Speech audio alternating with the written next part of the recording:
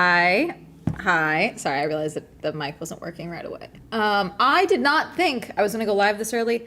Because I was like, I had plans to do more of my photograph everything I own thing, which I can't do on camera with y'all because what I need to do today is skirts and shorts and pants. No, you don't get that. That's also downstairs, so I wouldn't be doing it up here. Okay, hold on. Whoops. There we go. Supporter.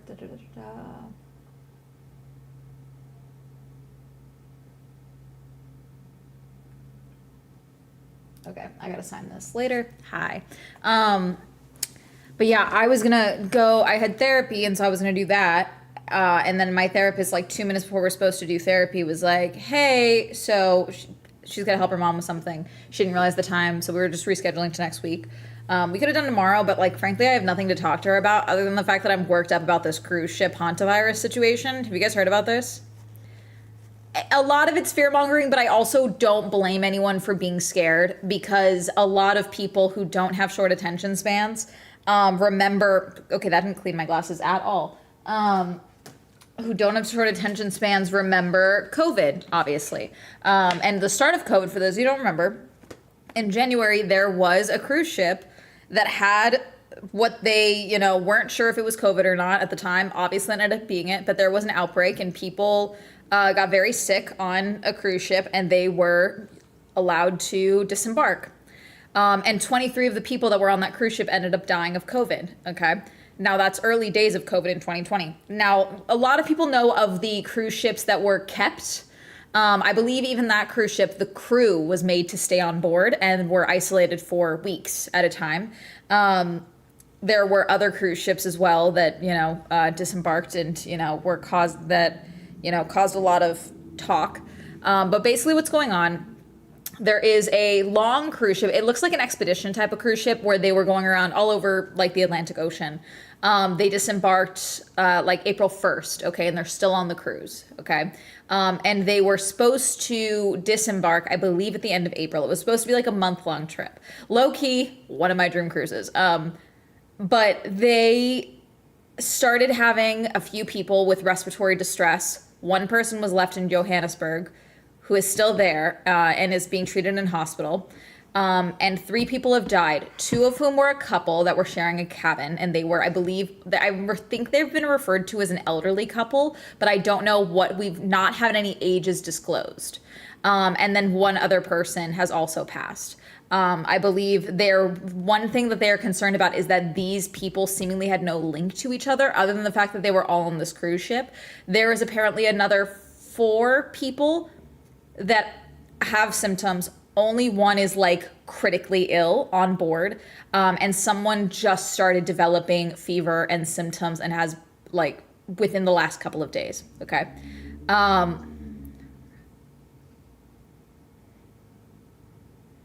Yeah, so the WHO, World Health Organization, is involved. And basically, so hantavirus or a hantavirus, okay, is a type of virus that it's like a host of viruses, okay? It's not like one.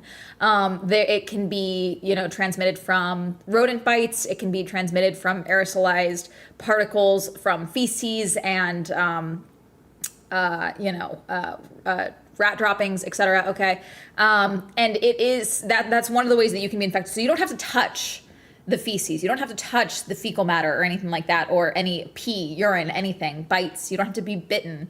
If you are, say, somewhere where there's poor ventilation and you just happen to be shuffling your feet and you kick up any form of like microscopic particles, you can be infected. Now there is not common, but there are certain strains of hantavirus that can be passed from human to human, but is not super common, okay? However, one of the places that they did go to was Argentina, and there is a strain of hantavirus that has been, I believe, had a few cases of being passed between human to human in Argentina, okay? Now, but however, they were in Argentina a few weeks ago now. So like the time, I'm not quite sure of the incubation period for that particular strain. They were following. Oh, both of you followed me really quickly. Hello. They can, but the timeline I think is odd. You know what I'm saying? Stream yesterday, I looked up the virus, and it's actually very common for humans to get it and not have symptoms because a lot of rats that have it also don't have symptoms. Yes. So it could be like as we talked about how at the start of COVID, there was a lot of people that were asymptomatic with COVID, and there probably still is people that are asymptomatic with COVID, especially if you've built up a tolerance, like the same way that we've talked about farmers not getting sick from raw milk, but city folk getting sick from raw milk, you know, like the same buildup of the fecal matter and being around it and, you know, developing a form of like immunity from exposure immunity. Okay. Not the same thing. I am not a scientist, but you get my fucking point. Okay. I'm just making a parallel. There is one person on the ship who had been posting to TikTok. He is still posting to TikTok. Hermes, chill. He's mad at me because there's meat in this. But it's also made with onions, so he's not getting any. Hi, can you chill? Once again, I overdid the salt on this. So I made my French onion pasta, and I put some Wagyu beef in it because I got some on sale from Costco last time I went, and I was like, let me make this. Whenever I salt the onions before can you chill? Can you be calm? Stop. Whenever I salt the onions before I start doing like the Frenching process, caramelizing them, okay? The French, that's dumb. Hang on, if I let you go, will you be calm and not try and jump on the counter? Jesus fuck, okay. That fell. Got it. Hi Hermes, you okay? Go. Go be pretty, psycho. Ugh, loon. My loon. A loon.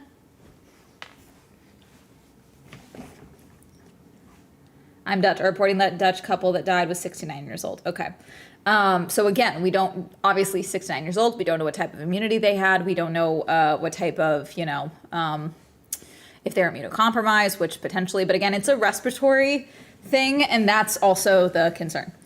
Mother, I came grape onion, he can't have it. I get it, unless they had contacts with wild rats, so I'm good. We are not still part of the WHO as far as I know. I think some place, you don't get, he looks so cute trying to get the death pasta. You can't have it. There's so many onions in this. I will be cleaning your puke up all over the apartment. It's not happening. No. There is a man on there, he is posting, he is American. A lot of Americans on TikTok are not understanding how geographic algorithms work.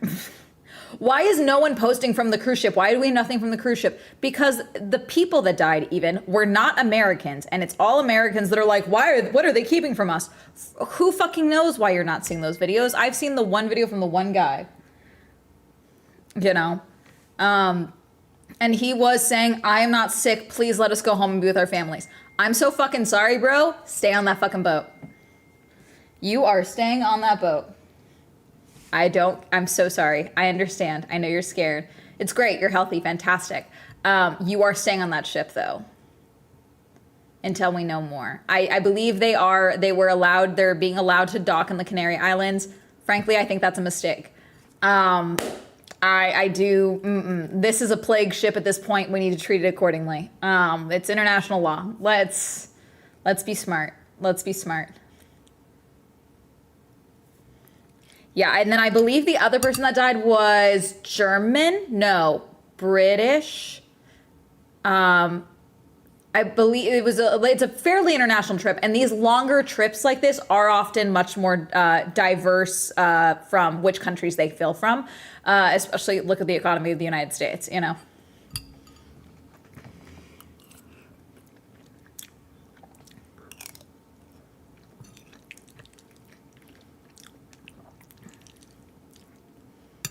The maggots. They're already trying to make it really scary, and the reality is that I don't blame people for being scared, you know, because I'm freaked out, you know, and there's things where I'm just like,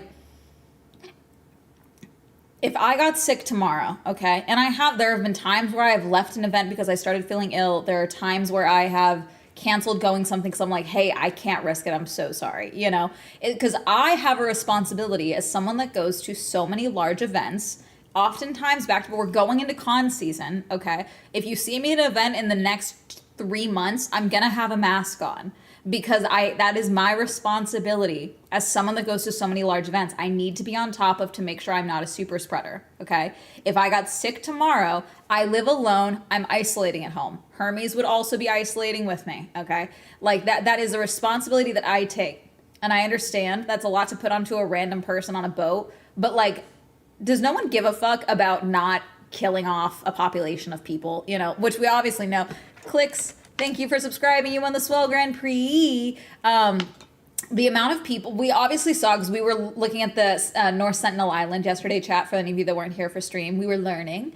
I was like, leave them the fuck alone, because like we could infect them and kill them. And in fact, historically, we have. The amount of... So like me saying like, oh, you got to kind of care about the greater good and not try and like cause another global pandemic. Me saying that, obviously we have evidence that no one cares. You know, we have evidence that doesn't work. They don't care. Yeah. And so again, that means that it is the job of, you know, the government organizations to fucking step in and be like, hey, so you're an active public safety risk, an active public health risk. You got to stay on that fucking boat, okay? And it's on us, so I get the paranoia, but we got to try and be logical about it.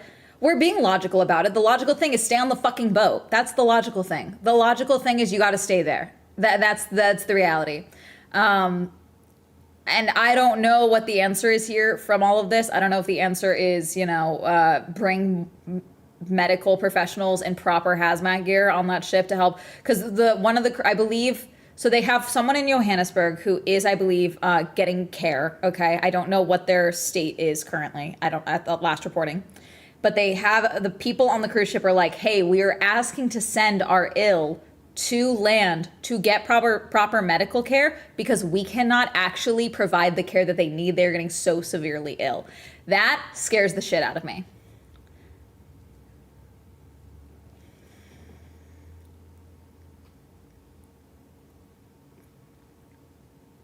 Where's the boat dock now? It was just off the coast of South Africa. I believe they are being allowed to I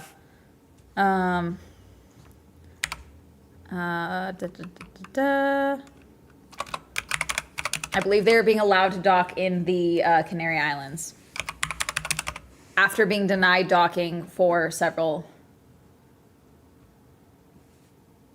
Yeah, so it was an MV Hondias cruise ship. There's about 180 people on the ship, I believe, or 150. I'm not quite certain.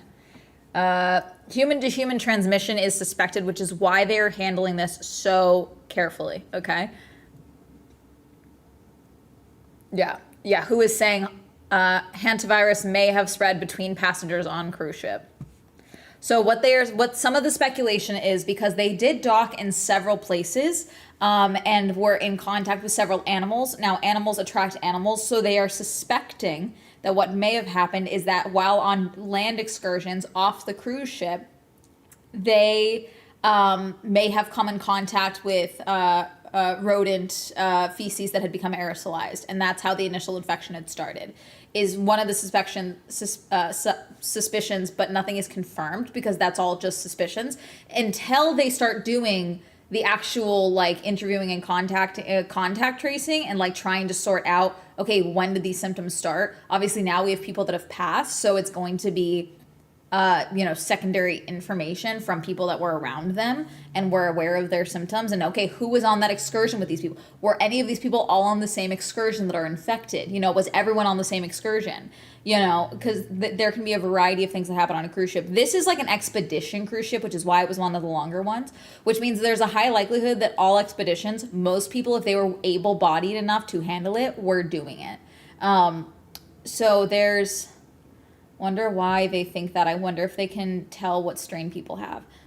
That's the thing. It's like there's so many variations within a hantavirus that's the concern. And again, one of the places they went to has had, I believe, it's Argentina. I believe they have multiple instances recorded of human to human, possible human transmission. Transmission. I don't know if it's confirmed. Again, I'm not a scientist. I'm a YouTuber. Okay.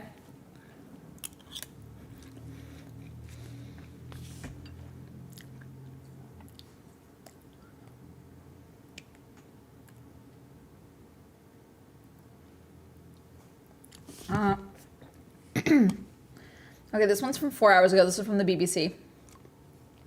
The World Health Organization says there may have been rare human-to-human transmission of hantavirus on the Dutch cruise ship where 3 passengers have died. The virus is usually spread from rodents, but the WHO said in this instance it could have been spread among really close contacts aboard the MV Hondius vessel. Its stress to risk of the public was low. 2 crew members, 1 British and 1 Dutch, are due to be medically evacuated by aircraft to the Netherlands after displaying acute respiratory symptoms, the ship's operator, Oceanwide Expeditions, said. Person linked to a German national who died is also due to be evacuated. Okay, so crew, 2 crew members, and then someone who is the person that passed. Okay, so I was right. It was a German national. So someone who was there, linked in what way though? Are we talking like their rooms are next door? Were they sharing a room? Did they have dinner together? You know, Hermes, I need you to stop barking at me.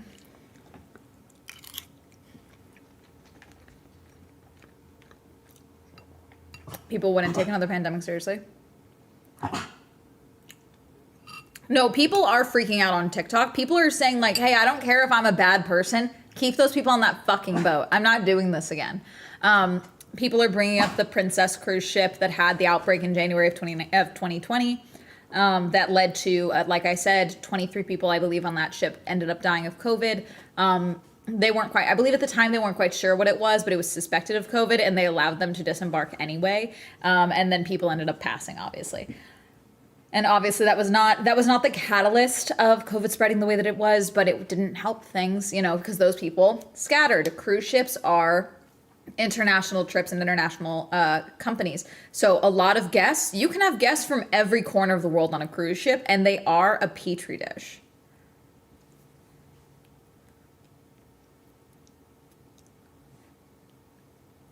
Martin with me, then why I will never put myself on a cruise ship. It's crazy because I do have a cruise ship scheduled next month for a video.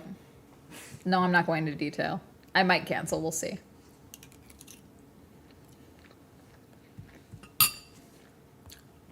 If there's another global pandemic, I'll have to cancel.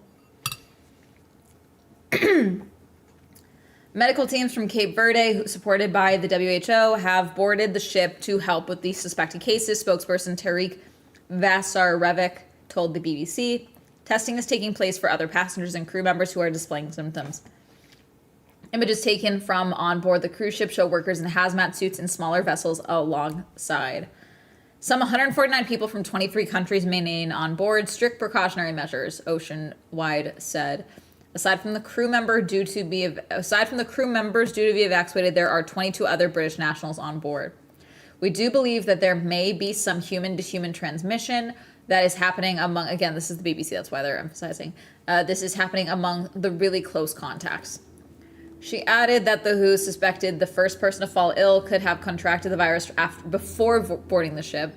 7 cases of hantavirus, 2 confirmed and 5 suspected, have so far been identified according to the latest WHO update. The 2 confirmed cases are a Dutch woman who is among those who died and a 69-year-old UK national who was evacuated to South Africa for medical treatment.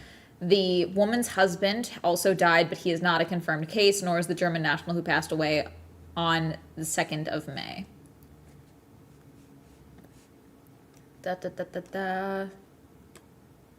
Let's see. Okay, so April 1st, they left Ushuaia, which is at the bottom of Argentina. So again, they could be right. It's not that they docked in Argentina, it's they left from Argentina. So they could have gotten it in Argentina, and the first passenger died April 11th.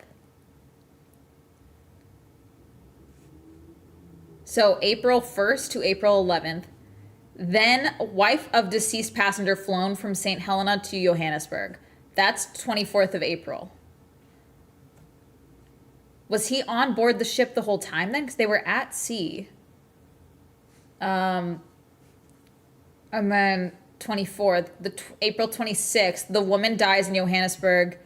27th April, second sick man flown to hospital in South Africa. Then the 2nd of May, another passenger dies on ship. Ship arrives at Cape Verde, and that's where I believe they were told they had to stay off site. They were not allowed to disembark. The Canary Islands is north of Cape Verde, and that is where I believe they are being given permission to dock.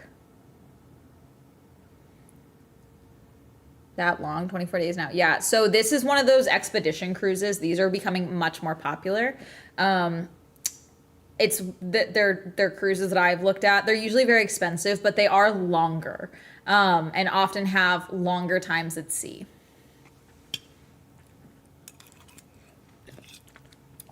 There also is the possibility that there could be rats aboard the ship.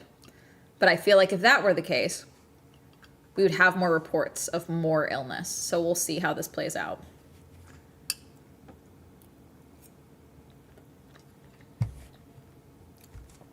Okay.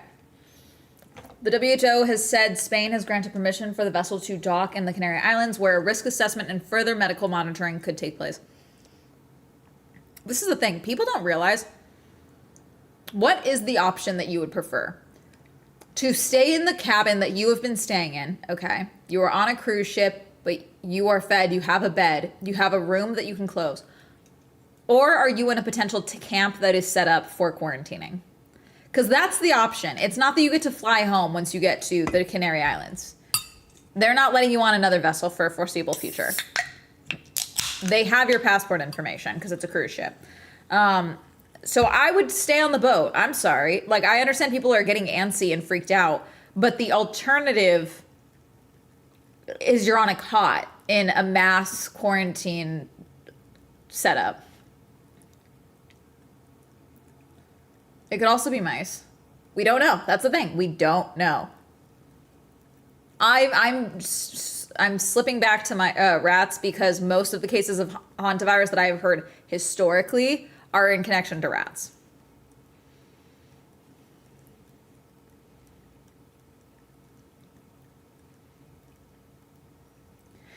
Spain is allowing them to dock in the Canary Islands. I believe they have not done so yet, but they are going to. They've been granted permission.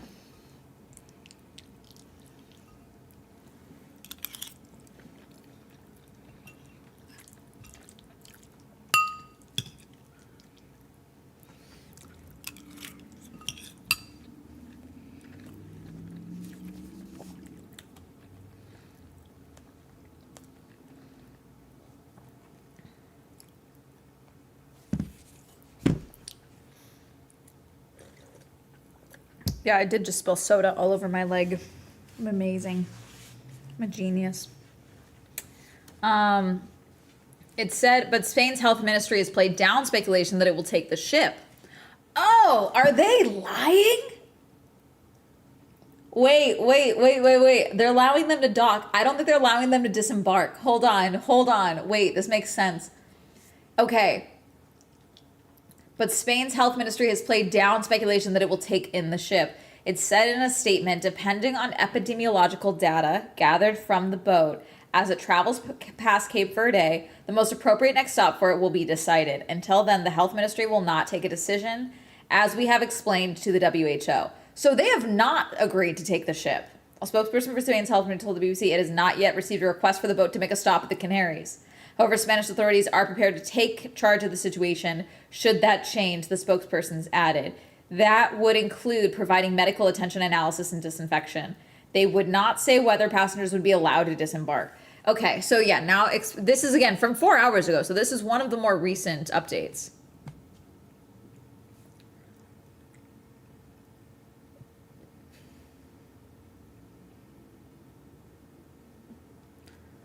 I would be happy wherever, as long as it's in close proximity to the hospital, to be fair. Yeah, and I mean, as soon as you have symptoms, the fact that someone else develops symptoms within the last couple of days is not good. Because I believe everyone on board is, for the most part, quarantined.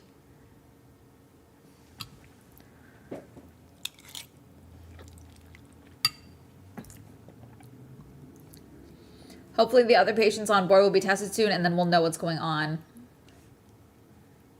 Though they cannot leave the ship, one passenger told the BBC on Monday that the mood on the vessel was pretty good. Another passenger travel blogger, Jake Rosmarin, I believe this is the YouTuber I found, the TikToker. There's a lot of uncertainty, and that's the hardest part. All we want right now is to feel safe, to have clarity, and to get home. Okay, let me check if it's him. Hang on.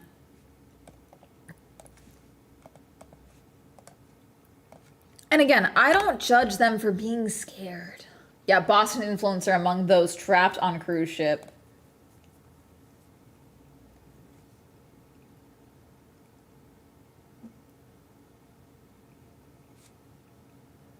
Okay, he put out a statement. Okay, hold on.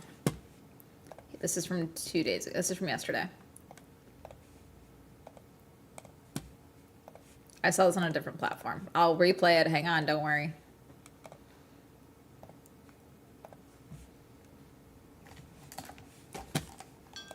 We're people with families, with lives. Hang on, sorry.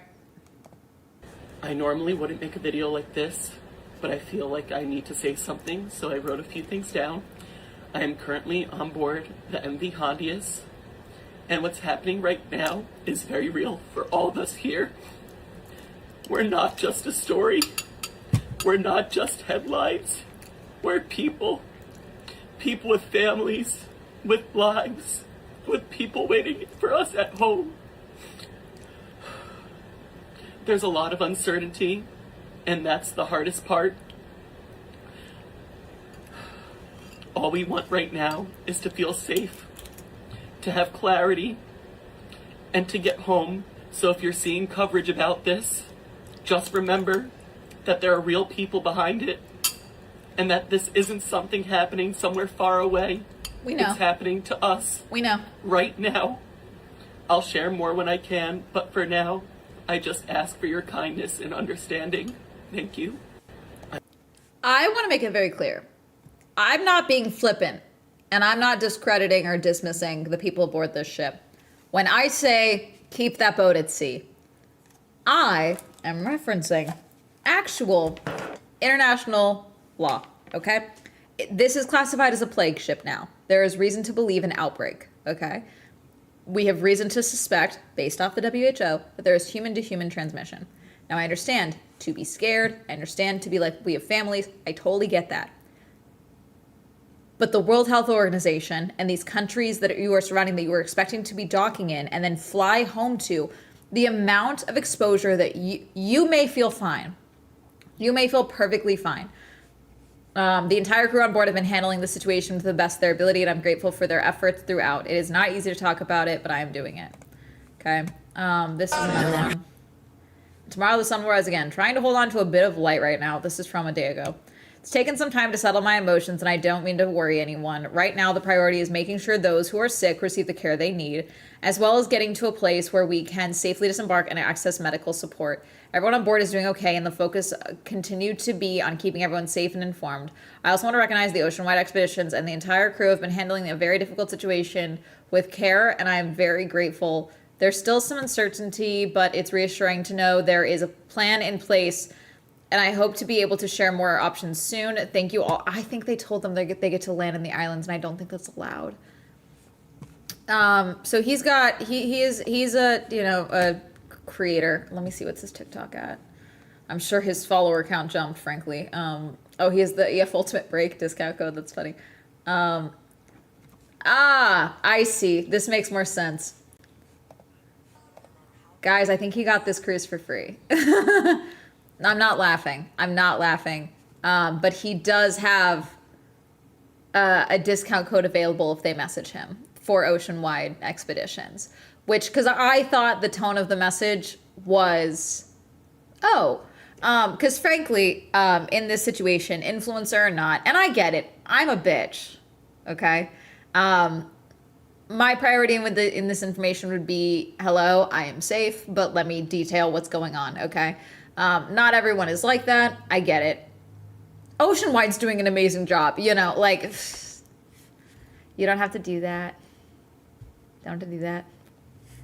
Yeah, the ship with 3 deceased people. So 3 people have passed. Only, I believe, only one of them passed on the ship. They don't have confirmation if the man passed. I don't know. They don't have confirmation of the first man that passed, which was the husband of the couple, who was 69 years old. They don't have confirmation that he had hantavirus. Okay, they have not confirmed a test, but I don't know where his body went, how you know how that would present after several days at sea in an ice cooler or some shit. I don't know. You hear stories about how they store bodies that have of people that have passed on a cruise ship. But now I've talked about this quite a few times in videos of me talking about cruise ships. It's not uncommon now for elderly people or people that are retired to choose cruise ships as a retirement plan, okay? Because you can get healthcare on board, you can get room cleaning. It's actually becoming much more affordable for a lot of people rather than senior living. And because there's a level of senior living, unless you're in a care home, that care homes can be expensive, and then senior living that are in like communities, you are expected to do a lot yourself, and if you are losing independence as someone who is older, that can be very difficult. So this is like the healthy middle. It's insane, but it's a middle. And I know quite a few people that this is their retirement plan, is, you know, fucking off around the world on a cruise ship, okay? And they like book them back to back. And has died on the ship. No, I believe he passed on the ship. At least for, let me see. First passenger dies, yeah, April 11th. And I don't know which island they would have gone to on the 11th. I think he may have died on the ship, which is why they didn't suspect anything was wrong. Because she wife of deceased passenger, flown from St. Helena to Johannesburg. Yeah, people die on cruises all the time. Like the world cruise, that one that everyone was making videos on, the 12-month cruise or whatever the fuck. That one, I believe a woman died within 3 months of the cruise ship disembarking, you know. And I believe that was determined to just be a heart attack from natural causes, you know. Like it happens.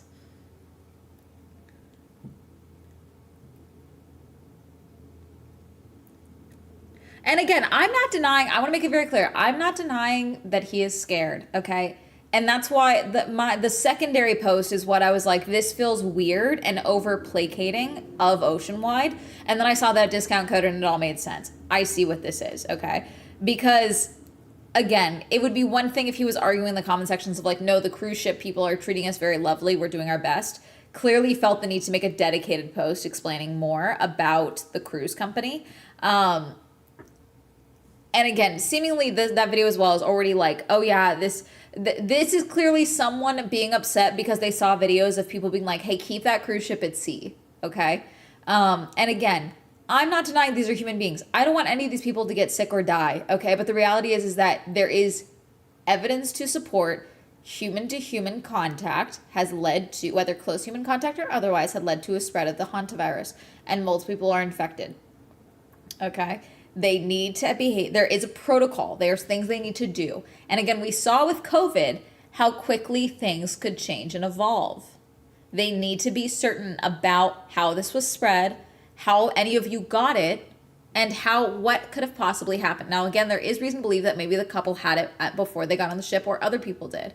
And there's also people that can be asymptomatic. So there's also that. That's the other thing they need to be aware of. If you don't have symptoms, it doesn't mean you're not infectious.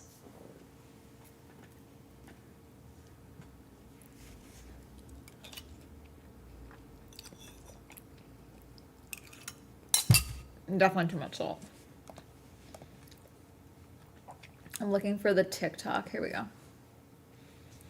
He's got 33K on TikTok. I don't think he's posted anymore. For those who have seen recent news, yes, I'm currently on board the MV Honditas.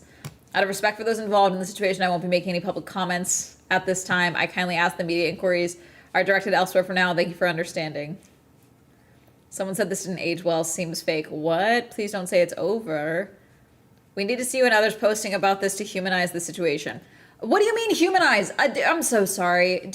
I need to see people scared for me to believe the situation is real. Everyone needs to get a fucking grip. What's crazy is he's been posting on this trip, and like it looks beautiful. Also, his photography is very good. Basically, they were calling this the Atlantic Odyssey, is what it was. Like that was the schedule of the cruise ship. And I'm assuming he was asked to post daily or more.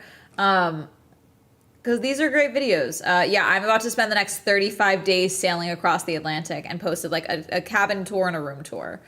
And again, this is a smaller ship. So again, close contact can mean a lot. This is a smaller boat. This isn't like, you know, some of the bigger ships that we've seen.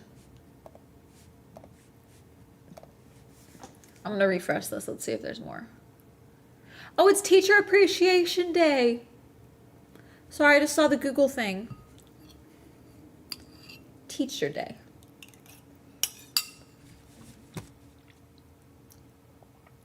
It's also Cinco de Mayo, but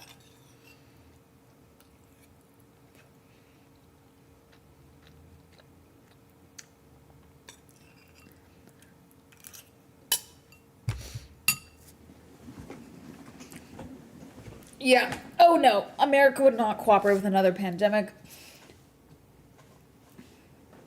Listen, I'm not going to sit here and fearmonger, but I'm just saying I always make sure I have a supply of masks. But also I do wear masks pretty frequently with events. So that's all I'm going to say. I always make sure I have something on me.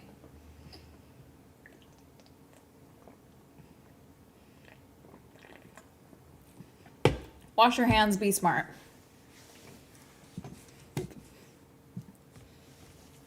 Okay, this one's from 2 years ago, two hours ago, 44 minutes ago. The Telegraph. Why rat virus patients could become super spreaders. See, I'm trying to be measured. Meanwhile, the media.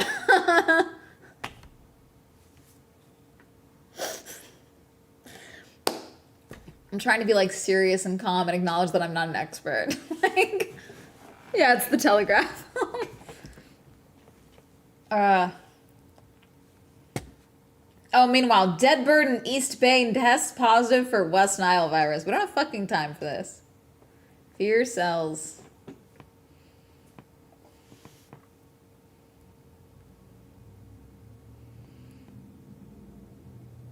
I agree, because while I was someone who got vaccinated and kept up with my boosters, I don't know that I would accept any medication for an epidemic in this administration. I'd lock down and return to how my household behaved when CVID was happening. We don't have to, you know, censor COVID.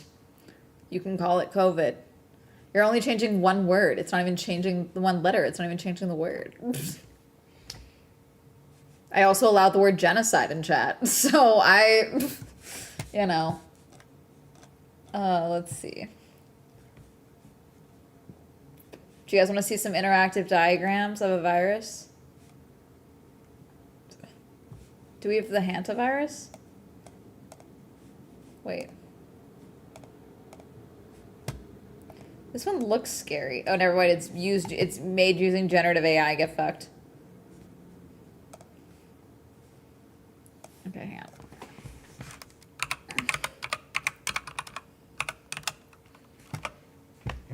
Someone from the UK, this is very on brand for the Telegraph, a posher version of the Daily Mail. God. It tracks. Yeah, I'm familiar with the Telegraph because of Formula One. Many a story breaks there first. But frankly, a lot of the times they're right. So that's the thing, too. We call it the Tory graph here is crazy. Blocks and forums in the early part, and apparently my phone learned it. LOL. No longer censored. I always thought I was idiotic to code it as if the entire world didn't know what we were talking about. So for those who don't know, on YouTube, if you go back to my videos from 2020, I never call it COVID. I call it a handful of things. I think I called it the panoramic, like instead of pandemic. You know, Covey-wovey. I'm sure I called it a handful of things. And that was because at the start of lockdown, before lockdown happened, there was a handful of shithead YouTubers who would get on planes and film videos. Hi, everyone. I just want you to know, I just left Wuhan, China, and I don't feel so good, and would film it for videos for, we're raising awareness, and it was insane prank content, okay? So to prevent sensationalization, YouTube banned a lot of discussions around COVID and would demonetize anyone that talked about it. Now, during lockdown, a lot of YouTubers were like, hey, this is affecting every element of life. We can't not talk about it.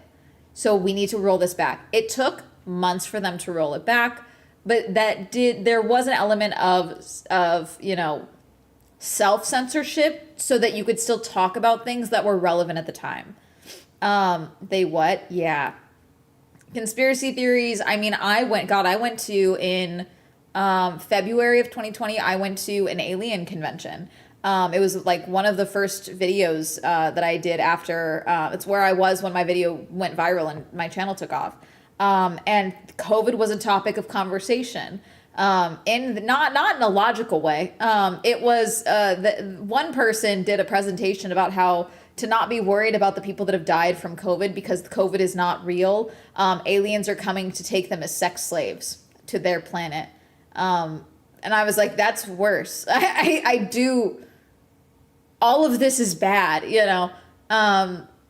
Yeah, it's alien people, you know. Some of them are very rational, and some of them are like, the star seeds are coming to kick us because we make better sex slaves. They're also dolphin people, you know. Like there's a lot of that.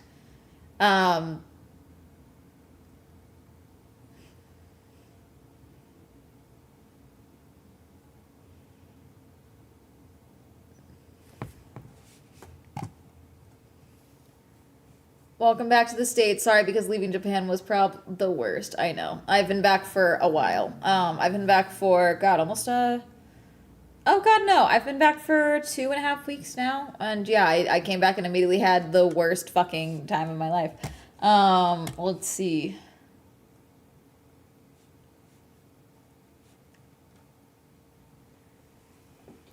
MV Hondias cruise ship. More than 100 people are stranded on a cruise ship. Da-da-da-da.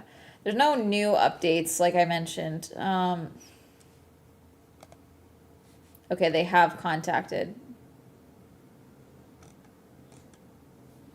Jake Rosemarin, a travel blogger from Boston, is aboard the Dutch vessel.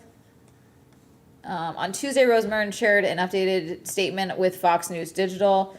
Other than the 2 ill passengers that have already been referenced in the media, everyone on board is doing well and remains in good spirits. We are hopeful that the situation will be resolved soon. Praised the crew of the Ocean One Expedition best efforts to keep passengers safe, informed, and comfortable as possible during this time. The passenger also pointed out that the M&V... See, this is the thing, too, because I don't even think that talking with passengers is the move in this moment. Because the people that are being evacuated are crew members. You know? What you want to do is try and get a hold of someone who's on the crew versus someone that's in one of the cabins. Because even if you've been on a cruise ship, unless you're making friends with the people working there immediately, and even then, they're very good at being tight-lipped because they live on these cruise ships. It's not like I go to work and then I leave and I go home. You are living and working with your the people that are on this cruise ship. So you kind of get very good at compartmentalization. So it's like the passengers may not even know the full extent of how bad this could be getting. You know what I'm saying? April was cursed. It's very cursed when they say 100 people. Do they mean this passengers or do they mean the passengers and crew? Because this is an expedition. So expedition ships often have less people. So it could be, I believe the total is like 150 is what I saw. That probably includes crew. But it can depend. Yeah. Passenger also pointed out that MV Hondias is not a traditional cruise ship, but an expedition vessel. So they're smaller vessels. You're in tighter quarters. The cruise cabins are much smaller. The passengers definitely don't know, or at least have confirmed knowledge of how bad it is. Yeah.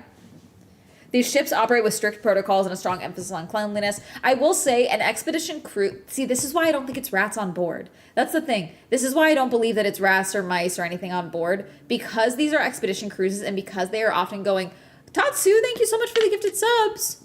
Thank you. As I'm stressing about hantavirus. reality is that a lot of these cruise ships are super on top of cleanliness because they have to, because they're going to multiple ports, and a lot of these are more protected islands or more protected I don't know exactly where all the stops were. But like they could be going to more remote locations. Like if this happened on on like say an Antarctica cruise ship, I'd be like, okay, fuck, because I know those cleanliness standards are up to snuff. Like for example, even the Disney cruise ship, we went between two islands at one point for Anarchy and Chris's wedding cruise. Okay, they had to completely re-clean the ship from one port to the next and change how certain things were done because one cruise ship was owned by the French and the other was owned by the Americans. I mean, sorry, not one cruise ship. One was an American island and one was a French island, okay? And so there was all these different protocols for the American island than the French island, and they had to literally flip the boat in some capacity to get it up to snuff for the inspections for when they got to port for the American island, okay? And so that means that a lot of these, because they're going to so many different ports, their cleanliness is probably really high up there, especially because this is a smaller boat. So that again tells me I don't like you know what I'm saying, like the fact that this has spread the way that it has really does concern me, and I think it borderline confirms human to human transmission, which is probably why the WHO is like we strongly suspect human to human infection, because unless this one slipped through the radars, it's very unlikely that they have like a rat problem on board that wouldn't be caught from one port to the next. Could be the same elevator, could be the same table at dinner, could be anything.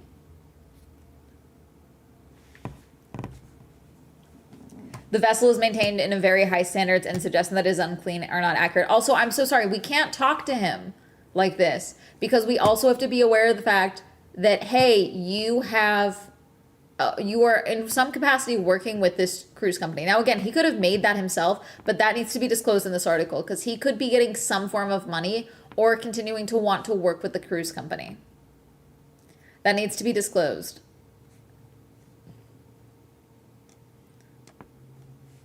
Social distancing and masking are taking place. Passengers also have the option to have meals delivered directly to their cabins. Were they not doing that? Access to the outer decks is permitted for fresh air, while gathering in indoor common areas such as currently restricted. We continue to be well cared for, and additional medical provisions and supplies have been brought up. Said he remains hopeful the situation will be resolved soon. Yeah, see, none of this details the fact that he is there.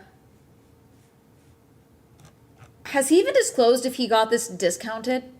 Because he has a code which could mean several things. It could be that he asked for a code to promote it to his audience. It could be that he, got a discounted room for, going on this ship,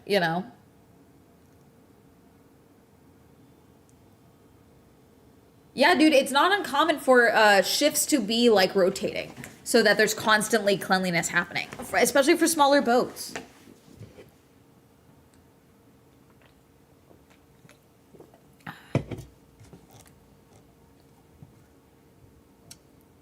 There have now been a total of 7 cases reported, 2 confirmed and 5 suspected, and 3 deaths among passengers. The World Health Organization confirmed 2 crew members are currently ill, and 1 passenger was evacuated to intensive care in South Africa, according to reports.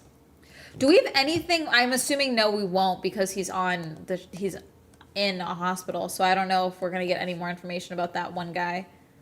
Like, is he good, or is he stable, or is he clinging to life?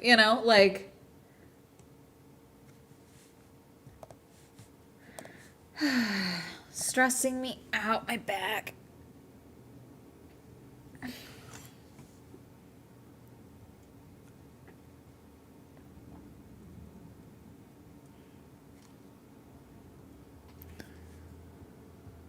Let's see.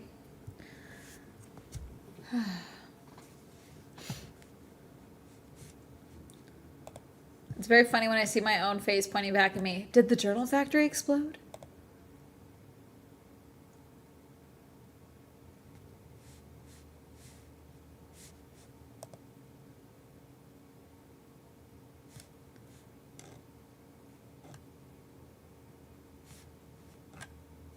Sorry, I saw a video and it disappeared when I swapped things. Hang on, let me go back.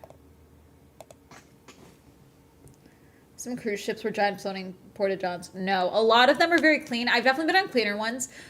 Disney was infinitely cleaner than any of the Virgin voyages I've been on. River cruises are often more money and often have a higher standard of care, and so they are spotless.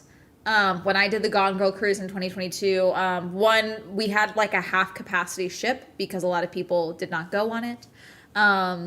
And so I had like 3 dudes assigned to me to like make sure, like if my soda looked empty, it was refilled as soon as I took a sip, you know. They would have carried me to my room if I asked them to, probably. But that ship was spotless, you know, and they were constantly cleaning. You know, I'd wake up early because I wanted to see the sunrise or something. Or I love going through the locks on the river cruise. I love a lock. Okay, it's very fun. So I would wake up early and either go. They usually wouldn't let me up on the deck, but I could be like inside, and they had all these big windows, so it was very fun. Is Wattpad heaven? They were very funny. But I would sit there and I would like, they'd be like, oh, are you like, I would like they'd like bring me a coffee or something. And then they'd like, as soon as I got up to go look at another side of like the ship, because it would like the like one of the second floors had like a big open deck. Okay. And I would go, not open deck, it was like a bunch of windows. So I would go from one side to the other to go see like if I could see the people like trying to move the like keep the ship from hitting the side of the lock.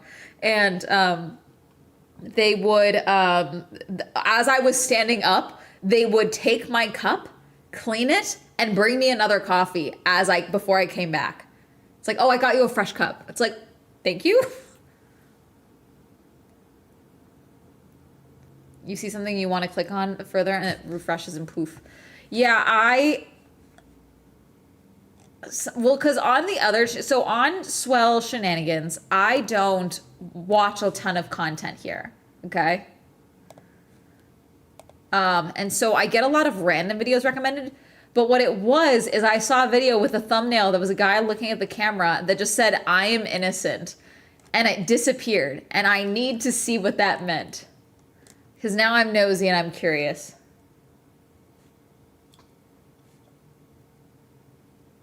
Let's see.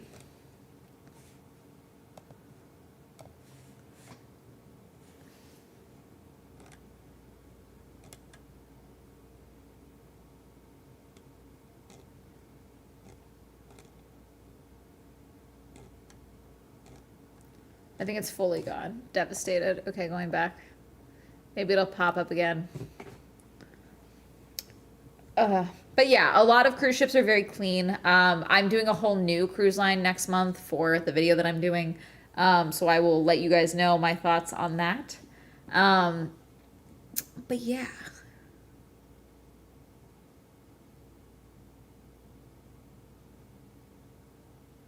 Let's see.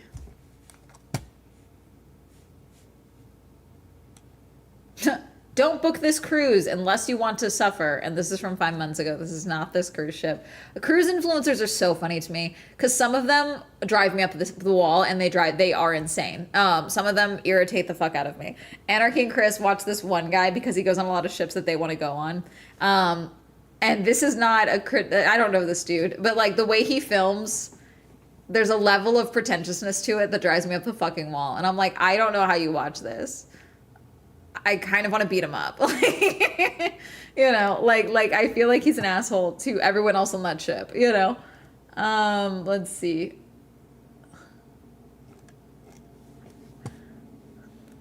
So I uncovered a fake 19th century person as an insane video. I will be saving that for later. Let's see. Ooh, the Walmart gear that survived the Appalachian Trail. That's good to know. Yapping and vids, that's me.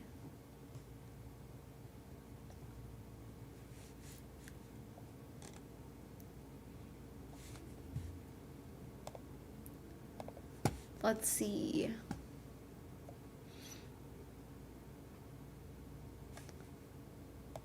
Oh God, do you want to watch a video? Okay. I was gonna pull up our scary vids thing, but now I just saw this video that I'm sure is gonna drive me insane. So do you guys want to start out? You know, we're obviously already worked up from Hantavirus, okay? Do you guys want to watch when creeps won't leave girls alone? It's all body cam footage. Which means these are guys who, even when the cops show up, still aren't fucking off and dying. So the thumbnail is a guy yelling, and there's something in his hand. It looks like a phone, and he's like this. And the words say, "I can't touch her," question mark. Please think of your lease. I want to be out of here at some point anyway. So you know what? Maybe this is the move. You know? Maybe this is the move.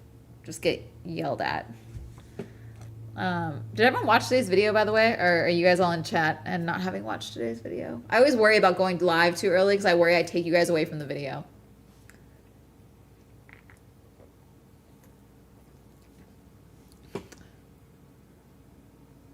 I adore Emily. I do love Emily's videos. I watched it. LMAO, I was in the middle of watching it. See? I always know it. I always know. Let's see. Okay, we're gonna watch this video and I'm sure it's gonna upset me. There are some actual creeps out there lurking around. I swear I didn't! And we've got the body cam footage of what happens when the cops catch up to their bad behavior. Today, it's from Body Cam cases Bus. of creeps that will send chills down your spine. Hate it. Starting with this encounter that happened on November 6, 2022, police responded to a call from Daniels Hall, a dormitory at the University of Cincinnati. I think I've seen the caller part of informed this. the police of a male aggressor who assaulted a female student that got in the elevator with him. Hi there. Is everybody okay? Were you guys involved with a fight? Yeah, it was. He's in there. Yes. Alright, who's on where? Okay. Okay. So, basically what happened. If you do not think that you can properly enforce a blur on the face, I don't know if you saw that. Her face was unblurred from her side profile. If you do not feel you can properly blur the faces of victims, which is what she is in this situation, based off all context clues that we are seeing so far, you need to add a bigger blur. We don't need to see her t-shirt. Blur. We don't need to see her hair. Add a bigger blur. There's this girl. She was in like a black t-shirt in the elevator, and this guy was. Is she trying to, bleeding? like- Step out from there. and so the guy in there in the UC sweatshirt and such was trying to basically. Black sweatshirt. Yeah. Amanda, you're a Yeah. masochist. What was You know He what? was like. Every time I try to remind myself that I'm a lover girl, it's important for me to watch these videos. No, people aren't that bad. No, I need to remind myself. I'm single for a reason. Multitude of reasons. I'm also a huge bitch. That's also a reason. But it's also to remind me, oh no, I need to remember. People are insane. Hermes looks so sleepy. He just conks out. He wears himself out by barking at me. Trying to grab her. A guy was leaving. He was trying to. Here, let grab me turn her. off She was these yelling. because it's. She was unhappy. She was like, she said, "Help me, help me, help me." And so I went over and I butted in. I was like, "Don't touch her. What do you think you're doing? Get away from her." And then he I got a just feeling you guys aren't supposed to be in there. he just came on to me. Upon arrival at the scene, Why'd you say it like officers that? are met with immediate engagement. A key witness who stepped in to help the victim Hey, I'm so sorry. There's something going on. That was a huge group of people that just left. And no one said, "Hey guys, hold up. We're trying to figure out what's going on."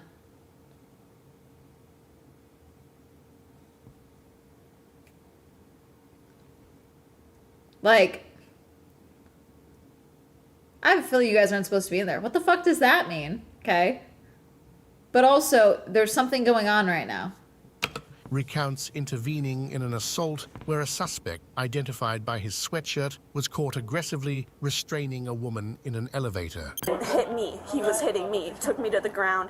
I bit his hand so he would get off, and he got off of me. Whose hand did you bite? Sorry. His hand. So he assaulted you. He assaulted me as well. He assaulted her. And As the woman was giving a statement outside, inside, the suspect was apprehended by the police as he made a bold and unexpected move.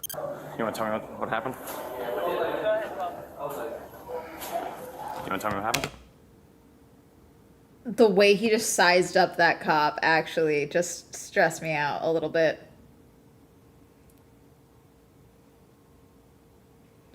Because that look could be two things, you know? That look could be, the fuck are you wearing? That look can also be, could I take him?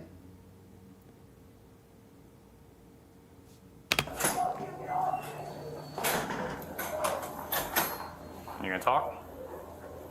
Come on, He's let's go looking, sit he's here. looking. You're not- See, that turn was to make sure those guys weren't standing. Like, if those guys weren't standing there, he was gonna book it. If those two dudes weren't standing in that hallway watching, he was gonna book that. You were not free to go, sir. He's looking at his You were not options. free to go. The other girl, he was punching her as well. Get down now. Hands on. Send some more officers. Sir, get down. Get your hands down. Get your hands behind your back right now. Get your hands behind your back. I got his arm. All right. That's mine. Hey, back. I got you. Let me get this other couple on. Hey, lay down now. Lay down now. Is he still trying to run? The victim's harrowing account describes a frightening encounter in an elevator where she was grabbed and punched by the attacker as she attempted to leave. Tell me a little bit more about what happened, okay? I was in the elevator. I live on floor 5, and I was going down the elevator because I was going to go back out after changing. They're still trying to get him in custody. Stand by. He was in the elevator with his friend, and I go, like, I have the same body as you, like, trying to be nice because, like, why not say that to someone? And then he like grabbed onto the back of me and my shirt and like kept pulling me back. He was like, no, you're coming to floor 3 with me. You're coming to floor 3 with me. Okay. And then I was like, get off of me, please get off of me. And then he punched me in the face like I see. Yes, she's bleeding. I completely agree. Did he hit you anywhere else? Did he only hit you the one time? I mean, he slapped me in the head and then kept going for my face, and then he finally stood back and then went in for a full punch. I'm sorry. That's okay. Do you need me to call the medic for you? No. Do you want to go to the hospital? No. See, this is one thing as well, and I didn't go to university, okay? I've never lived in a dorm. But, like, I feel like violence in dorms is, like, really downplayed of, the, like, it's like, oh, yeah, that's your school. It's like, no. This is, like, an apartment building. This is their home, you know? She's trying to get back to her room in her home. You know what I'm saying? And that is, I think there's a different level of anxiety, violation, etc. that comes from that I feel like is not discussed a lot when it talks to, a lot of people talk about the violation of feeling like you were violated when you were inside your dorm room, but the dorm building itself, like, that's her home, you know? Why she doesn't want to. Yeah, she should go to the hospital. Especially because if she was hit in the head and she said she was hit in her nose, it is her lip. I think her lip is busted and I think that's it, but she should go to, she should get checked out. Especially just for a record. There have been times where I have been grabbed, okay, by people. And we went, or my dad was grabbed. My dad, on one occasion, there was an event my dad was putting on, and the organizer that was like from the hotel that we were working with, she was a huge bitch, frankly. I can say this now. This never went anywhere. But at one point, she kept kind of taking out her issues with my dad, because my dad is a businessman. So she kept taking out her issues with him on me, because I was 19, you know. And at one point, she grabbed me during the business event at the lunch line, grabbed me by my arm and pulled me out of line and was like, so you can't eat because we're running out of food and this is all you paid for. Like, it was very fucking weird. To the point that one of the tech guys that we hired for the event, like, went and got me a plate. He was like, that was really fucked up. But we didn't have time because I was working the event and I didn't go get my arm checked out, even though I was bruised. We had no like medical record of the bruising, because I didn't go to the doctors right away. And so when we then later tried to, sue the hotel and them for a host of other issues, as well as her laying her hands on me, the lawyer was like, yeah, we can't include that because you have no record of the bruising. So yeah. A lot of schools offer insurance through the school as well. So there should be at least an option for her to go to the school and get some form of medical checkup done. No. Okay, no. Both the woman who stepped in to help and the victim wished to press charges against the suspect. Do you know her? No. Did you see what happened? Yes. I butted in. That was me. Okay. Are you the one who called then for us? Wonderful. Okay. I'm gonna have you fill out a witness statement. I might know the answer to this question, but I'm gonna ask it to you anyway. This is a solid person right here. She just acknowledged she does not know this girl, and she butted in, and then is trying to check on her. Okay. Anyway, do you want to press charges? Against him? Mm-hmm. Yeah, him. Okay. Like I said, I figured I knew the answer, but I'm going to ask anyway. Then in this instance, she has to go get checked out. I know it's upsetting, and I know it makes it feel real, and I know there's a cost associated with a checkup or an urgent care visit or an emergency room visit. But if you are going, you aside from a police report, you want another record. I do think you should go to the doctors.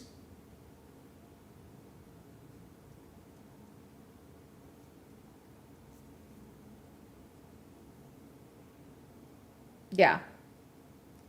I think she should go get checked out at the hospital. Just to clarify, okay? If you wouldn't mind doing me a favor, if you could sit on that corner for me over there. I'm going to get you a piece of paper to kind of write down your experience for me, okay? And then I'm going to get her.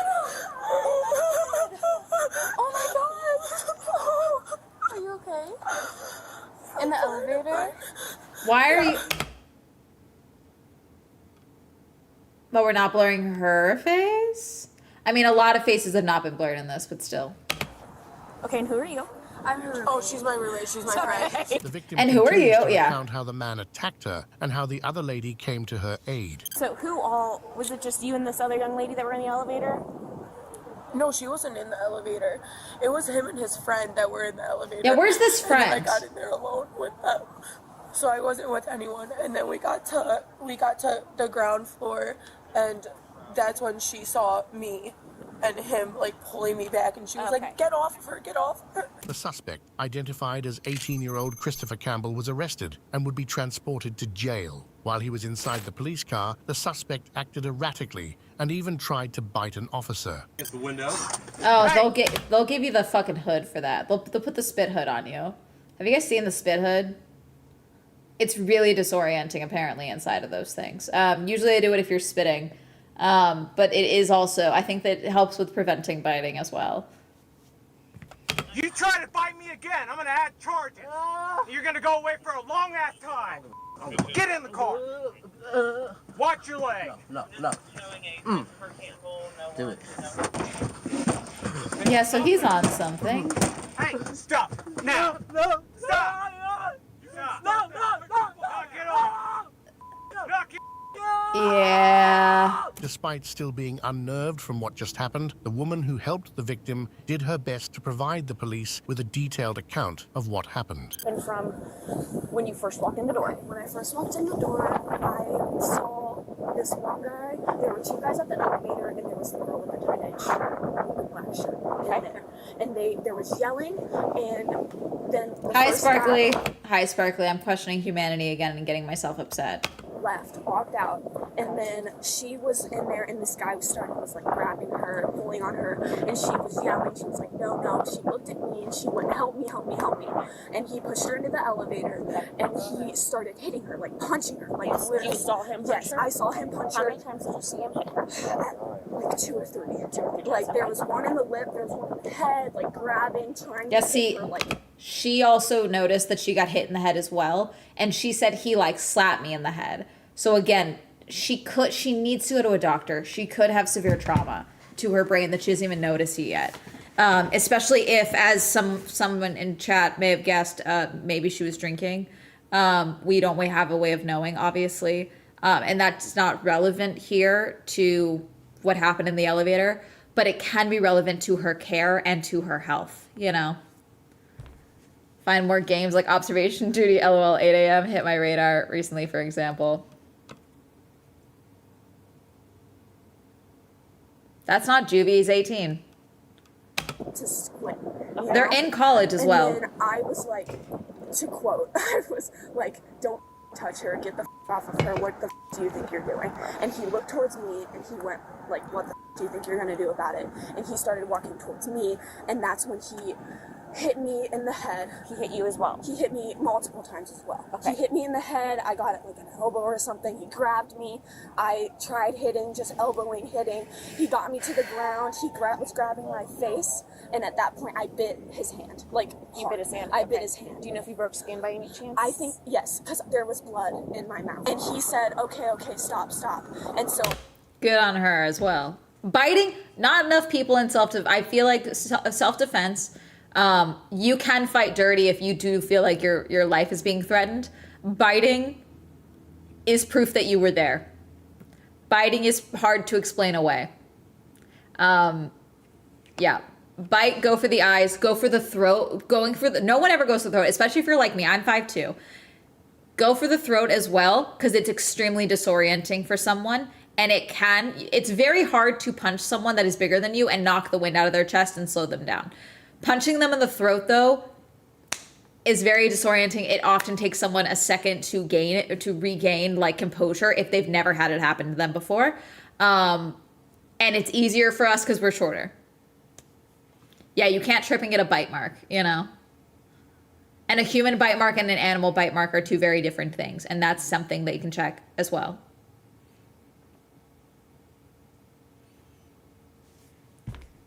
I like let up a bit because I thought he was gonna chill, but he did not. He kept going. On you or her? On me.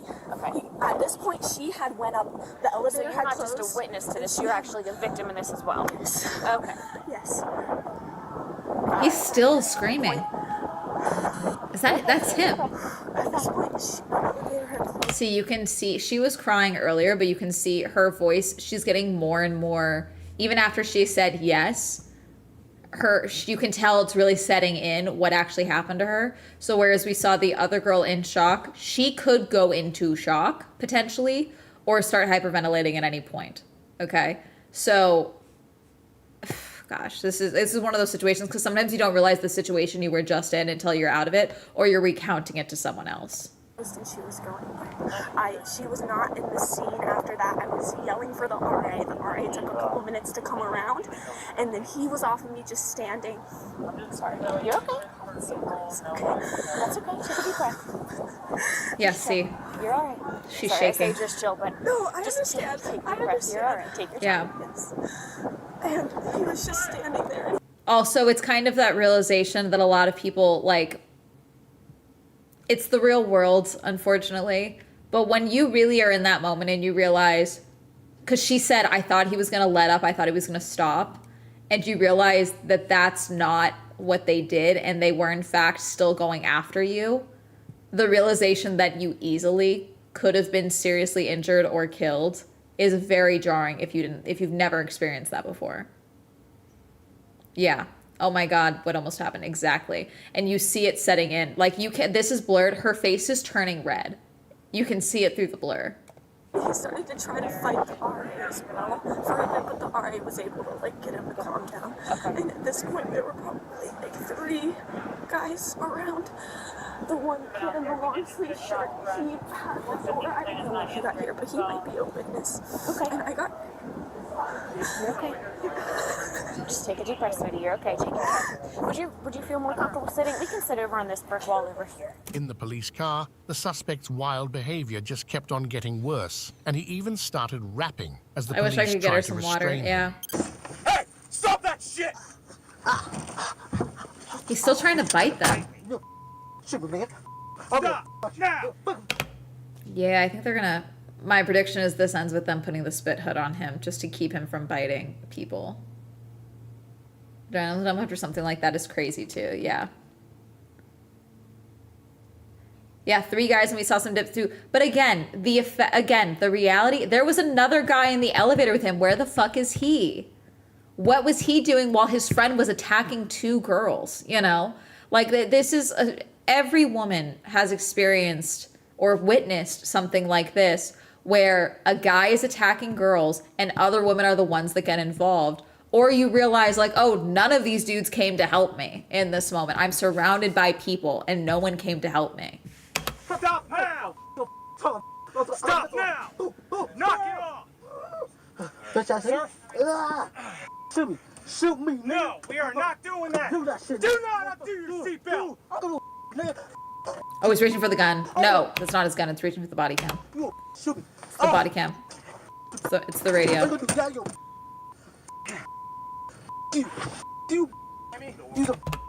Jeez, what is this fucking angle? Foot! Foot! No. Oh, no. No. Try that.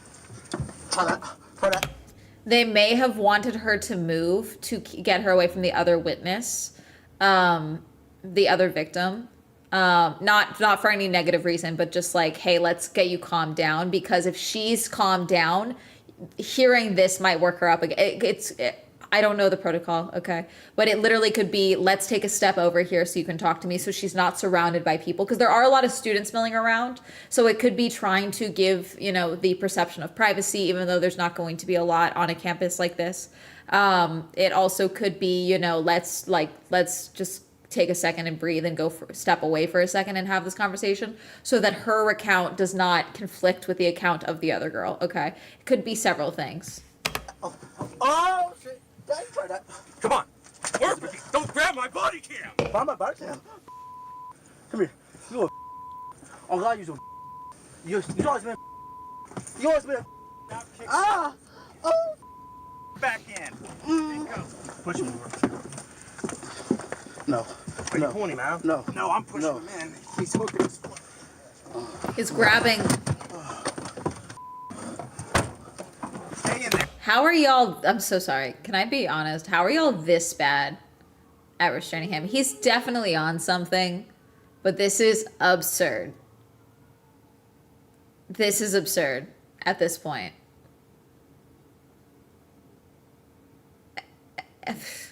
Stay in. Stay in. Watch out, he's biting. Get in. Get in the car. Get your feet in. What? Wisconsin. Get your feet in. White Castle. Probably back not gonna pass. Diamonds on my wrist, and you know that is fashion. I lost my camera somewhere. I got your camera, don't worry. All right. Put your foot back in. The police looked for other witnesses who could give their statement about what happened. It was also discovered that the person Christopher was with left his phone on the scene. Real quick, guys. What did you guys? Wait. Well, never mind. We can't discuss that. The guy dropped the guy. Did you guys see an assault? I think we saw. You saw the assault. You did? Did you? I didn't say. I just came after the after he was All right. to the rest. Are you willing to sign a witness statement? What you saw? Yeah, I could. Okay. We don't need you for anything.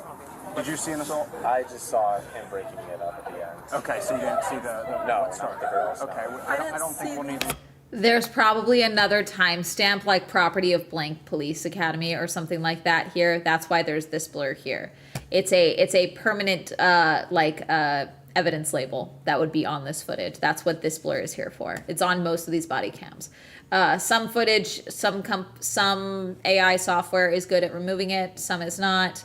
They probably tried to remove it and decided to go with the blur. So either probably just was there to help Okay, separate. I don't think we'll need your guys. You three, we probably won't. I left the elevator out of the two guys. The guy that left, this might be his phone. Okay. Thanks. Well, hold on. In fact, I think it is, because I think I walked in and I said, I remember this now. I walked in and I said, hey, your phone's down there, and that's when he left, and then that's when the fighting began. Awesome. We'll hold on to his phone then. Perfect. And if he calls for it, we'll have him talk to us too. Seemingly lost in his own world, the suspect engages in incoherent rapping while being transported to jail. Given his extremely erratic behavior, the police had probable cause to believe that the suspect was under the influence of something. Go back. Turn around. Spin around. Turn around. Look. Left. Hook. Hold on. I got that rook. Devin Booker on the James. Hold on. They say that where does LeBron James? Michael. Could this be Molly? No, right?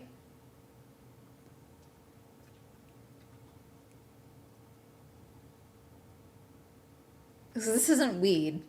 It's probably not a gummy or anything. I don't think this is THC at all. Jordan, 22 be fair. I put your bitch in the hair. And you know I got the stairs. And you know this shit is rare. And you know I never care. And you know, hold on. And you know I can care. Hold on. Go back. Spit around. Crack. Fat. Or black. Can I just say I hate this whole thing, and I'm really not making light of this because this dude tried to beat the one.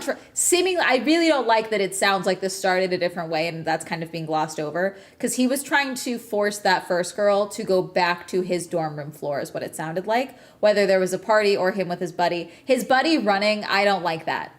That stresses me out because I don't like that part. And then he proceeded to beat that girl and then the other girl. However, that being said, the concept of a rapper releasing a music video that includes footage from the back of a police car where he's rapping along to the lyrics that then become a song, low-key kind of fire as a concept. I'm not condoning any of this shit. I don't like this. I wish they would have tased this kid. But I'm just saying as a concept, someone should utilize that. Definitely not weed, yeah. It's definitely not weed. I don't know why I'm skeptical as how he is behaving now because he was very aware that he was tried to run away from the first cop. It's all fucked up. It could be anything and mixed with alcohol, but in my honest opinion, does not seem like a downer drug. Now, Molly would make him too introspective. This is like meth or a dissociative or a hallucinogen. Yeah, where's the buddy? There's only one TK. Conceptually absurd. His rap is ass as well as him being a terrible person. Yeah. Hey, you know, we that. Hey, let's get a da da da. I fuck on your put on your back and I da da da. Bitch. Corvette. Hopping the that like that. This shit I don't like. I'm sorry. Corvette made me almost spew my soda. I put my hands up to play my song. Oh, he's just... The girls arrive at the police he's just station shuffling. to provide a written statement of what happened. Your statement of what happened. Okay. So it does not have to be, you know, when I woke up this morning, I wasn't feeling too good, and then I got up and went down. You know what I mean? Really, it's about what happened here tonight. Like, you know, when I got on the elevator, I saw him, and he said this, I said that. Christopher Campbell, age 18, faced charges of aggravated assault, unlawful restraint, resisting arrest, and assault. Creeps are horrifying, but what other definition can be used when their target is set on young, innocent kids? This next case... I was already agitated with the last one. This one's gonna really drive me insane. This one's gonna get me, isn't it? I'm gonna yell a lot. I'm gonna yell a lot on this one. Follows a horrifying incident that took place on August 25th, 2023, when a 19-year-old male identified as Andrew Hakeem Jewell allegedly forced an 8-year-old girl into the bathroom inside a thrift store in Sandusky, Michigan. I'm beating the shit out of you on sight, and that's not even my kid. There's a really good video of a What Would You Do, okay, where they are using a little girl and a guy walks up and is like trying to get the girl to talk to him and go with him. And there's a really good clip of an older black woman, or not an older black woman, she's just a black woman, I don't know why I said it like that, sitting next to it, and she asked the little girl, she was like, do you know him? And the little girl's like, no. And she's like, okay, sweetie, can you cover your ears for me? And she goes like this, and then the woman stands up and goes, you need to back the fuck up immediately. Immediately flips the switch.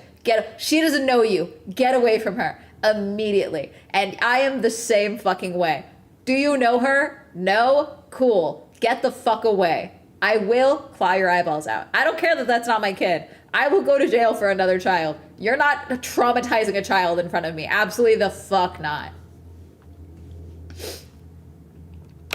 Police arrived at the scene and the mother immediately recounted what happened.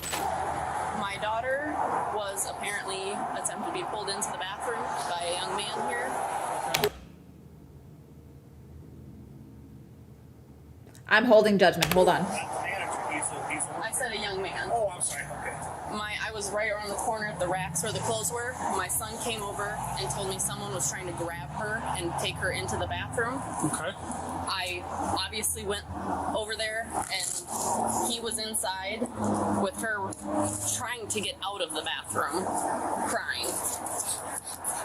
That's another reason why I don't believe that he tried to push her out, because I saw her in the bathroom. And when you found him, she was in the bathroom? She was in the bathroom, and he was in the bathroom behind the door, because the door, like, opens okay. And I saw her trying to get. Officer, I swear the door to the bathroom just fell on his head. I didn't mean to do anything. Because what the fuck do you mean? What the fuck do you... I hate it. I hate it so much. Fuck.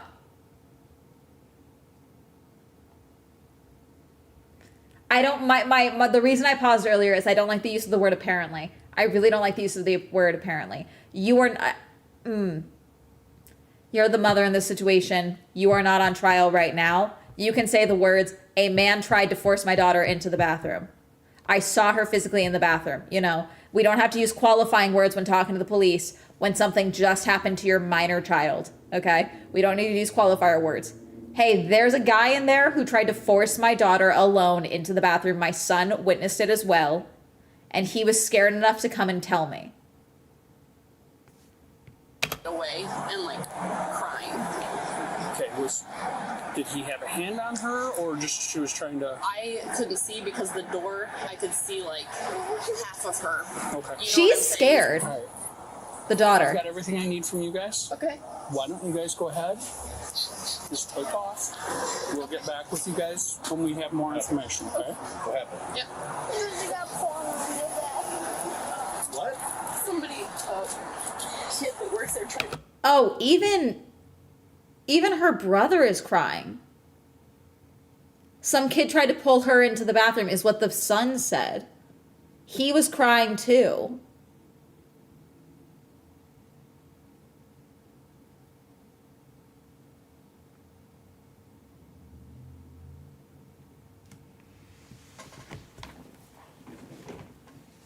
Makes it sound like she did not witness it herself when she says apparently also I was wrong. It just seems like they are all crying, hence the voice.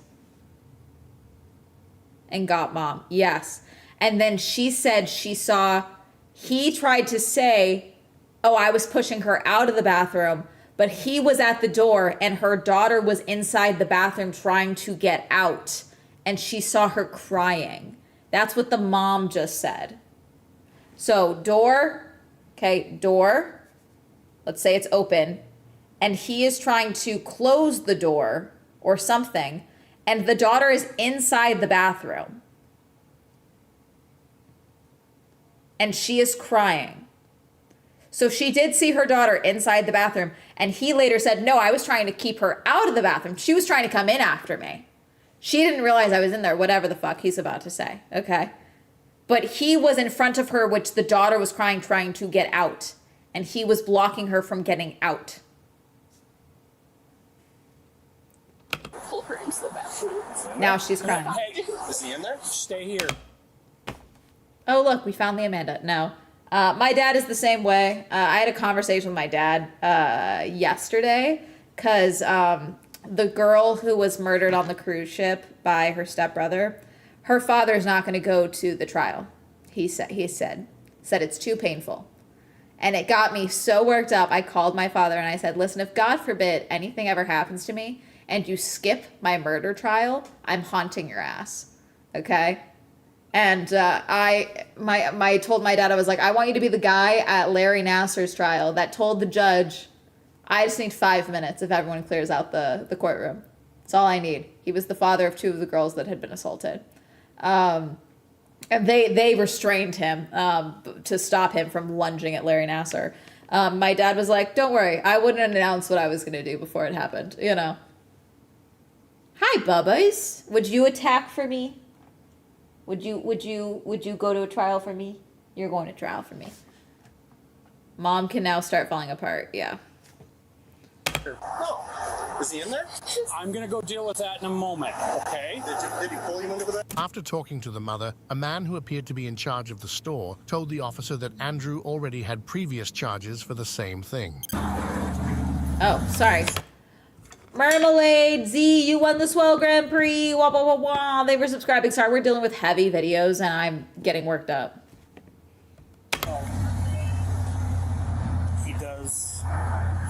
charge in Lapeer that he was on probation for a misdemeanor, but he was never charged. They had never had enough evidence of the same thing. Okay. What I see on the camera, I can. There was another instance. I watched another video, not this type of video, but a different video of a case where a little girl, after a pool party, her mom was taking her into bed, and she was like, "I have something to tell you, but it's a secret." And her mom was like, "Oh, well, you know there's no secrets between families." And her daughter, who was 6, said that the neighbor had like brought her into a room during a pool party and was like showing her photos. There was 2 instances. One was that, and then they had done a neighbor trip like almost a year prior with the same girl, and she had actually been physically assaulted by this man. And so then they went and arrested him. His coworker immediately clocked that it had something to do with kids, and they took his wife and they like detained her. They were like, "So we have a search warrant for the house because there was allegations of, you know, he showed her photos on his phone of other children performing acts, and she was separated." And then in that, when they finally get her to the police station and she is talking, because they were like, "You cannot go and pick up your children because we need to do a full investigation. So Child Protective Services is going to pick up your children." And basically she says that when they first got married, there was an incident where he got accused. It was not when they first got married. They had their first child. And he claimed that he got a case because he had left his child in the car and ran into the store to get something, and the cops were upset that he had left his kid in the car. When what it was is at that store, that same day, a child said that he had tried to lure the child into like a changing room with him. But nothing ever came of it. And the wife is like, "There was an accusation, but nothing ever came of it. So I thought it was a mistake." He like explained it away like it was a mistake. And it's like, if there's no actual record of something being reported like all the way through, these fuckers can go anywhere. Forwarded to you is him going in the back, coming back out, then looking and waiting until they came back around. And it's right back there in the corner, so I have no clear angle on that. His name is named, you got his information. I'll be getting it from him. Okay, so I got both doors locked just because of that situation. I didn't want it to escalate. Would you like to go around back and talk to him, or just... Yeah, well, we can go through your... Is he locked in the store right now? That's my question. So the way I questioned it is... Yeah, it's a small bathroom. Just head right in here and we'll talk in just a moment. We're right there in a second. So this is what he explained to me. That he was in the bathroom, okay? That's a small bathroom. And he said someone pushed in, he went like this. And he went like this, grab and said, "Hey, you can't be in here." Key's right there. But you guys get over Head in there. So I'll forward Don't shake your head, fucker. Don't shake your head. Like someone's lying under your name right now. He is reporting what he was told to you. What you told to him. That's all he's saying. That's all you hear. This is what he told me happened, is all he is doing in that moment.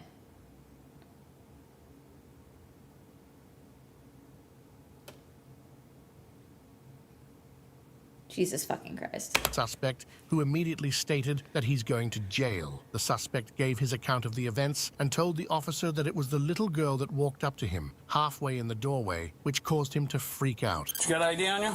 Yes, but can I talk to you? I need your ID so I know who I'm talking to first. I'm gonna go to jail, ain't I? Because everybody's gonna believe everything.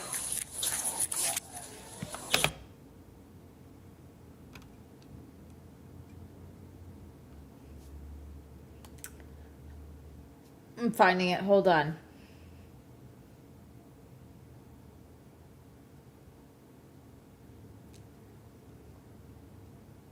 This is never the move, okay? Let's say, hypothetically, we have witnesses, including that of other children, okay, of another child, saying they saw this happening, okay? A mom saw this happening, okay? However, let's say that this was somehow a false accusation and a misunderstanding, okay? You don't act like this. You be calm, You explain everything. Is it always the answer? No. But this looks guilty as fuck. I'm going to jail anyway because you're just going to believe whatever everyone else says. Okay, have you never had a consequence for anything in your life? Are you a fucking child? Because that is insane.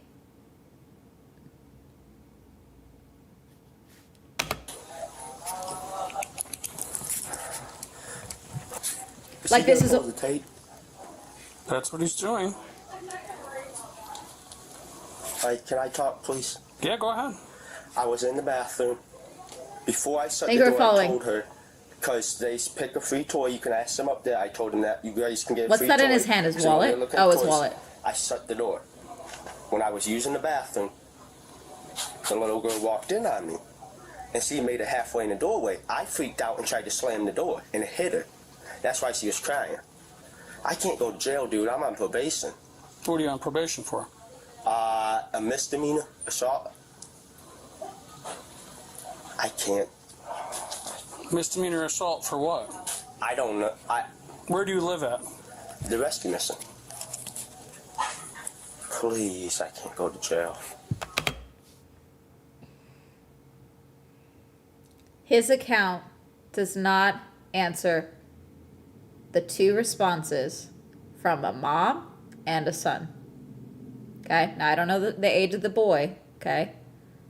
But he went to go get his mom, and he acknowledges it was just the kids. He went to go get his mom because, mom, he's pulling her into the bathroom. Not that, oh, she tried to go to the bathroom and there's a guy in there. He's pulling her into the bathroom.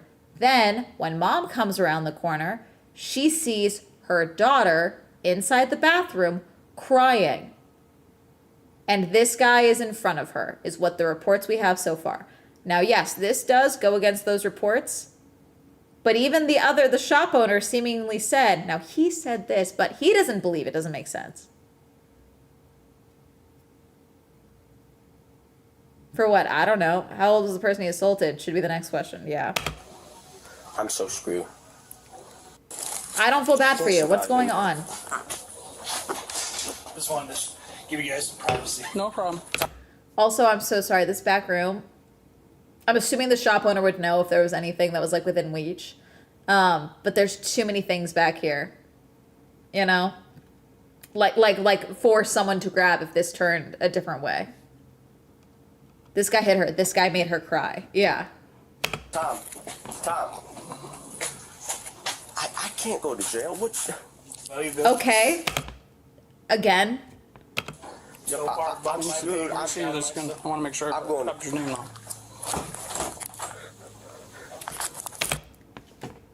I can't go to jail. What he's trying to do is get the shop owner to vouch for him. I have a question. Can we step out the back door so I can at least smoke while we talk, please? While the officer was noting his information, Jules started to show signs of emotional distress and Because you know why he's pleading with the cop? You know why he's pleading with his boss? Because you already know why he's pleading with his boss. He already asked the question. He's going to post the tape, isn't he? Which means there's a security camera in that room. He's asked, I can't go to jail, please. He's trying to ask him, without asking, to do something about the tape. That's 100% what that is. That's 100% don't do this to me. Without asking him, you need to get rid of that tape. Don't show them that tape.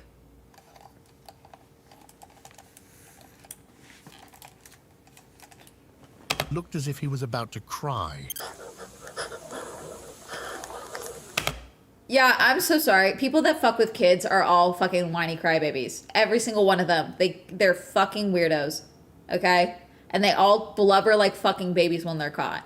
It's pathetic, and I think you should get punched in the face. Also, Been in he's trouble for anything else? He's like, nope. And now he's fine. See, again, it's the blubbering. Well, this might work.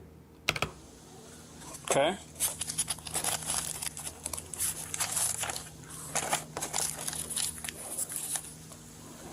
And that was in Saginaw. I'm so screwed. The assault or the suspected other incident? So you're on probation out of Saginaw? Yes. Okay. The probation officer knows I'm down here. I'm gonna set my bag down to the side while you're watching. All right, just stay in here. I'll be back with you in a minute. Yeah. But what Andrew Jewell told the officer was far from the truth. There's His video. misdemeanor case came from an incident in February 2022. I knew it was when he another entered kid. the female restroom in a movie theater and grabbed a 10-year-old girl. The man showed the officer footage from the store cameras to get a better picture of what happened.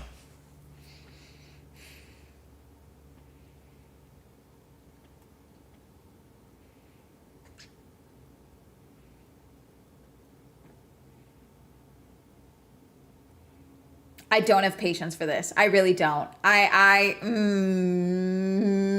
hate you. I hate you. I hate you. Although the video did not capture everything, both the man and the officer concluded that the victim's story adds up more than Andrew's. What do you want me to send me? One thing, I gotta get better cell service. It's not gonna let me, it'll let me share it. You gotta find me to send it to. Nope. It doesn't show. See, there's the little girl right there. Andrew already went to the bathroom. See, here she's coming to the bathroom.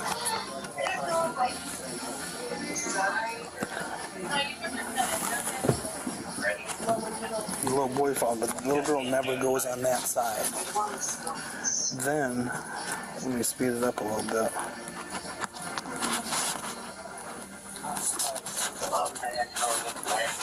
It shows her the whole time, but it shows him coming. The little boy comes back over, and he goes around, seeing that shows Andrew going into the back room. Okay. But he comes back out. And, go ahead. Clear. Okay, so it also shows him.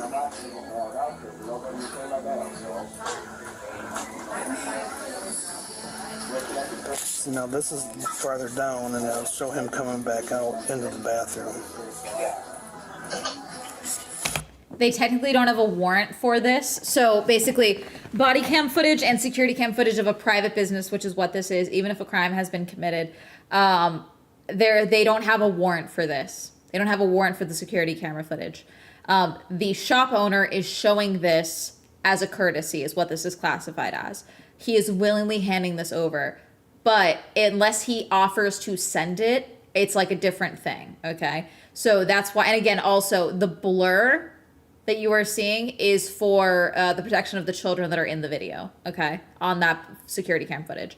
So this is giving a record that this is record of security cam, of the fact that there was security camera footage, and that at one point in time, the shopkeeper was willing to hand that over in case it is deleted later, or in case, you know, this is providing testimony for the cop that he has now seen this footage, you know?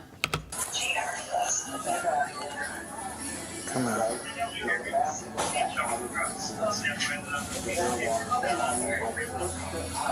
So that doesn't add up with the video camera.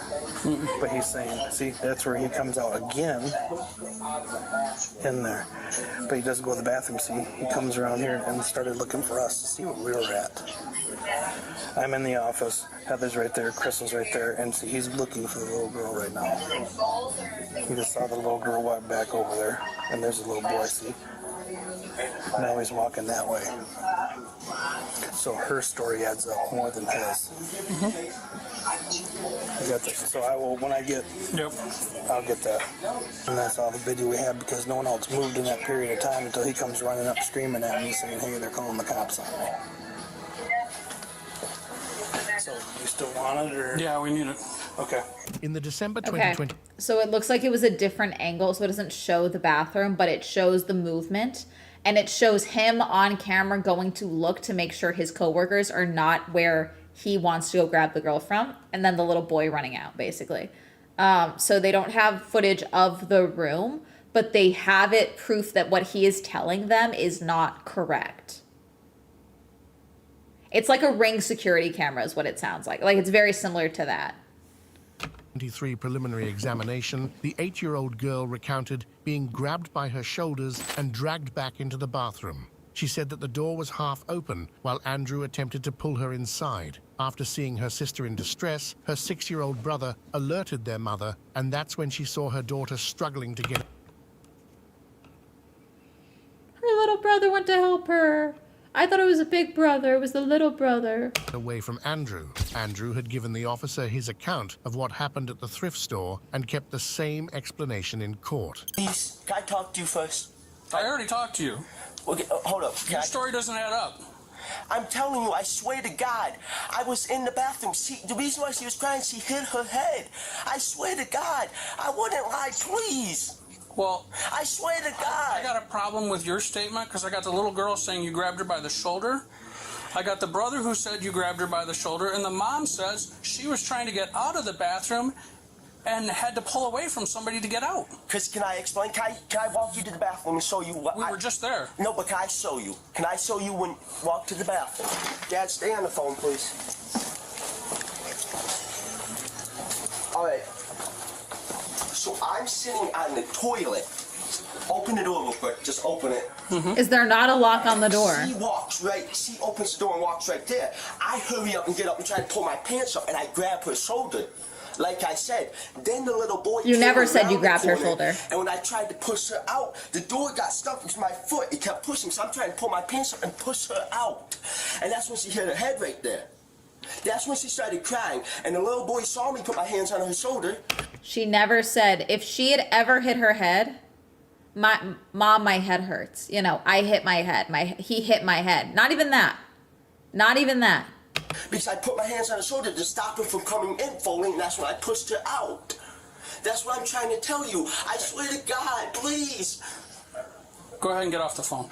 You taking me to jail? Yeah. Please, please. Get off the phone. I hate this. Please, I swear. I swear to God. I swear to God. I swear to God. Turn around, put your hands behind your back right now. I swear to God. I swear to God. I hate this. I swear. Stop. I swear. I didn't do nothing. Please. Can I at least speak to Tom before I go? Can I at least speak to him? Can you stop screaming? Yes. He wants Tom to delete the video. Excuse me. Did the camera show me doing anything? The cameras back up more what the little girl said than what you said.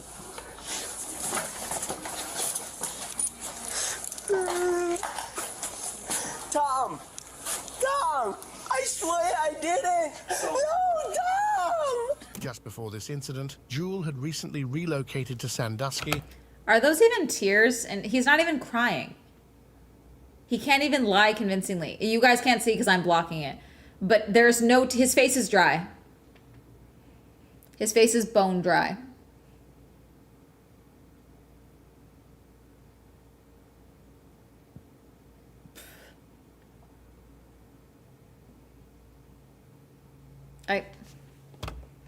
And resided at the Michigan House of Hope shelter. Part of his living arrangement was to help out at the thrift store. We're going to ask you to leave the shelter. Even if you do get bailed out, I will have your stuff. Do you want me to call Jennifer and have So her? he is affiliated with the shelter too. So he must sponsor the shelter in some capacity or be involved in the shelter in some capacity. And this is part, a lot of shelters that involve people that are former addicts getting in recovery, cons and things like that. They have like connected businesses that you can get volunteer work hours and things like that in, or work hours that like will employ you. And this is, you know, Come pick up your stuff. You cannot stay at our shelter. You're no longer welcome. Okay. Right, listen. Can you at least listen to me? Okay. Can I say one name, Tom? One name, please. One name? So, if I'm going to jail, am I getting out? You are no longer welcome at our shelter. So will I have to go to jail if I don't go to the shelter? No, you're still going to jail. Is there another shelter? That's up to the judge and that stuff. They're sagging off. Yep. Can I at least call you while I'm in the jail? Please. Jennifer would be better off to help you at this point than me. There's nothing I can do for you. I swear I didn't, Tom. That's up to... I swear to God. That's someone else besides me to decide. I swear to God, Tom. I don't decide that. Officer Jessica doesn't decide that. So that's stuff beyond us. I swear to God, Tom. Okay. I swear to God. Thank you for everything, Tom, but I swear to God. So do you want me? So this phone, do you want me? You want Again, to take it his with face you? is dry. Oh wait, no, he's crying now. He's actually crying. Realizing that he was being booted from the shelter, I do think got him to actually cry, because he did start crying between that and now. Because last time I paused, he was not crying. He's crying now. He's crying more about the fact that, like, yeah, no, hey, you're not going to the shelter again. You can have it straight back it up.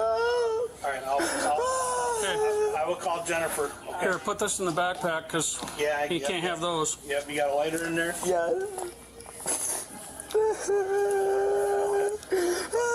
As they were leaving the store, Andrew maintained that he didn't do anything. I swear to God, I didn't do nothing. His backpack's still back there. I swear to God. I figured. Yep. I swear to God, I didn't do nothing.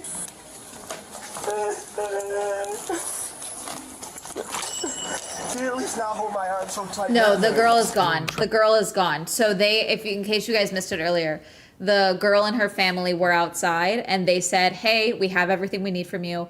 You guys need to leave. Like you guys can take off.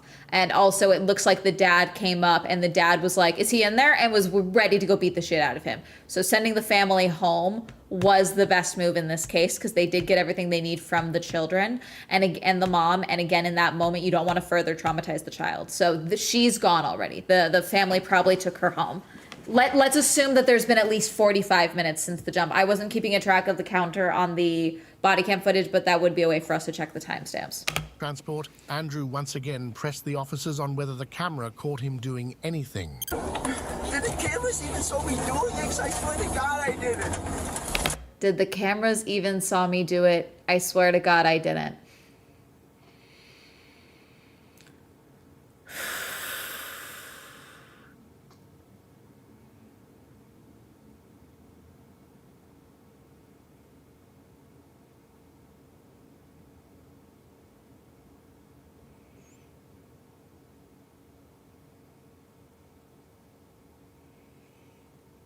Where the cameras were and whether they might have missed him doing it. He's also, again, he was cognizant enough of what he was about to do. He checked. Tom was able to realize he's checking where we are. He had already gone to the bathroom. He'd come out of the bathroom, and then he peeks his head in to see where his coworkers are in the store. And then we have what happened next. Now, we also have to be aware of the fact that this was motion activated. Depending on where the cameras are, depending on how tall the children are, they may not have set off the motion activation. Why won't you tell me? Did the cameras show me doing it? The cameras don't have a good view of the bathroom. The cameras show you going into the bathroom. Because I have 3 people who say you had your hands on that little girl. And that you weren't supposed to. The mom came late. Yeah. She just saw me pushing her out of the bathroom. Yeah, well. The little boy came around, my hand was on her shoulder. I told you that. 4204 Central Advised Corrections, we're at security. 1423. I swear. I swear. I swear to God. Nobody believes anybody no more. I swear to God, I wouldn't do something like that. I swear to God, I didn't.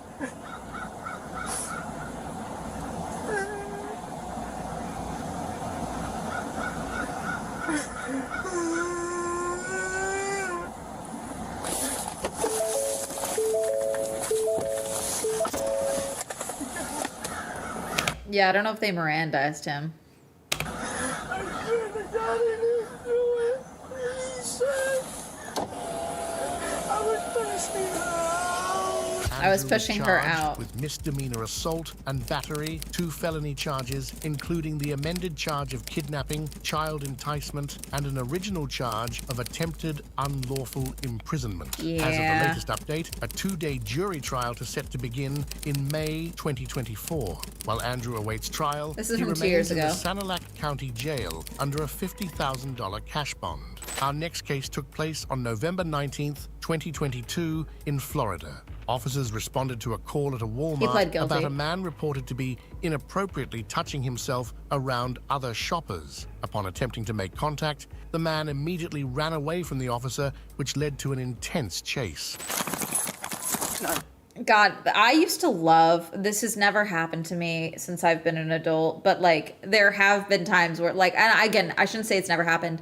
Not the inappropriate touching or touching themselves, but obviously I've talked a lot about being followed around stores and things like that, or being sought out inside of a store. I don't spend time in shops like Walmart.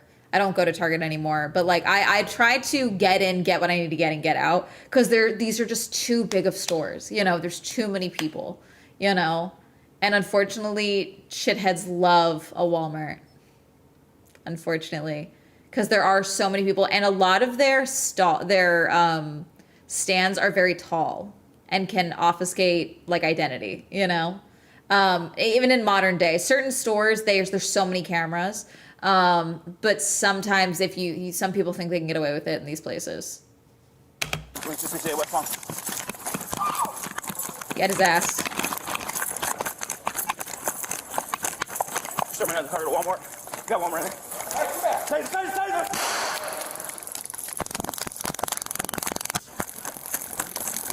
Jesus. Get on the ground! Get on Did the you ground tase now! yourself, bro?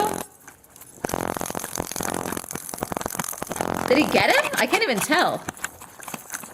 No, it got him. It just didn't do shit. What happened? What happened? Oh God, they love a what happened. You ever notice that? They always do a what's going on? I'm scared. What happened? What happened? It's like, okay, well, you knew something happened. You booked it. You ran.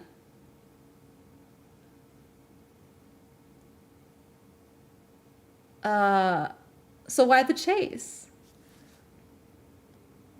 Oh yeah, we 100% have tasers. So a lot of security guards don't have guns. They have tasers.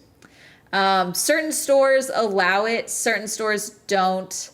As far as like contact. So like, if you're not trained security guards, and again, it's force within reason as well, is usually the security guards thing. So like I have a grocery store and we have security guards. They are in full tactical vests. And I don't know if they have real guns or if they just have, no, sometimes they have real guns. It depends.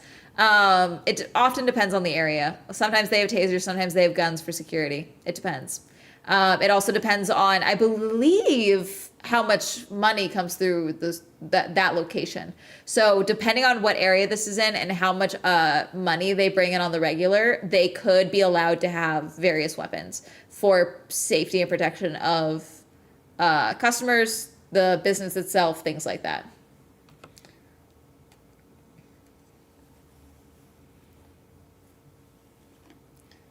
Until the taser just didn't deliver the shock, or the dude just kept going despite being tased.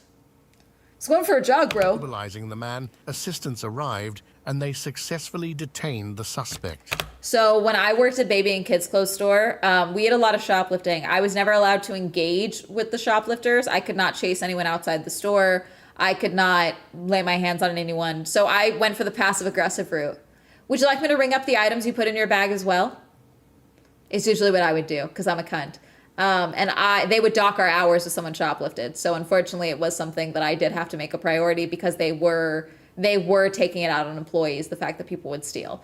And so that was the easiest way for me to do it. Why do you care so much? I care so much because unfortunately we have people with children that work here and they cannot get their full paychecks because someone decided to steal some 5-year-old sandals. I just, no, sorry, we're not doing that. Do you want me to ring those up? And usually they wouldn't try and buy them. They would just like put them back on the counter out of their bag, or they would like hang them up on the way out. We once had a time, God, I was so pissed at my coworker at this time because she already needed to be fired. This fucking coworker, she was a problem. Okay. But she had taken the walkie-talkies, and my manager was in the back, and the assistant manager, this employee, was in the back with the other walkie-talkie, and I was alone on the floor. And a woman had come. It was like a huge group of people that had come in. And one woman had come and sat. We had a kiddie table next to the register for kids to sit and play. And she was holding a baby and was clearly watching me. Okay. And I could see from where I was stuck behind the register that several people were going through and clearing out the store, and I couldn't do fuck all. I couldn't say anything, and there's too many of them, but she was watching me. Finally, my coworker comes out. I was like, I need the register now. I'll be right back. Run. I need the thing right back. And I was like, hey, we have like several people clearing. I think they're like robbing the place or whatever. They're taking a bunch of shit. Sure enough, as soon as I get back to the back and my manager starts trying to call, the mall security or whatever, that's when they all clear out and go. They cleared out like 3-4 racks of baby clothes store stuff, which is in total what they cleared out was maybe $3,000 worth of stuff, which for a store like us was a lot. And yeah, so none of us got our overtime hours. So hours we had worked, we were not paid for in 3 minutes. And that could have all been avoided if I had not been left on the floor alone, or if I had had the walkie-talkie I was supposed to have that my coworker took with her. She was not there much longer after that. So, yeah. But shortly after getting him off the ground, the man attempted to flee from the officer, not just once, but on multiple occasions.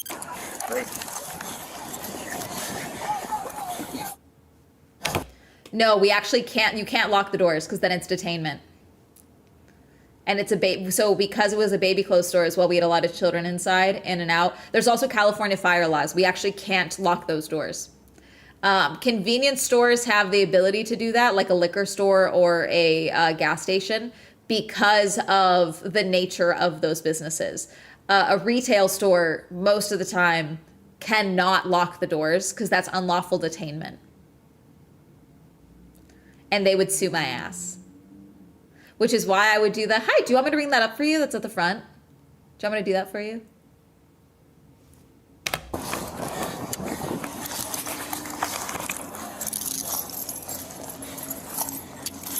Yeah. Jesus. Turn over. Turn over onto your stomach. Now. Stay right there. 92268 West Palm. See, I was worried because, again, in that moment, I was like 21 at the time. This was maybe almost 8 months before I left, okay, and got another job. So 21, 22 at the time, maybe. Oh, no, I had to have been 20, 21 at the time because I was 22 when COVID started. Yeah, so 2021.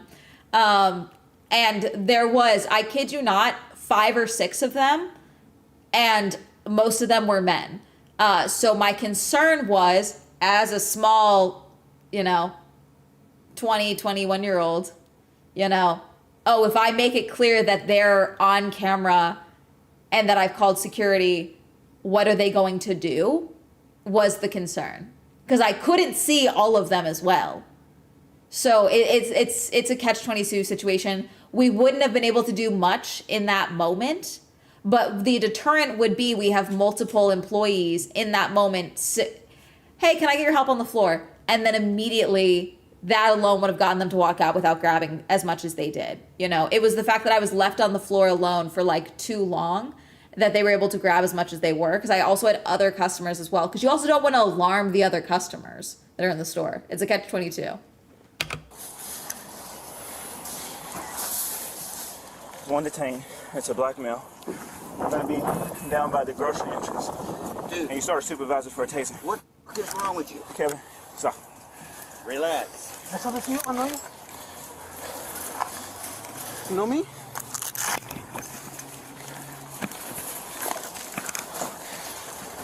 Bro. The taser cables are fucking me up. Stand up. Stand up. I did. Can you grab that, sir?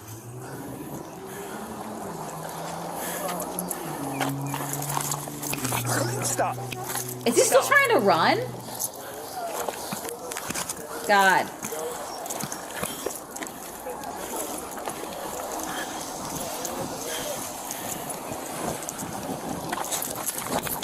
So a lot of shops like Walmart have people in loss prevention that are secretly dressed.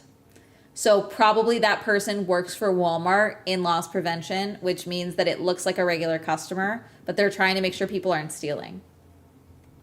Is typically the job. But that would explain why he is involving himself and is like walking back to the store with the cop and things like that. Is he probably was working with Walmart and just locked in, you know. It could be that. We don't know. It also could be a random fuck. Who knows? A random civilian trying to help. But what most likely is that it could be someone in loss prevention that is involving themselves in this.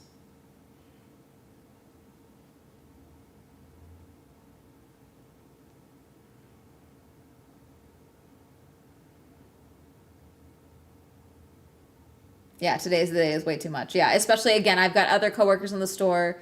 We had already had, you never know, especially with road rage incidences out here and things like that. If someone really wants to cause a problem, you know, shooting up a baby clothes store is a way to get a result, you know. So it was one of those, again, one of those instances, you know. Really agree with your point about the vid, about not being the space for people to parasocially break out the worms. Yeah. Hope you liked it. Stop. Guy's still trying to run.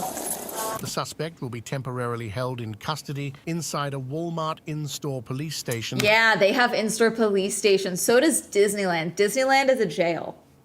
It's on Main Street. It's behind. It's like a holding cell. A lot of places have jail. Walmart has Walmart, especially Walmart supercenters, which this looks like it might be because it's so big. They have the facilities to hold you up. Yep. For questioning. During the walk, the officer explained to the suspect why he's being arrested. Yeah, so again, this probably isn't just like a security guard for a Walmart. This is probably like a police officer that is contracted through Walmart or something. They are still classified, I believe, as security guards, but they would, I believe, have gone through more extensive training. It depends. Or they're like retired police officers or something. I was trying to talk to you and have you leave the store. Why? Because you off following those women around.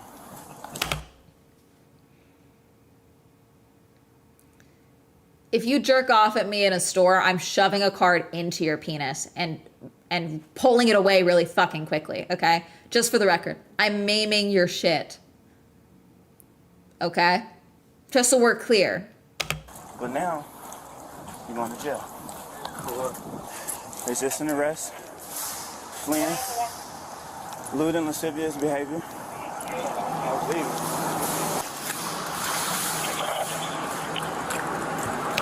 Yeah, West Palm Beach police. Yeah, so these are police officers specifically. I was leaving, sir. Don't start. Don't do it. Listen, you already went to jail.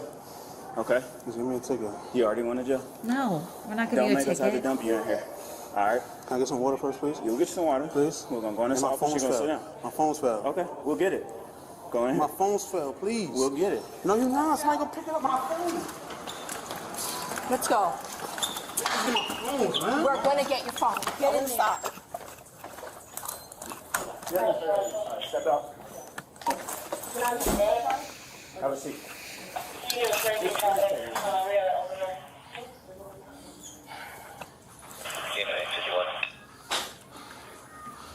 I get a piece of that water, please? What's up? Water, please? Yes. Can I get my phone, please? Sit down. Can I get my phone? Ah! What the f? I need some water. We're getting it for you, but calm down. Look at my Chill face, out. my eyes. The man strongly demanded water, saying he was about to throw up. While this is happening, the officers had to hold him down several times as he kept on refusing to remain seated. Sit down. I'm not trying to fight. I'm not trying to fucking fight. Listen, you need to stay seated. I asked him to bring some water, okay? Sit down. You're making this work. Wait, stop. Stop. All right, stop. Get over here. You stop. I'm not fighting. Can you get off my neck with the string? You already out of stripes with me. I ain't got the picture. All right, man. I just want some water. We're getting it. Can I get that water right there? I'm about to... Please. You can swear your dog, right? You throw up on us. Can I get some water, please? They're bringing the water. Him just getting in the trash can if he throws up. Stop pushing me. Stop moving. I'm not doing nothing. Stay seated. You've been too flimsy. You moving. All right. You pushing me on the shit. Be still. I'm not doing nothing. Damn, bro. Can I get some water? Hey. They've told you several times. You're not gonna get water if you're acting this way. Chill. Sit up. Own up to it. It's done with. Okay, can I get some water, please? Oh, you might have dropped this. Just some random All of it. workers' water. Well, do what you're gonna do. Now, I'm gonna just let me know. Was it that wrong? Miss, what the? Because you I'm not doing shit. You can't let me move around. You're fucking my nail. Because you already stood up twice. What the? You're breaking my nail, everything. Damn, relax. Oh my gosh. Look. I'm trying to relax. Okay, so just sit up and relax. Can I get some more water, please? Miss, seriously? Yeah. The man started to provide details about himself. Sorry. He told officers that his name was Nathan Jefferson. Later, police determined that the information he gave them was not accurate. Of course not. First name? Nathan. What's your middle name? None. Can I get What's your date of birth? Please, can I get some of that water, please? Yeah, we'll get you another one. I need to get this. What's your date of birth? May 24th. 31 hours. 93. Your address? I don't have one. So where do you live? Nowhere. Where do you lay your head? Nowhere. Okay. What's a good phone number for you? The one I have. Okay, well, I'm not a mind reader, so what's your phone number? I don't have one. Okay, so then we don't have to worry about the 2 phones you dropped, right? Because they're not yours. Okay. Well, I do, but I don't. I need a bathroom. I'm gonna piss myself. Mr. Jefferson, the information that you gave me is not it's not accurate. Because I'm not from out here. Where are you from? I was born out here. That's not what he's asking. Where are you from? What's your social security number? I don't even know that. Do you got a Florida driver's license? No. He's lying. I don't have one. You see what I have with me? You have a state ID? No. Have you ever worked anywhere? No, just us niggas. Can I get some more water, please? Tell him your right name. I just told him. So listen. You're gonna get booked into the county jail as a John Doe, and you'll sit there until they figure out who you are. So, Jesus. I'm gonna advise you to give an officer false information. I'm not giving you false information. Okay? So give me your last name again. I just gave it to you. Okay, give it to me again. I just gave it to you. Okay. So your last name is Jefferson. Jeff. First name is Nathan. Nathan. Your date of birth? 4/23/93. Okay, so that's different than what you gave me. First you gave me 5/24. 4. I didn't say 5. So 4/23/93. And you never had a license or ID in the state of Florida. How long have you been in Florida? I don't know. I'm not in the system, bro. I'm gonna get in trouble. Okay, I'm just asking. How You're long have going you to been get in Florida? trouble. Not long. You're going to. After reading him his rights, the officer once again explained why he was being arrested and asked the suspect to explain his actions. The reason I read those to you is because right now you've been arrested for lewd and lascivious behavior, which is what I observed you were out there doing in the clothing area of the store. That's on video, right? And when I came to make contact with you, I was coming to address that. Initially, I was going to talk to you, trespass you from the business. Once I tried to talk to you, you took off running for whatever reason. I'm still not entirely sure. Okay? So it kind of be... Because he was jerking off in front of people. Which you saw him do. You were just going to trespass him? For sexual harassment?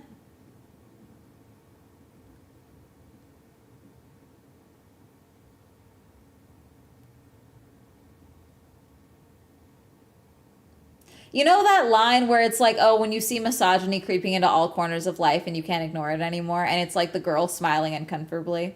It's like, I'm sorry. He was not just exposing himself to women in the store, but he was jerking off at them. And you were just going to trespass him?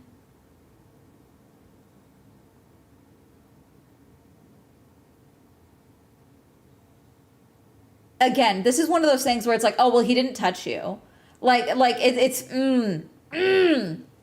beyond the point where I would give you a warning and send you anyway. You're right. So what I want to talk to you about is why you were doing that in the store. Is there any reason? No. Okay. All right. So at no point when you're in the store do you recall, like, actually, pleasing yourself in the store or anything like that? No, sir, I was not. I mean, if someone seen me and thought I was unattractive in any way and thought that I was doing something that made them feel comfortable, I don't know. I was not doing anything. I hate men. God, obviously they just thought I was unattractive and now they're accusing me of jerking off at them. I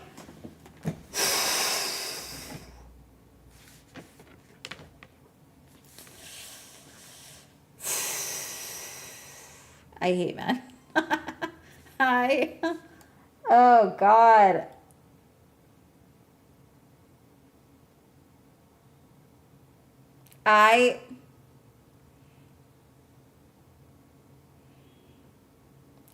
No, don't believe her. She just thought I was unattractive, obviously. Jesus fuck. Such as like masturbating and stuff like that. No, sir. Okay, and so when I came to make contact with you, you said that you took off running because you were nervous? I said what? You said you took off running because you were nervous or you were scared? I took off running, but, you know, I just try to stay away from that type of stuff. So what was the reason that you took off running when I said, hey, you know, my man, come here? Doesn't matter now, bro. I'm just asking. Doesn't matter. Okay. All right, thanks, sir. Since the suspect refused to give his identity, the officers tried to ID him using their facial recognition software, and what it revealed was the suspect's long list of past criminal charges. Of course. I got it. No, you just want to be a rough one, bro. You just doing unnecessary stuff. I'm thirsty, man. Y'all didn't even give me no water. You had a whole bottle of water. And you giving out fake names. Indecent exposure of sexual organs before at a 24. 24? 30, 35? Oh, aggravated battery on police officer. You like to fight police officers. And run. Aggravated battery on firefighter. Jesus. Bro. Why should we cooperate with you? You still didn't give up your name. We had to go through all this extra trouble, and I've already given you 2 bottles of water. That you've had enough. The other one wasn't full. Okay, well, you know what? We're not required. We don't have to give anybody any water. So you're lucky. And he got a 49 for VLP, and more of the same. He got a history of 43 and 31 on Aaliyah, resisting with. So. As the officers escorted him to the police car, the suspect made a bold move and attempted to flee from the officers once again. Oh, Jesus. Bro.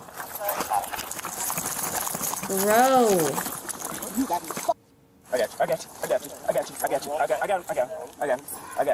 got you. The suspect's uncooperativeness Dumber. made placing him inside the police car more troublesome than it should be. Are you gonna hobble? You gotta stop, man. You're making this worse. Let's stand him up. You gonna stand up? Stand up. You gonna hold me by my feet and tell me to stand up? Let his feet go. Stand up. Now. Stand up. Cuffs. Get in the car. Yo, you come on. Bro, you're so extra.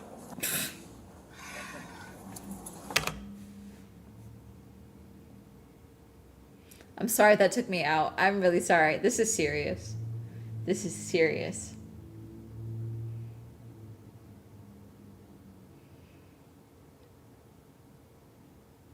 Ugh. Get in the car. Sit up. Sit up. Sit up. As a consequence of his actions, the suspect was This fuck-ass charged photo. with lewd and lascivious behavior, Good, get resisting, fucked. giving a false name, and simple battery. Okay. On June 10th, 2023... Oh, dear God. Okay, let me go get more water and maybe more pasta. I'll be right back. We're just going to do a quick little intermission, and then I'll be back. I want water. Hi, Bubbers.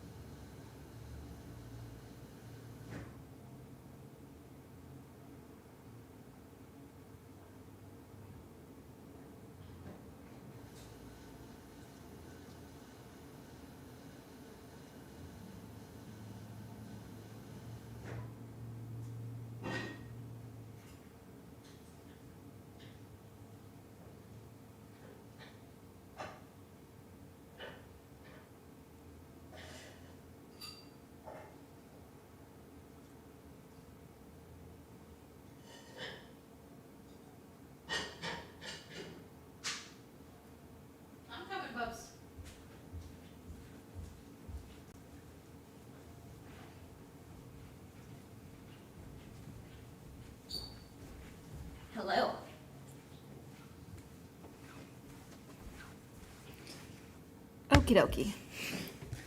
We are back and ready for new fresh hell.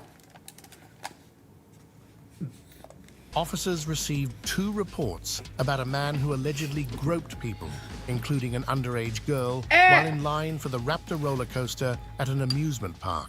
What? All right, I'm gonna go up to the exit. You guys stay here. First description I got, the girl that was told was young, 21. So,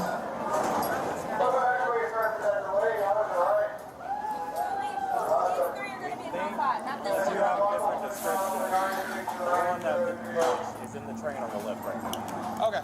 The body cam footage shows Sandusky police officers waiting for people to come out of the Raptor ride to confront the man, identified as 30-year-old Wesley Crows. Jeez. The police immediately spotted Crows after the ride and stopped him for questioning. I have one with me right now, just about it's not the right one. So are you involved in an altercation downstairs? Altercation? Yeah. So no kind of fight, anything like that going on? Okay. Okay. All right, I can see that. So do you know why I'm speaking with you at all? Did you have any kind of disagreement with somebody? Any kind of confrontation? Okay. Do you have an ID on you?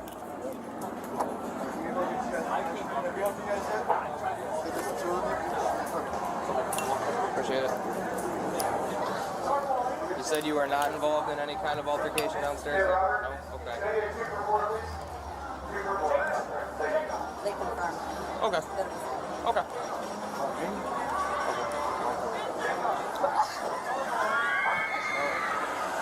Here's a man who, whatever happened down there, I mean, I wasn't there to see it, but yeah, listen, whatever happened down there, I wasn't there to see it, but they don't want to press charges.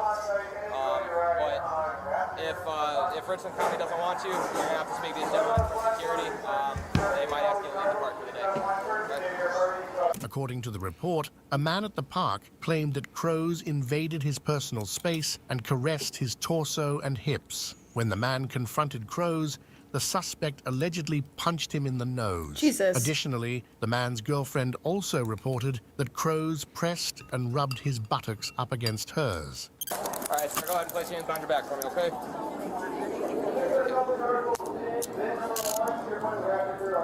He's in custody. Are they going to come get him, or do they want to relay? Bring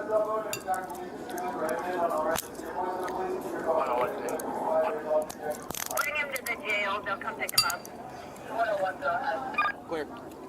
That was our dispatcher? Yeah. Like to see us? Yes. Okay. The couple did not wish to press charges, but the Sandusky police officers arrested Crows for an outstanding warrant they discovered during the investigation. The warrant was issued in Richland County. However, another complaint would come up later that would make things worse for Crows. Yeah, so somebody reported that they got into some sort of confrontation with you, but they don't want to press charges, so it's over and done with. You don't got to worry about it.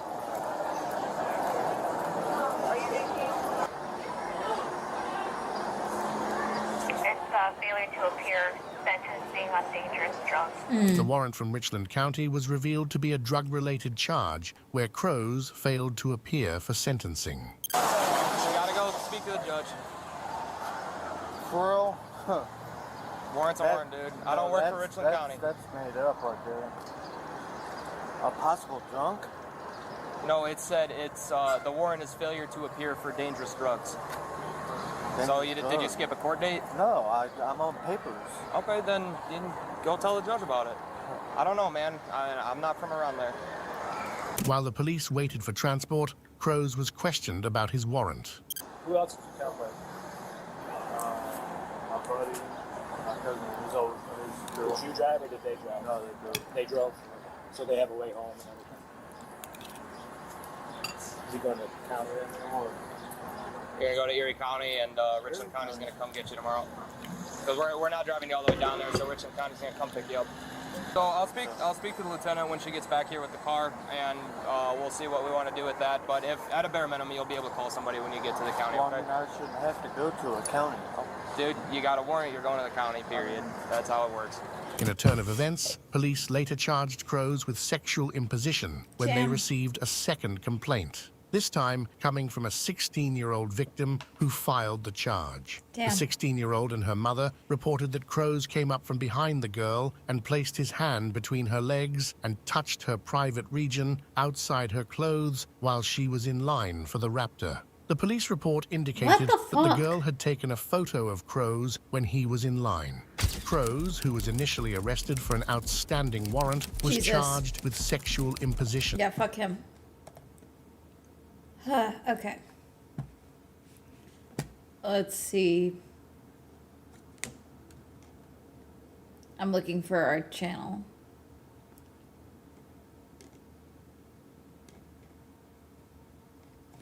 Oh god, there's another one. The same channel. Part 4. I took that a year ago. I like girl cops. It's pretty hot. Unfortunately, there are creeps out there who refuse to leave girls alone.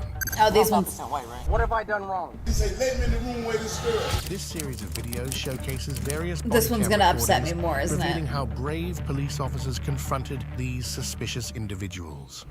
On July 10th, 2022, Seattle police responded to a distress call from Pramila Jayapal, a U.S. representative, reporting a man yelling obscenities outside her home who was possibly armed. Officers quickly arrived to investigate and secure the area. Keep your hands up. They're up. Turn around. Are you blind? You gotta walk to the sound of my voice. Keep your hands up. Keep walking. Backwards. Towards us. Keep walking backwards. Do we have the arrest? What are you arresting? Keep walking backwards. We'll tell you in a second. Tell them walking backwards. Walk backwards to the sound of my voice. No. Okay, then why am I being arrested? Keep walking backwards. You're being detained. Okay. Walk backwards. Keep walking. Keep walking. You can't come through my back. I have a bad neck. Keep walking. You guys want to move? I have a hernia disc in my neck. Understand. Just relax. The 49-year-old suspect, Brett Forsell, complied with police commands and was detained without incident. During questioning, he revealed previous affiliations with the police and admitted his presence was due to Representative Jayapal. According to eyewitness accounts from July 9th, 2022, Forsell and a male companion drove by the Jayapal residence in a black SUV, weapon in hand, yelling racial taunts, signaling his distrust of the representative. Dear Lord. It's always the racists. Relax. Okay. All right. Even yours, sir. Why am I being cuffed? We're gonna talk about it in a second, okay? Okay. I know you. Do I know you? I don't know. Do I know you? I know you. Double lock. Because I used to work for you. Where? With the Seattle Police Department, back when you guys were civil. Where's your car at? It's that Challenger right there. The Challenger? Is Yes. there anyone else in there? No. Do you have any other weapons on you, sir? No, sir. What have I done wrong? Let's go by the car for now. What have I done wrong? Come over here, man. Why? What have I done wrong? Have I broken the law? Let's make it easy for now. Why am I living in the communist? Let me pull up Jayapal.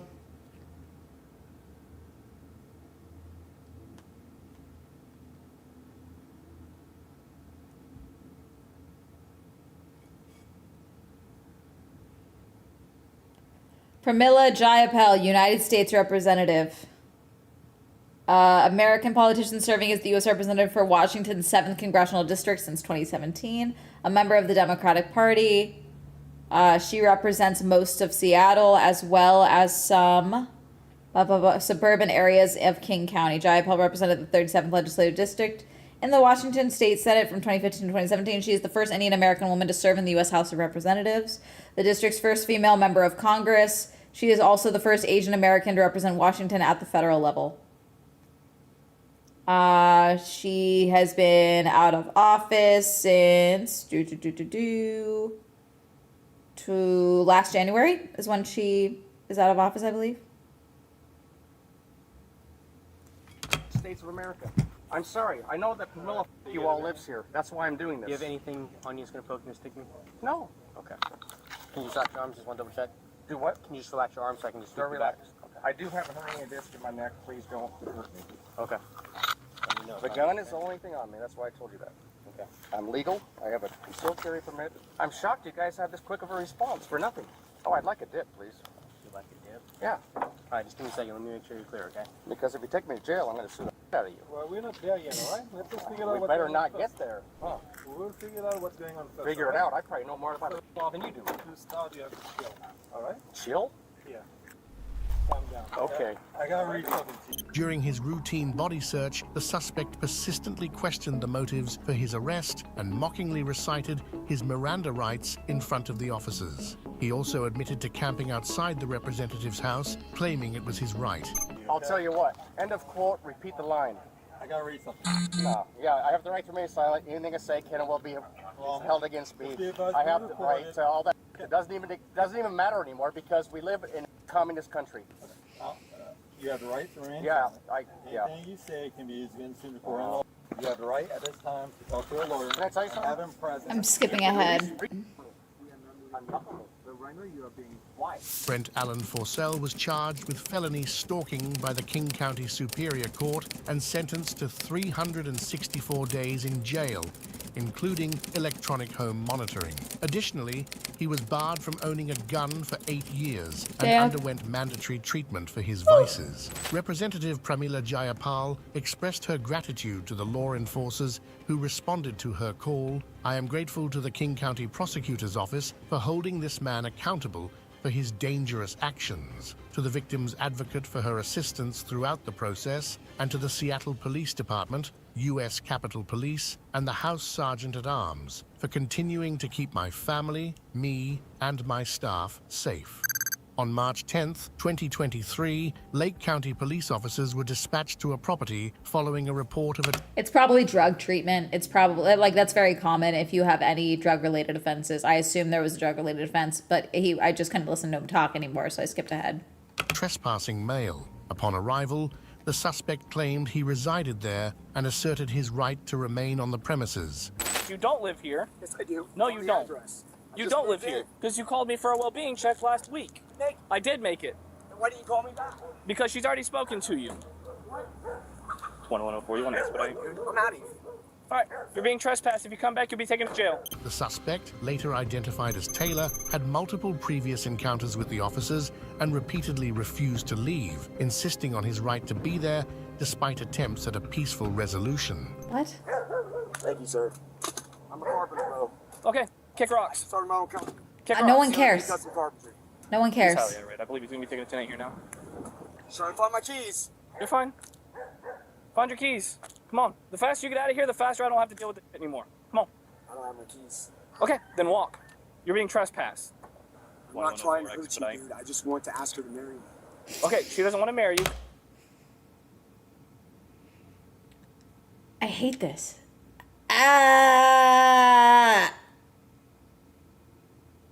I don't want to hurt you, dude. I just want to ask her to marry me.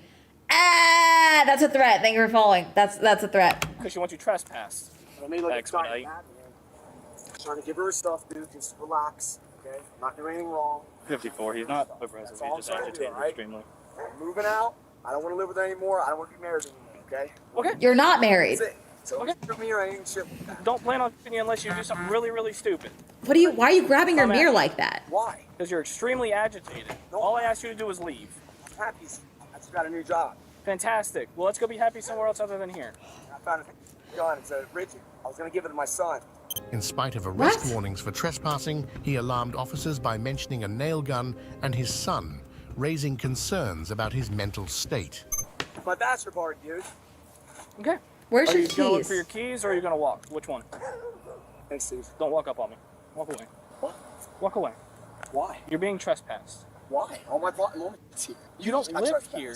You don't live here. Yes, I do. I live No, right you don't. I was out here last week. 5 years, bro. You don't I live paid here for anymore. this property. Okay, take a deep breath and calm down again. Don't arrest me. I don't plan on I'm not arresting doing you unless you nothing stay here. I'm not doing nothing wrong. Don't arrest me. All right?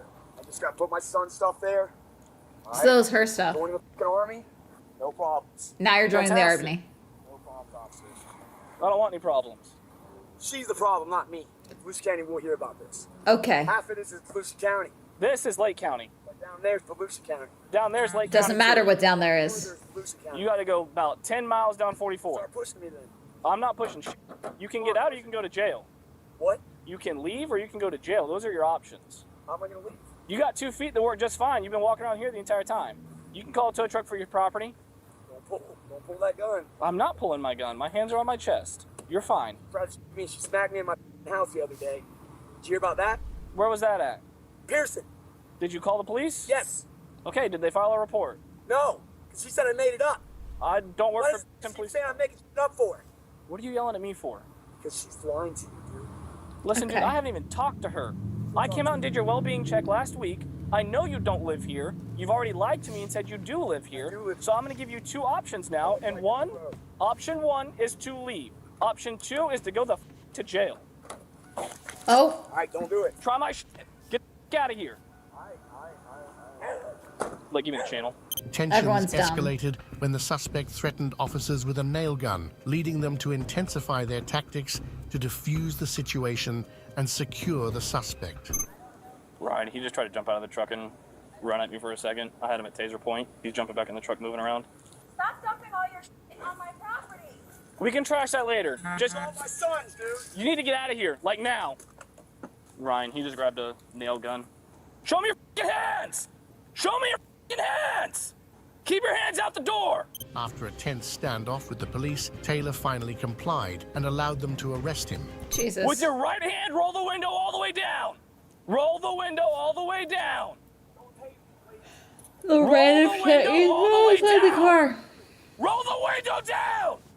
Slowly open the door. Slowly open the door. Please. Please don't take me, dude. Don't take me. Open the door. Face away from me.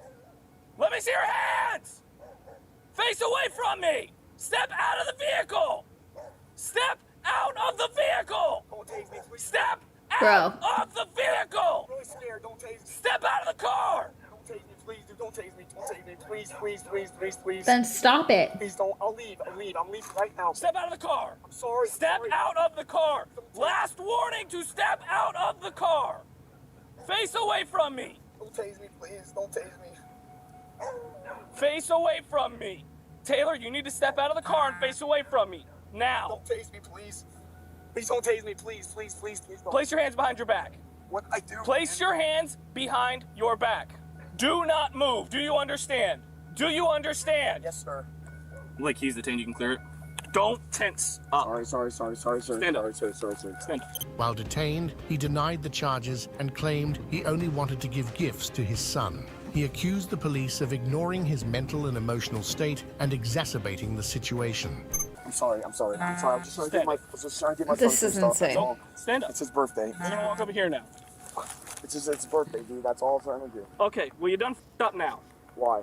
Really? Grabbing a nail gun and pointing it at me is a No, I mistake? didn't. I was trying to give it to my son, buddy. That's not what you did, bud. I was trying to give it to my son. You opened that passenger door and pointed the nail gun at No, me. I did not. Don't. It's not even. There's no. Don't tense up. What are you doing, dude? Why are you doing this to me?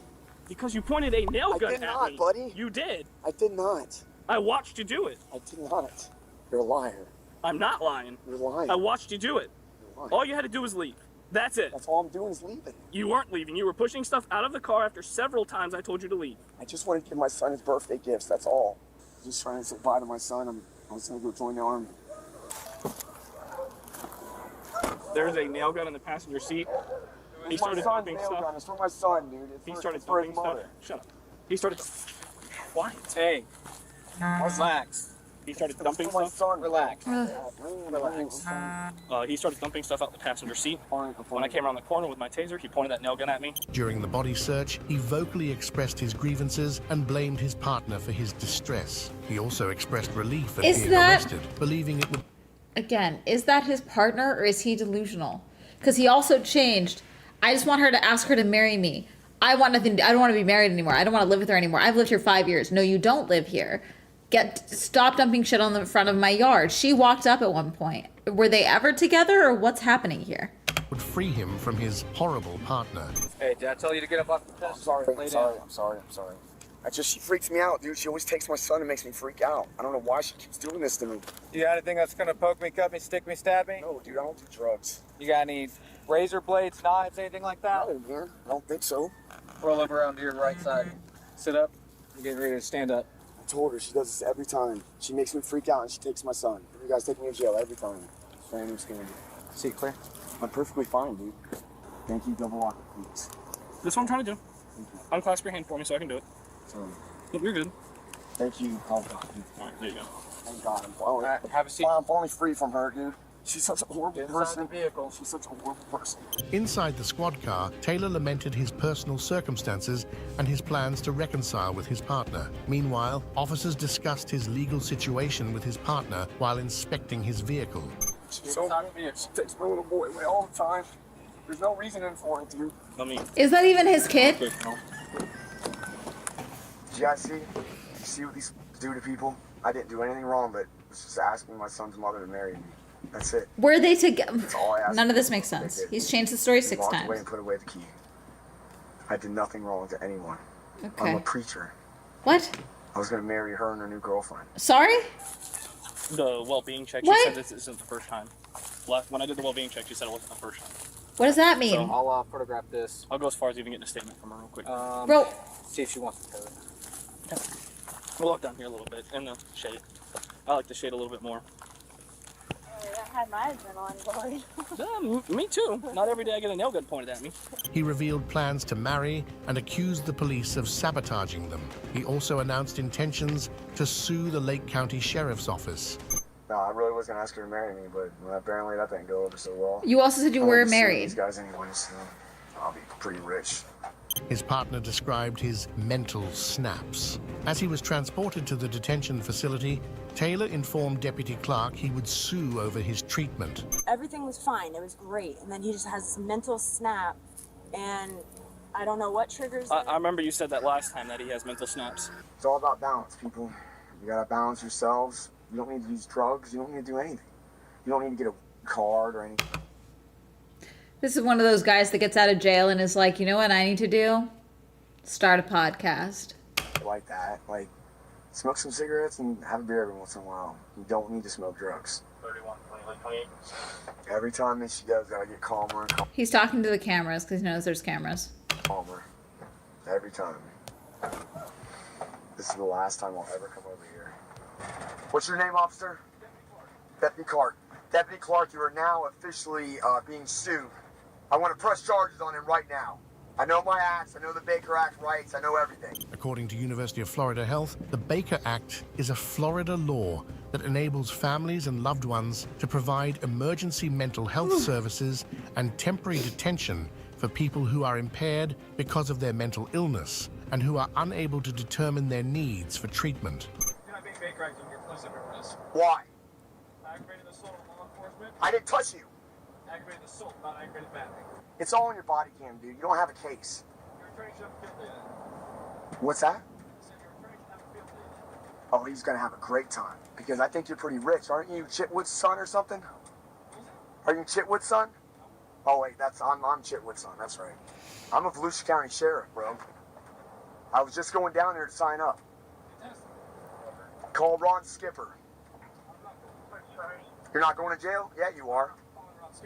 Yeah, you're going to... These types of dudes stress me out because if you weren't paying attention to what he was saying, and if there wasn't a recording, you would feel like you were having a stroke because there's a level of rationale in what he is talking. The way he is delivering these absurd sentences and these absurd mistruths is real weird. jail, dude. 10-4, over and out. Roger that. When officers inquired if she felt threatened by him, his partner dismissed the idea, stating she would tase him herself. Meanwhile, the suspect remained unruly in the squad car. Do you feel threatened by him? No, I would smash his face, like, without a doubt. I do not feel threatened by him, but he's unpredictable. If I was that officer, I definitely would have tased him, for sure. Like, oh, yeah? hands down. Florida man. They finally got Florida man, dude. They finally got Florida man. Hopefully there's some cute girls in there working. I like girl cops. Pretty hot. Ain't got nothing on military, police, Marine, MP, PIM to the MP. I used to be a hero, but now this cop made me a zero. Taylor was charged by the Lake County Sheriff's Office with resisting without violence and aggravated assault on a law enforcement officer. On November 25, 2019, While on his way home, an off-duty La Crosse police officer noticed a vehicle tailing him closely and overtaking him using the left turn lane. He instructed the driver to pull over and called for backup. An on-duty officer then took over the traffic stop. In the right lane, he's in left lane riding some lady's like bar none up against her bumper, and she pulls off, and I hear him revving his engine. So then I get in the left lane to pass the person in front of me, and as soon as I get in the left lane, he just passes me in the center lane, just barrels it. Okay. So then I light him up, and then he's not stopping. I can't smell anything, but okay. The officer discovered that the driver, Torek Inderberg, had prior non-arrest charges related to a domestic case. Taking control of the situation, he questioned Inderberg about his erratic driving. During his investigation, the officer found that the suspect had been court-ordered to avoid contact with a woman. Despite this, recent reports indicated that he had repeatedly driven past her house over the past few weeks. this is who he is. Yeah, we have non-arrest charges on him. Oh, you do? Yeah, domestic, some sort. Oh yeah. Sounds good. Just following too closely and then... Following too close and then passing in no passing lane. Okay. Alright, I'll go talk to him. You want me to clear off? Yeah, you're good. Okay, email me the case number and I'll write up a sub line on it if he's going to be Okay. How's it going? You okay? Do you have proof of insurance for the vehicle at all? No. Did you roll down any farther? Can you roll down? Are there any weapons in the vehicle at all? No. Okay. Anything to drink at all tonight? No. Why are you driving so erratic? I was in a hurry and I thought he cut me off, and the guy in front of me was just slow. I was just frustrated, and then. Okay. All right. No, I don't. Who is your insurance through at all? I don't have any. No. Can you roll down that window for me? Good. How you doing? Yeah, no, I don't have any. So. Yeah, I know. Just hang tight here, Lavina. What? Backing up over there. Okay. Gotta squeeze by a little. In 2018, Inderberg was convicted of stalking a woman who subsequently received a domestic abuse injunction against him, effective until May 2022. I don't know who took it, if it was someone. Oh, yeah, so we'll just pull him over, talk to him, right? Hey, Tor, can you step out of the car for me? Yeah, what's going on? I just gotta talk to you about something. What's up? Well, I want you to step out of the car, okay? Yeah? Okay. What's up? Just walk to the front of my car back there, okay? What did I do? So, I haven't read the report yet, but it sounds like, do you have a domestic injunction against? Oh, sorry. Oh, well, you just put your hands on top of your head? Yeah, and I'll pat you down. How about that? Let's just do that. Yeah, domestic injunction? Yeah, I do. I got my ex. Okay. Sarah. Yeah, I don't know. Okay. Yeah. What? Did you have contact with her recently at all? Absolutely not. No? No. I think it was like 5 days ago? Nope. No, anything like that? Nope. Okay. Why would she call in saying you did have contact with her? I did not talk to her. Haven't seen her. Nothing at all. Okay. Like I say, I'm not 100% sure on what the contact was, but I don't. We just have in our system flag that she reported that you did have contact with her, so I'm gonna have to read the report and we can talk about it. Yeah, once no, I that don't. comes I up, don't talk to her. All right. Okay. Yeah. All right. When's the last I'm time giving you- up on these.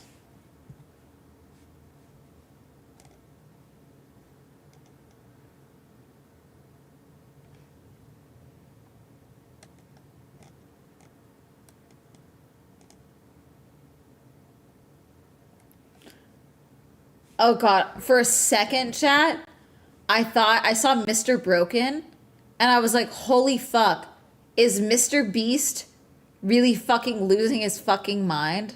For my dyslexia, I half watched this and I thought it was Mr. Beast for a fraction of a second. I was like, wow, he's lost his fucking mind. Like, we knew that, but still.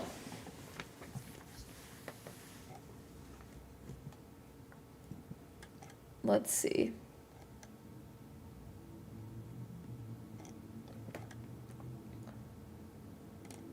Let's see.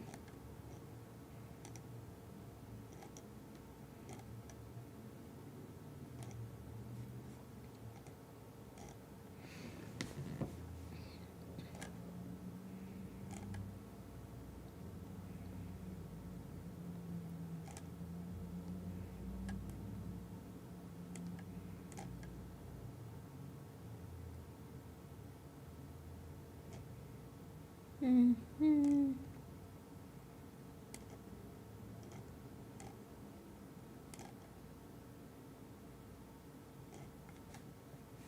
All right.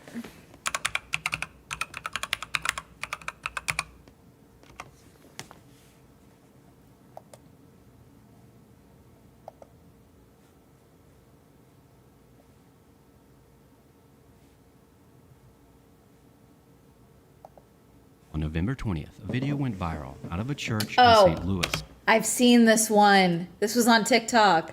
I saw this on TikTok. I saw the couple. I saw the couple reacting to this later. This one's fucking weird. And what was supposed to be a beautiful engagement was interrupted by a stranger who had a confession to make. And this would ultimately lead to a police investigation, and the video would be scrubbed from the internet almost as quickly as it spread. It's so weird. Here's that video. Take a look. Sorry. Hey, I'm sorry. I'm a murderer. I'm a murderer. Cousin. I need help. Oh my God, Bradley. I killed plenty of people. I do not want to kill anyone else. Bradley, come on. I killed a Come lot on. of people. Oh my gosh. You know this Please is forgive me. amazing. Come on, cuz. Bradley, look at me. We just came. Move to the side. Please forgive me. Please, God. Please forgive me for my sins. I am sorry for hurting other people. I do not want to hurt another human being as long as I live. I have asked you for forgiveness from this. Please help me. Now the couple in this video quickly made a follow-up to answer everyone's questions. And the number one question on everyone's mind Was it is real? it real or staged? And unfortunately, it was indeed real. Hi guys, this is the story time to when our proposal got interrupted by a man confessing to murder. I'm going to start off by saying that it is not AI, it's 100% real. Since I posted the video, his neighbor commented and said that he hasn't been home in 3 weeks, which is when our proposal happened, and that her boyfriend saw him with like bloodied knuckles and said that he got in a fight with his cousin. Now it should be noted that the footage was given over to police, but as of right now, they haven't released a statement. And apparently, he's been identified. What the fuck, but what's Bradley? even more disturbing is that she mentions Yeah. that he hasn't. No, it was on a tripod. He had set up the tripod to propose. And they were like, the way he got her is that he tried to be like, oh, let's take a photo. Let's set up the tripod to take a photo. And then he proposed instead. So that way he would have video for them. And the man saw it and came and said that in front of the camera. So it was like a phone. Been seen in 3 weeks. However, it's unclear whether this was some sort of mental break or drug-induced incident. Regardless, it leaves more questions than answers. But let me know what you think. On October 11th, this terrifying forced encounter The was scariest uploaded day. by a user October 11th. named Adventure Marksman, and he explains how him and his wife were out elk Sasquatch! hunting in a remote location on an old logging trail. Let's see. And this is when I'll they be the judge of believed they this. heard what sounded like a child crying, so they pulled out a GoPro and began to record. But what they were about to catch on so camera, sleepy. they could not explain, because it sounded like two creatures communicating with each other.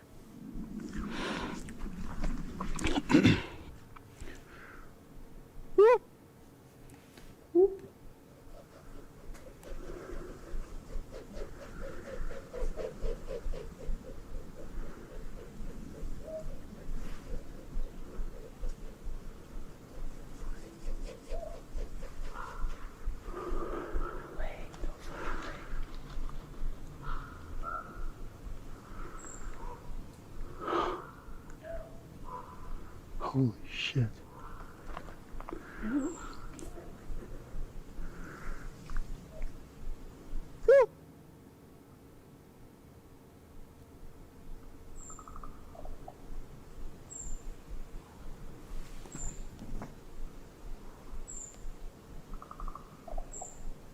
This is silly.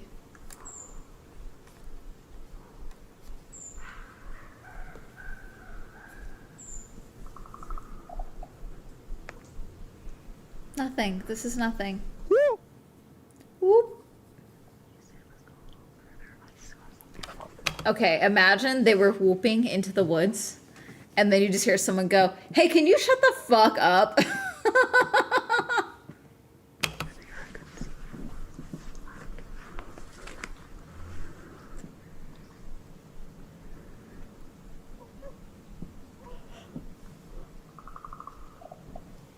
This is animals. Do you not go outside? I don't believe you that you've never heard this before. A yautja? You think it's a yautja? Yeah, there's animals. Like, this is not... Now, it should be noted that these two are both, by their own admission, avid hunters and are currently armed, and you can tell they're terrified. Like, show me something that looks like a Bigfoot. What lens do you have on your fucking camera?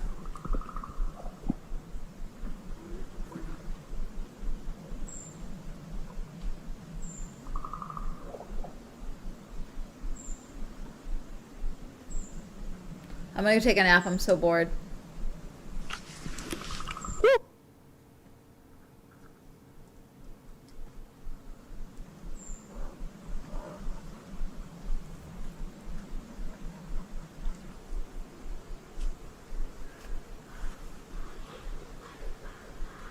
It's not a cry.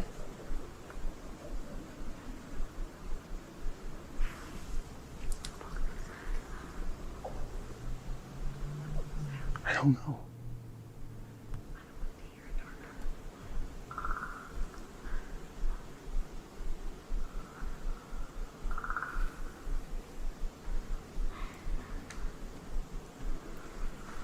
It's time to go. Nice and slow. They finally decide to leave. I'm skipping ahead. I'm Discussing the bored. strange I'm bored. Back in 2009, a young woman named Oh. Gabriela Rico Jimenez was caught on news Yeah, camera I've seen having this. a breakdown in front of a luxury hotel. Heads up, this is in a different language. I believe Portuguese. But I'm sure they'll have captions. And this is alarming footage, just so you know. In Monterrey, Mexico, and she would go on to claim that she was essentially held hostage by people that ate humans. This would lead many people to believe she was referring to the Illuminati. She also mentions people's names involved, one of them being Carlos Slim, who at the time was the richest man in Mexico. Unfortunately, this not only brought the attention of the news cameras, but also the police, who quickly apprehended her. Here's part of that disturbing newscast. Escuchemos qué fue lo que decía esta joven al momento que estaba protagonizando este escándalo en plena vía pública. Adelante. But it cost me a lot of work. I was in Mexico City for a year and 4 months. All this began in mid-2001.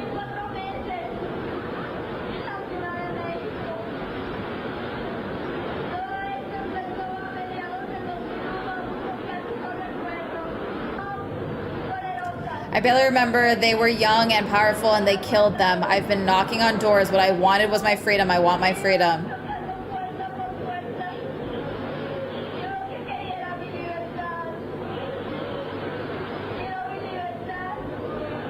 Carlos Slim Dominique knew about this. I want my freedom.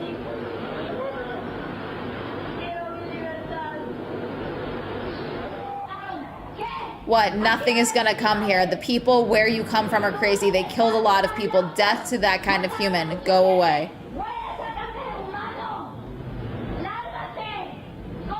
They ate humans. Disgusting. They ate humans. I wasn't aware of anything. Of the murders, yes, but they ate humans. Humans, they smell like human flesh.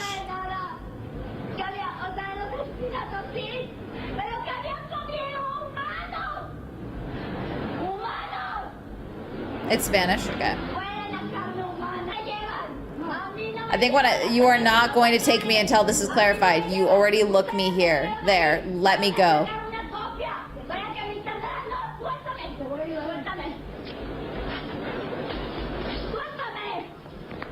Let me go. This is a sad reality of young Gabriela Rico Jimenez, that as you saw a moment ago tried to attack the police officer who managed to take her.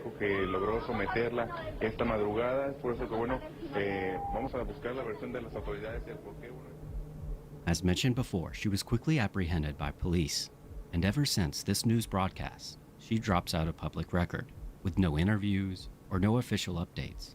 Gabriela essentially vanished. Now, most theories about this case chalk this up to be a schizophrenic episode, while others believe that she was silenced by the very people that held her hostage. Unfortunately, we'll likely never know what actually happened to Gabriela, which leaves this a truly disturbing rabbit hole. when the files came out, as in the Epstein files, this footage recirculated again, and people were drawing parallels between what she had been shouting and what was present in the Epstein files. On November 17th, this video was shared online by a user named Sydney. Now, I think we've Sydney seen this had one. recently checked in to an Airbnb. Yeah, we've seen and this that's one, I when think. her dog began acting strange. You see, whenever her dog tried to climb the stairs, he would freeze in the same spot every time. Now, this would start to leave Sydney feeling unsettled, so she began to record to try to document as much as she could. But this would only be the beginning of this. Yeah, I think we figured. So I wanted to show you guys some. I think we figured there was some type of high-pitched noise, like some electrical frying or something in the wall that the dog could hear, and that was making it freeze at this spot. Like, oh, look, I'm trying to warn you. He's like, honestly, I literally at this point I was like, I need to ask this landlord like what is going on. Now, many commenters. God, I forgot how many. It just keeps going.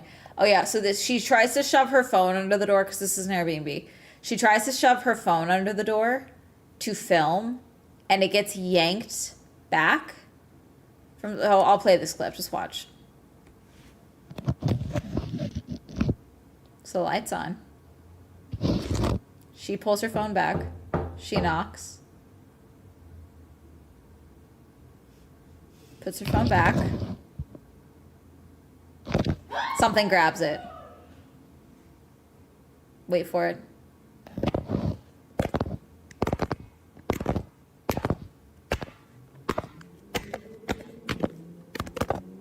And this door was locked. They were not able to come down here. They have to call the owner to come and open the door so she can get her phone back. Just wait.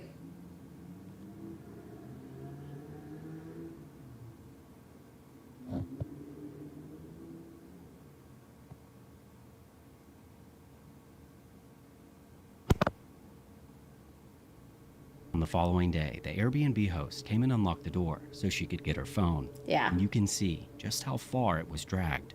But before she checked out of the Airbnb, she was able to take footage of the floor below. That's a lot of storage space.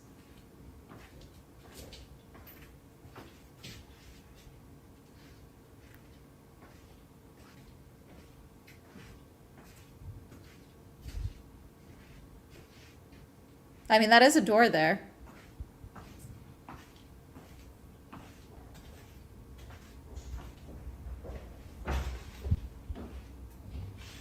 Yeah, I don't know. Now, this video only added fuel to the speculation. For instance, what was on the other side of this second door? And while we don't have an answer to it, I'll leave a link to her account in the description below. But let me know what you think. All right, that's that video. Now, if you... On March 22nd of 2024, there was an incident that happened on a ride in Icon Park, located in Orlando, Florida. And the ride in question, which is called Orlando Freefall, drops you 20 stories. Oh, this is that boy that fell out of the thing, isn't it? God, you know what was so fucked up? I wonder if this is it. I'm assuming this might be the video they're about to show. There was a woman who claimed to be the boy's cousin and did all these interviews where, like, yeah, you know, I called him fat boy and I loved him so much. Like, fucking weird shit. And then people were like, hey, where his actual family? Who the fuck is that woman? And she was, like, trying to get a fundraiser together to take money from people that were trying to raise money for him. It was 6 types of fucked up. That was recent. That was, like, 2024. In roughly 3.5 seconds.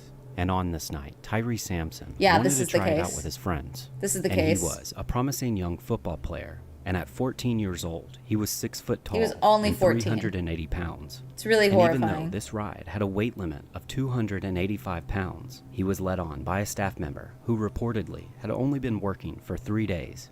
And when his harness wouldn't come down far enough for the ride to start, They should have not the let him staff on. member used a wrench to adjust the harness, which gave him a few more inches of space. But what I didn't mention is that once this ride hits its peak of 430 feet, the seats then tilt forward 30 degrees, giving the rider an even bigger thrill. And bystanders caught this whole thing on camera. Now, for obvious reasons, I can't show the entire footage, but the events before and after are just as chilling. I love that you guys went down. That's my yo. Yeah, that one like Y'all ever been on here before? Negative. No, I've never had either. That's great. You know how high you're going? 400. Hey, you take the seatbelt on the left side. Seatbelt. Nope. Seatbelt.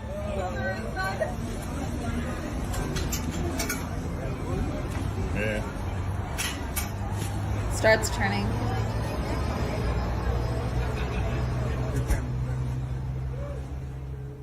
As the ride began to break, which happens in mere seconds, Tyree slips out of his harness and falls the remaining 100 feet, and the It's lack horrifying. of employee training becomes apparent.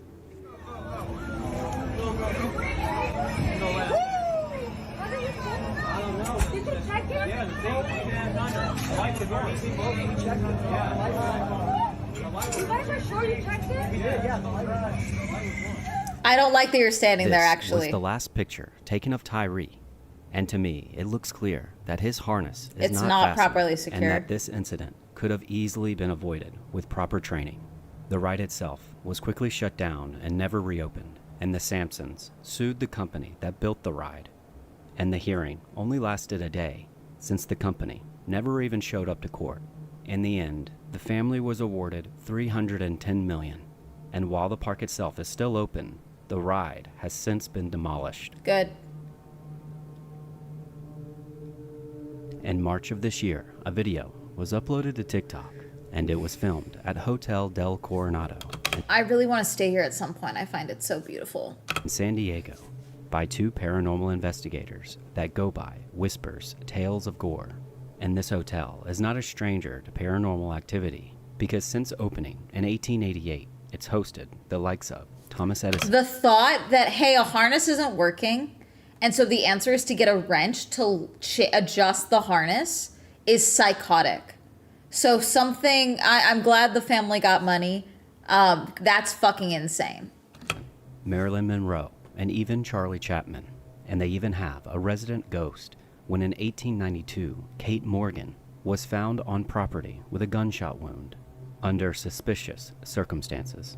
But what these two investigators caught on camera that day left viewers terrified. Are you a little boy?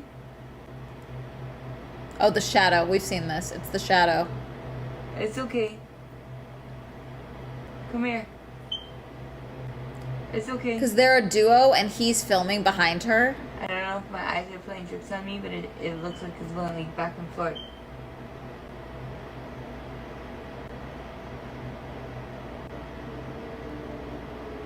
You see a movie? See a movie?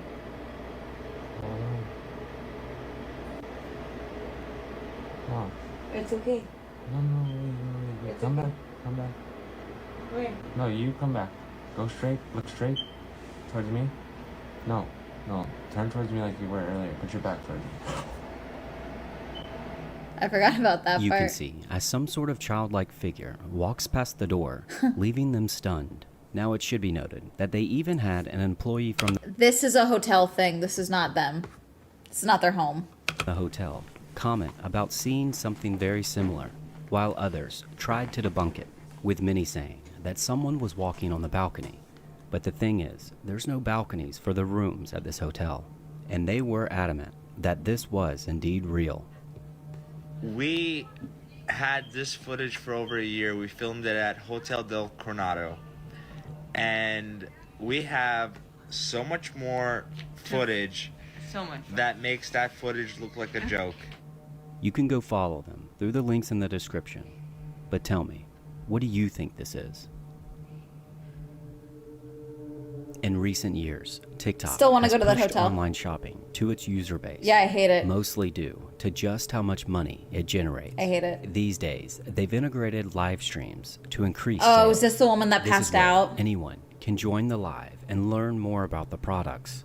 And with one simple click, you can purchase it or learn more through the reviews. But in the case of this particular handbag, people discovered a very disturbing review. Now this review was filmed in a dark room and has since been deleted, but this user screen recorded it before it was taken down. This is our 15 inches, okay? 15 inches toter bag, and well, it's a perfect.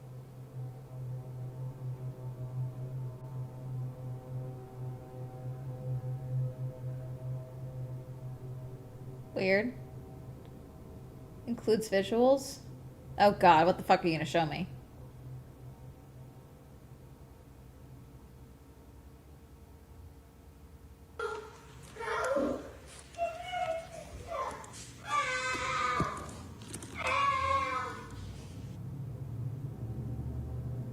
You can see as this person dangles a handbag and a child in the background screaming for help. I don't like that. With the review reading, 10 of 10, love this bag. It's so spacious. And what's also strange is that the seller of this handbag replied to the review and has no auto mention reply. It's of an the video auto in reply. question. It's an Now, auto this reply. quickly blew up on TikTok, and many concerned people started leaving comments on their profile page. And they stated that they escalated the video to TikTok's investigative team, and they also released a statement on their page regarding the issue. Now, my initial thoughts on this was that it was some kind of sick joke, but why would someone leave a review for an obscure item and bury it under thousands of other reviews? I honestly have no idea, but if there's ever any updates to this story, I'll let you know. Hate this.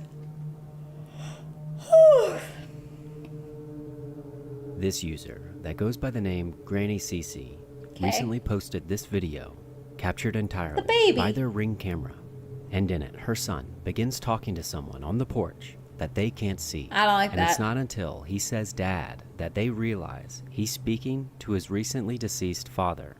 But what's even more interesting is that in the clip you can hear two voices responding to them. I don't like that. I'll let this clip play, but I'll highlight where the voices come in. Take a look. You ready to go, Grandma's? Come on. Let's go.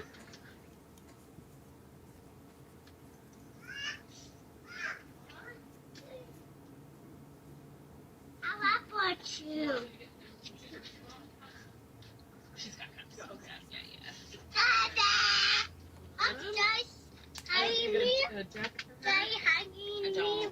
Oh, wait. What? No. Okay. Ooh, come on, Clarence. Okay. Bye, Daddy. That's what I was just about to ask. What'd you say, bud? Did you say bye too? I said bye. I said bye, Daddy. Oh, okay. Now, while some could think this is creepy, for her, I it think was it's a only child. comforting. Yeah, I think it's just But a I'm curious child to know, what do you think about this? behaving as they would normally. Oh, wait. No. Okay. Ooh, come on, Clarence. That's not someone On talking, July that's the door 21st creaking. of 2021, Jake Gorba and his 3-year-old son, Caden, and his wife, Victoria, decided to go Yeah. off-roading near the Sierra That I'm here was not I'm here. That was her. You see her move the screen. It's the creaking of the screen making that sound. National Forest. And this is located near Madera County in California. And everything went surprisingly well until the family decided to take a break and briefly pull over. This is when Caden went somewhat frantic, pointing at the field next to them. And when Jake and Victoria asked him what was wrong, he yelled that a blue-haired woman was laying face down in the field with her legs up in the air. I don't like that. While Victoria tried to calm Caden down, Jake went out into the field I don't to like look that. for whatever he was pointing at. But I after don't like looking that. everywhere, they just couldn't find what Caden was describing. Feeling creeped out, they decided just to go home. And Victoria posted about the entire encounter on Facebook. And this post got the attention of the Madera County Police. This is because a woman had gone missing in that same area that matched Caden's description almost exactly. Oh, This even jeez. got the attention of the local news, who went on to interview the family. She did have blue hair. He says she needs our help, but she's dead, and she's laying face down with her legs up, and she can't talk to me, but she's over there. We need to go help her.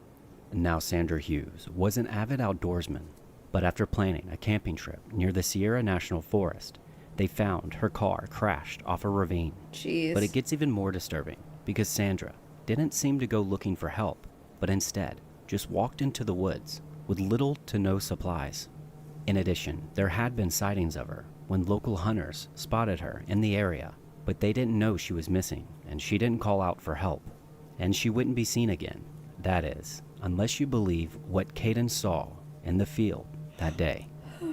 he describes down to blue hair. He said she has a black shirt, blue jeans, and blue hair, Mom. I hope that he could have at least helped and maybe helped the family. Unfortunately, after police searched the area where Caden saw the figure, nothing was found. And to this day, Sandra Hughes is still a missing person. Hate that. Thank you so much for watching, and Hate consider that. subscribing. And let me know Hate it. what you want to see in the next video. In the state of Maryland, in 2017, popular YouTubers named Sam and Colby were investigating this Of course building it's Sam and called Colby. Forest Haven Insane Asylum. This building was home to one of the most deadly mental institutions in America. But while Sam and Colby were deciding to continue their investigation, they hear police sirens. Thinking the security had caught on to them, they decided that it was time to leave. Police. Wait. Oh, we were exploring. Wait. Should we get the out of here? Wait, just slow. Let's get out of here. Police sirens. But as they were running from the building, they noticed 3 people in the field up ahead. So they quickly... I don't have an opinion on it. I did not watch the video. Someone else watched it and told me about it.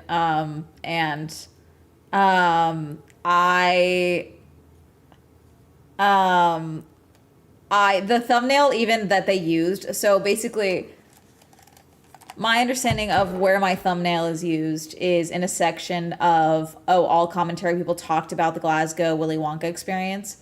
But even in that example that I was shown, I was sent a screenshot of where my thumbnail appears. It's like a playlist that she made of like a bunch of different YouTube videos. I talk about events. So of course I talked about that, you know? So it's like, I'm not gonna sit here and say like, oh yeah, we all talked about the same event. Okay. In my case, I talk about events. So of course I was gonna talk about that. Also, she included a video from like, it's like a social media news channel in there. Like The Drop or something like that, if I remember correctly. Scroll Deep or something like that. That's not a commentary channel. That's like a pop culture internet news channel. So I don't think that falls into that. It's kind of the same. I'm not offended by it, and I'm not offended by the sentiment of the video about like, oh, commentary makes you dumb or something like that. Again, I think I think what I heard about it, it sounds like it was conflating that commentary and YouTube essays are the same thing, and they are not. Commentary is, there's more variety in there, and it's less polished. Essays are more polished and are usually much more analytical and insightful and longer and more drawn out. There's plenty of valid criticisms of the commentary space and things like that, but like overall, it's like, the critiques that it sounds like were made are not new critiques, if that makes sense. So no, I'm not like, my opinion is like, okay, like, sure. That's where my critiques are.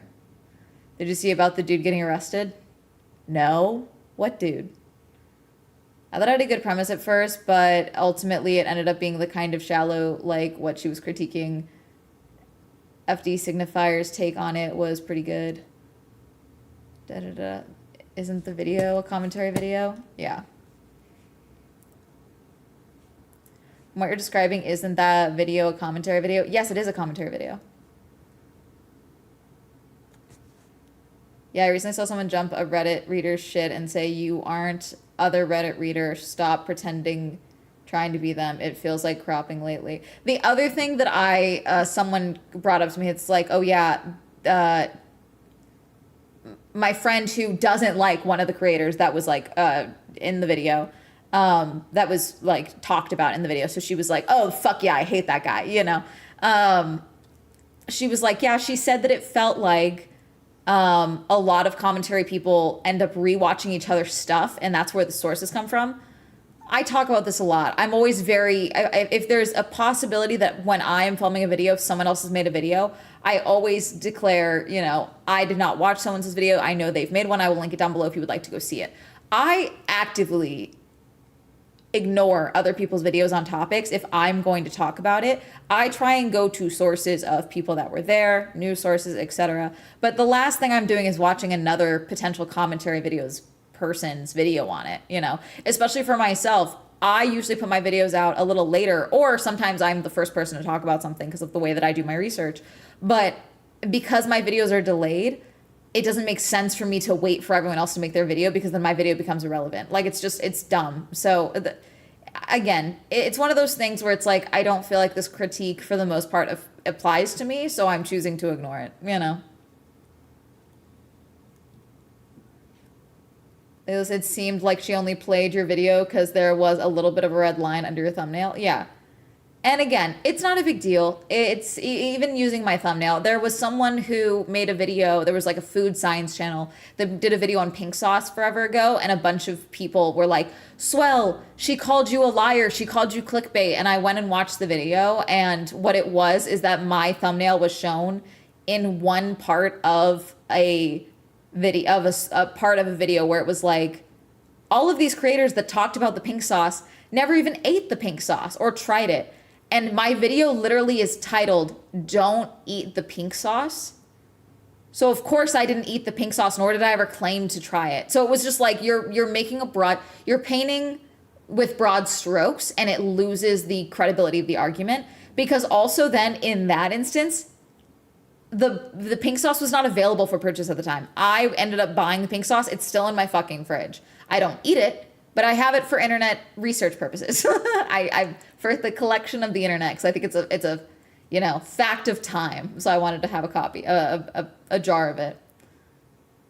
And there is a big story out there. Chances are several YouTubers will cover it. Yeah, again, at the end of the day, we're all pulling from the same sources of the internet, you know, and it's like, I try and find things that are, and again, I always talk about me and every other commentary person, every other YouTuber, okay? We could all have the same topic. We're all going to talk about it differently, you know, like, and that's not me defending people. That's me saying people are individuals, you know, like if anyone has their own personality and anything like that, there's plenty of videos. My book talk videos as a whole, all of the videos that I've made on book talk are wildly different than a lot of the other people's videos on book talk in the commentary space, because I do in fact exist on book talk past just am mining them for content. You know what I'm saying? Like, I actively read books that are recommended on book talk. I engage with book talk content. So of course I have a different opinion of book talk other than a lot of the other creators that are just like, oh, it's all smut. They're all reading porn and fake reading 100 books a year, you know? Like, so of course I have a different take on that, you know? So it's like, again, unless you're watching everyone's videos, it's just, it is what it is. Self-reflect about the media they consume, but in all honesty, I saw the thumbnail and decided that I am good. Putting any more energy into the rabbit hole that is other people react to the reacts of other people will make me miserable. Has the pink sauce changed colors? I think it's like, I keep it in the fridge. I would like to keep it in the freezer, but I'm worried about the glass bottle expanding. I want to encase it in resin, but I'm also worried about the glass bottle shattering in the resin, you know? I have previously asked Evan and Caitlin for resin tips on that one. No, I don't want to go downstairs and get it.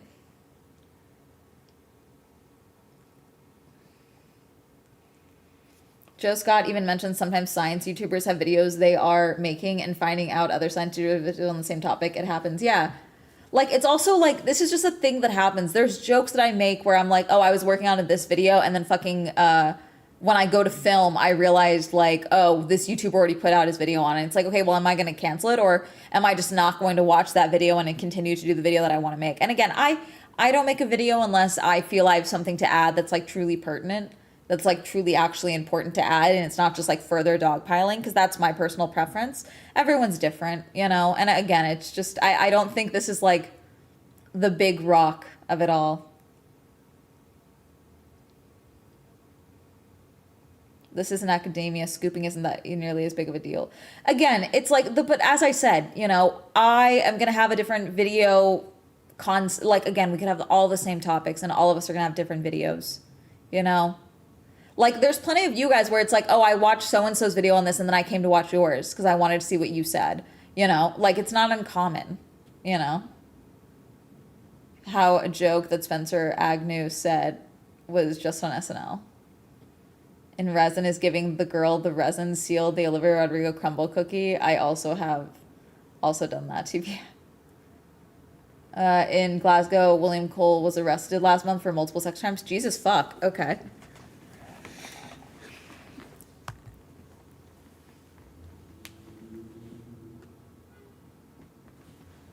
group chat thing of it all was the funny part to me.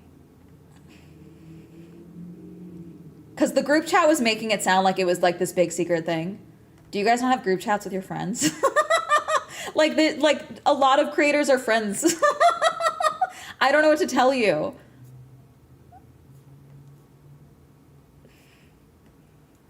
Are you in the Evil Mafia group chat?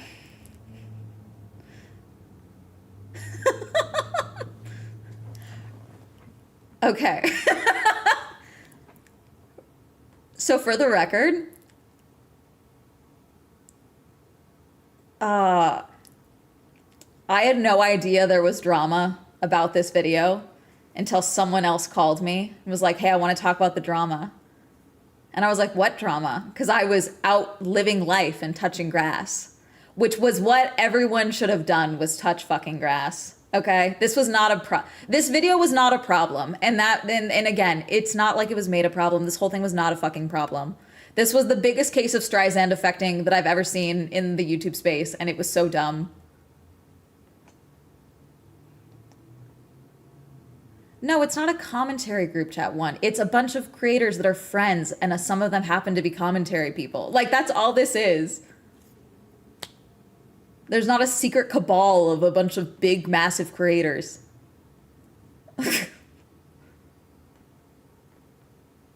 No, I meant the video. Yeah, that video is the one I'm talking about. Friendship is real. The commentary Illuminati. It makes it sound way more cool than it actually is. Okay, and that's all we're gonna talk about that.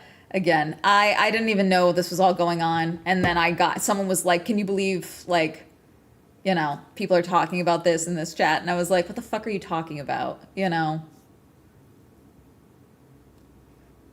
I do think it was a very big case of Streisand affecting, because again, the original upload had like 3K views, and it's at what now, 700,000 or something? Because of course it is. You know, like, this is not a big deal. It never was, but now it is a big deal, because people think there's a secret evil group chat. Like, this is not serious. Like, this is not a problem. But the cloak and dagger of it all is making it a problem. It's very silly, and I find it extremely silly. Touching grass for the win. Thank you. I agree. Something a secret cabal. You know what? A secret cabal sounds so sick, actually.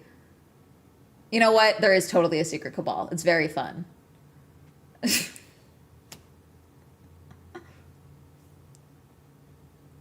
Biggest people are dying. Again, like, the whole thing. I'm just like, this is not a problem.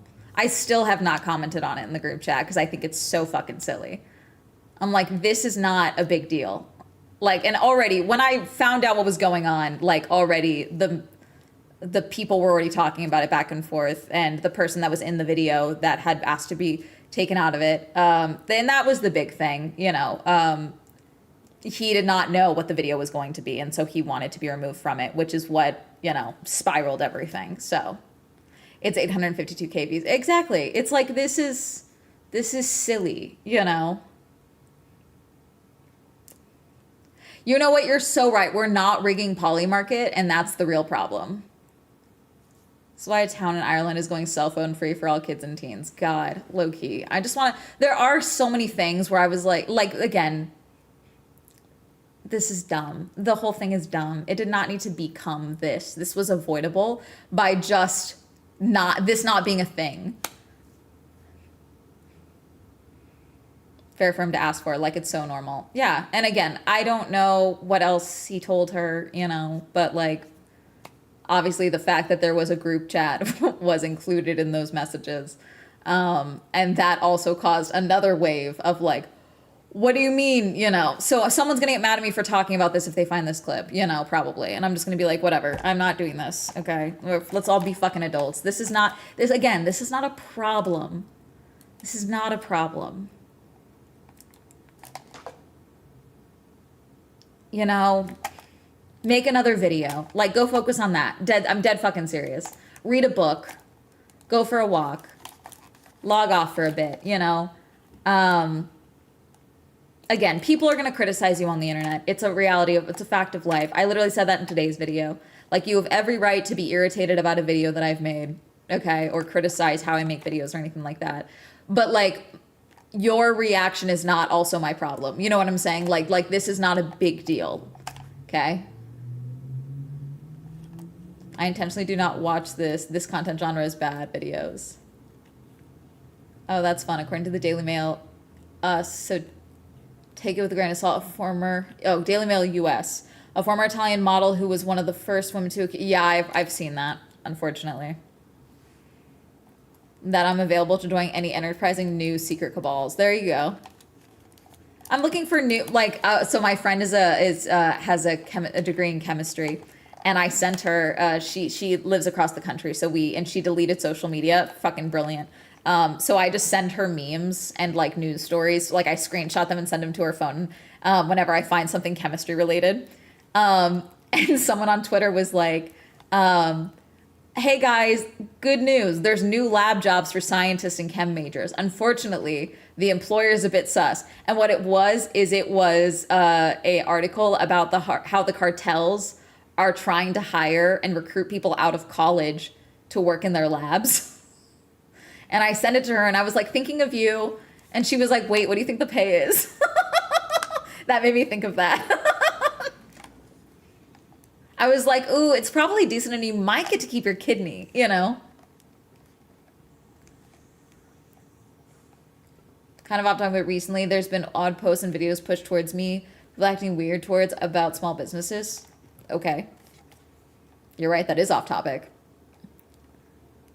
Funny is so hard to find. Can't be too big. Exactly. Because she's like kind of in like the, northeast of the country right now. And she's been trying to move back for like 2 years, but she can't get a lab job here because so many jobs have been stripped because of the Trump administration, which is one of the reasons she wants to move back, because she doesn't have that good of a support system over there. And she's like, I don't think I can do another Trump term in full over here with the support system that I have. So she's trying to move back. So work in progress. I just brought it up because some of them are the commentary videos. Oh, okay. All right. Thinking of you is crazy work. No, that's how we talk to each other. That's the nature of long distance friendships. She sees like something insane in pop culture and she's like, I hope you're well. They turned their lights off and hoped that they would pass without noticing. Oh no, did I drop it? There are people right in front of us that are not coping, and they are looking right past us. Okay. Yeah, you can't see them on camera with That's the wrong use of the word. That's the wrong past, bud.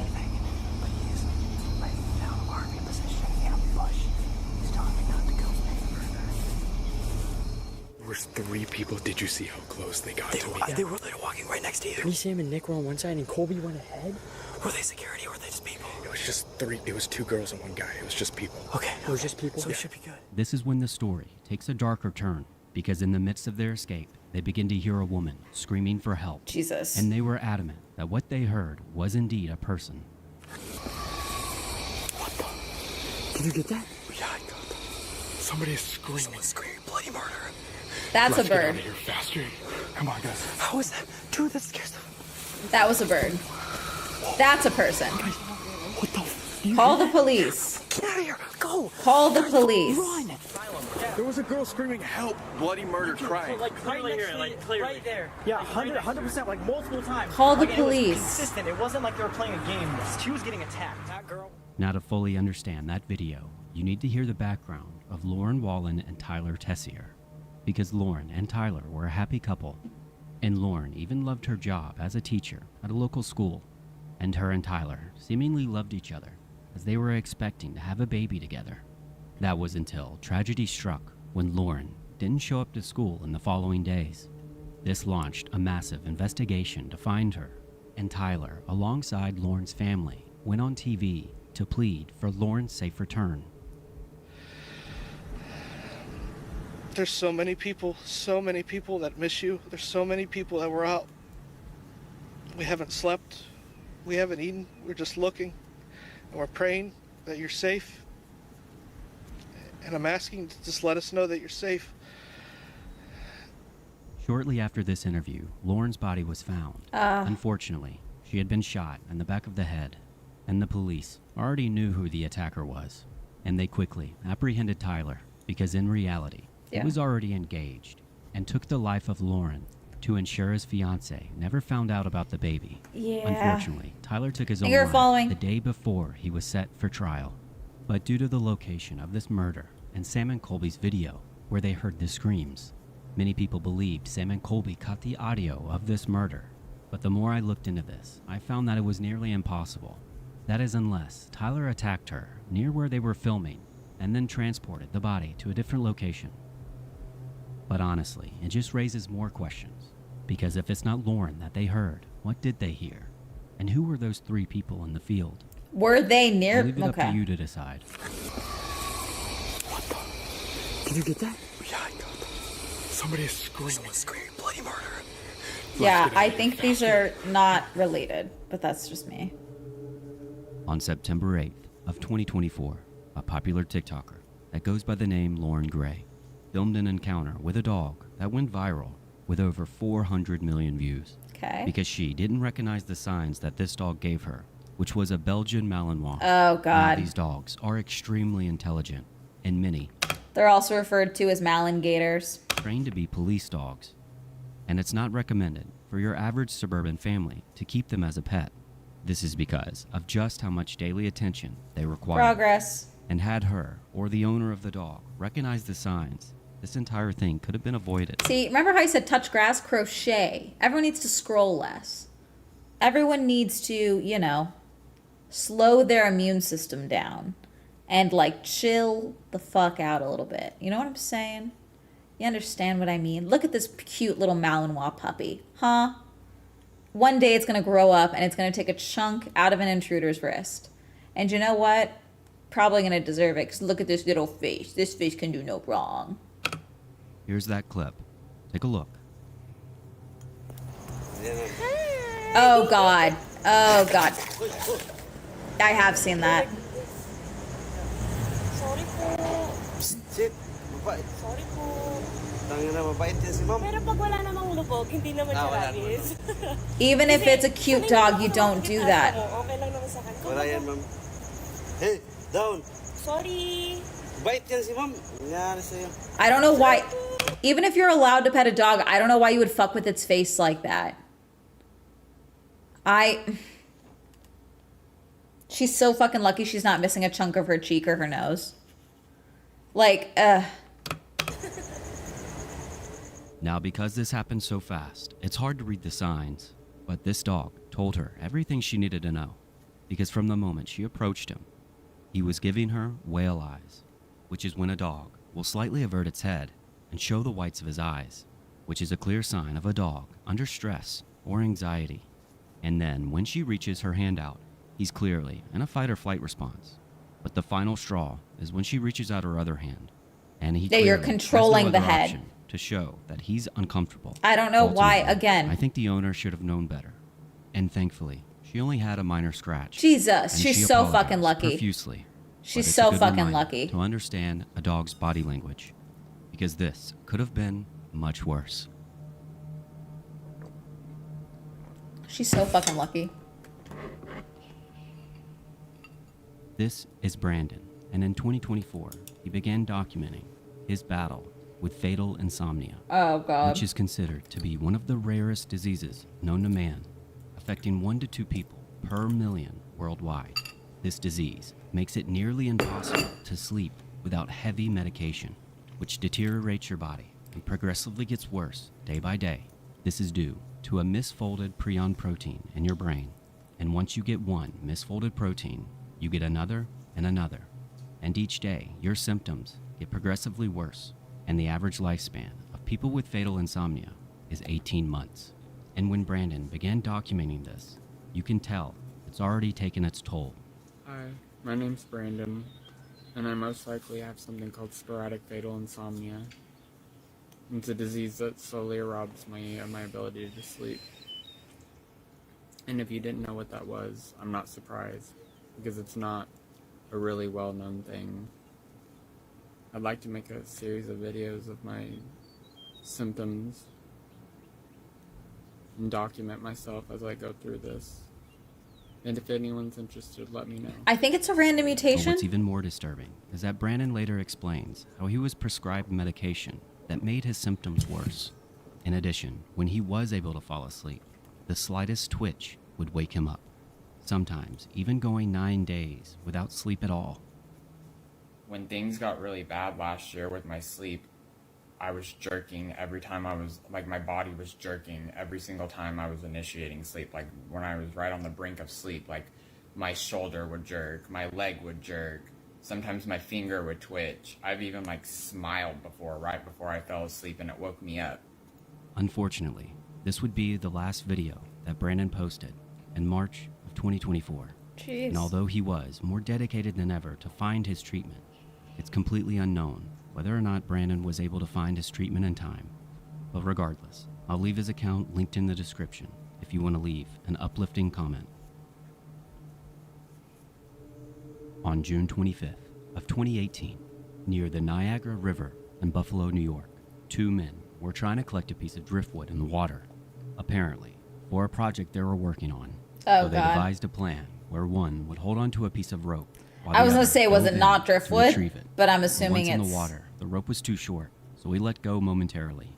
But what he didn't know is that there was a current that he couldn't see, and this is called an eddy current, and it works almost like a whirlpool. Because as God. the river passes by this ledge, it creates a circular motion, and anything that doesn't float goes down. They quickly garnered an audience, and bystanders caught the entire thing on video, Oh, while God. also trying to find things to pull him out with. Here's a clip of that encounter. Take a look. This is definitely gonna be a YouTube moment. Bro. Why would you do this? Hold on. Hold on. Yeah. Now turn around, turn around. And doggy paddle back. Under. I got it. Doggy paddle I got it. Doggy paddle back to me. If you start frowning, you're making me do this shit. Oh, he's not moving. Oh shit! Grab the wood, dude. Grab the wood. Oh, God. You can see, as he desperately tries to stay afloat, he begins to panic. This is His so friend dumb. recognizes This is so, this and jumps this in is to so save him. dangerous. But this would only make things worse. Yeah, because now you've got 2 people in the water. He gonna try to kill you. Oh, God. Yeah, people panic. People panic. Pull him down! Don't pull him down! Don't. This is so dangerous. Okay, no. You can't do that. Okay, hi. As someone who is lifeguard training, you never jump in without something that's like anything. You can't jump in just yourself. I don't care how strong of a swimmer you are. Unless it's someone who is infinitely smaller than you, like a child, do not do this, okay? If it's a child, I understand. You jump in, you immediately get them from behind. Do not go in front of them. You want to get them from behind so they don't have the ability to pull you and panic and pull you in front. Because they're not thinking rationally. They think they're about to die, okay? So you can't give them the chance to grab onto, because they will use you to get oxygen, okay? You need to get them from behind. You need something that is buoyant, or something that you can even loop around them. I did training with a towel. This was Girl Scout training in a pool. This was not for the ocean, but with a towel, yes, it would be heavier, but it's something that you can loop around to pull them with you, so you're not physically they don't have the chance to grab you and push you down because you're pulling them with you, basically, okay? And it gives you more control of your arms, okay? It's not a foolproof one, but it's like for emergency situations, which is what this is. Jumping in and just trying to help and grab your friend, they're panicking already. He already thinks he's going to die, and now you are both fucked, basically. If you don't have training for this, and like I said, unless they're infinitely smaller than you, unless other people are coming with you to help and assist so that you can both help get this person out of there, you got it. This can turn south so quickly, and now we have 2 dead bodies. You know, it's really dangerous. They never should have jumped in this water to begin with. This is so dangerous. Even the way this was forming, this pocket of driftwood, this was an indication that there was a current underneath that they could not see. That formation of that driftwood, some people just think like, oh, it's just collecting there for no reason. That's an indication of a current. And the fact that oh God, it's so dangerous. This is so dangerous. They wanted this driftwood for an art piece, I believe. Just hold on. Don't let him get out there, cause that current gonna take his ass. Somebody got a fucking stick or something? He's gonna die in there. It's pulling both of them down. Oh, they both. Come on. Hurry up. Hurry up. And he's trying to grab his friend's leg. Come on. Grab this stick. Yo, make sure I don't fall in the water, bro. Man, I got you. This is where I need to cut the video. Yeah. But in the final frame, you can see them both sinking to the bottom. Their bodies were recovered shortly after. Yeah. And a local news story was aired about this very incident. Here at the corner, the foot of ferry rather, where Bader and Guthrie lost their lives. You can see the very strong rapids behind me, but where they first went into the water right here appears calm. At the surface, you can't see those rushing rapids. You can't see strong waves. You can see that it might appear calm, but of course it's not, because underneath the water's surface, as we found out yesterday, is a lot of danger. But what's even more disturbing is that this news team are feral and need to be treated as such, yeah. The very log the two men were trying to get. And it serves as an important reminder. They had a never rope. Underestimate. So they said at the beginning they had a rope, and the guys had a rope to try and get that driftwood. Problem is that the rope wasn't long enough, so he dropped it to go get the driftwood. The water. And if you were ever to see a sign like this, don't go near it. Yeah, no one listens to no swimming signs anymore. Have you guys noticed this? No one listens to no trespassing signs in general. Is this the literacy crisis? Can people not read a sign? Is that what's happening? Swift water, no swimming. That's not a hey, fuck your fun. That's a this will kill you sign.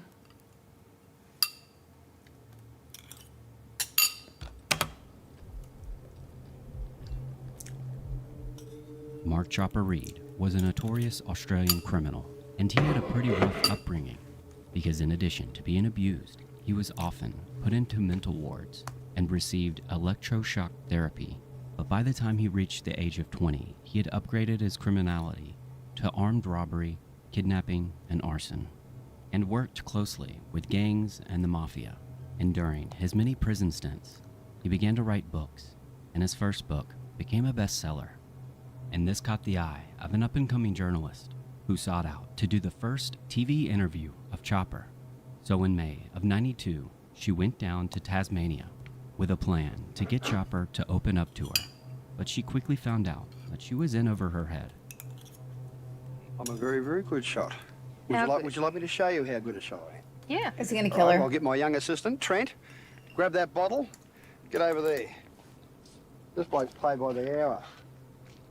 Once Chopper got started, there was no stopping him. You want me to have a go? Show you? Okay. Want to show you? I hate this. All right. Hold it up clear. Hang on, just see if the gun works first. Oh, the gun works nicely.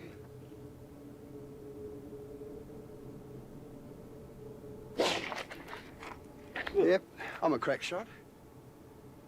But things took a darker turn when Renee asked Chopper about how he won money against the Chinese mafia when he played Russian roulette, because she wasn't expecting him to actually demonstrate it. Oh, God. But there's one scene the Americans didn't see, and neither did viewers in Australia. Ladies and gentlemen, there's a slug in this gun. Now, you got to take my word Oh, for is it, he there's gonna a shoot slug in this himself? gun. Is he about to shoot himself? Well, I want one shot to my head. One shot to Renee's. Are you ready, Renee? I don't think I want to play.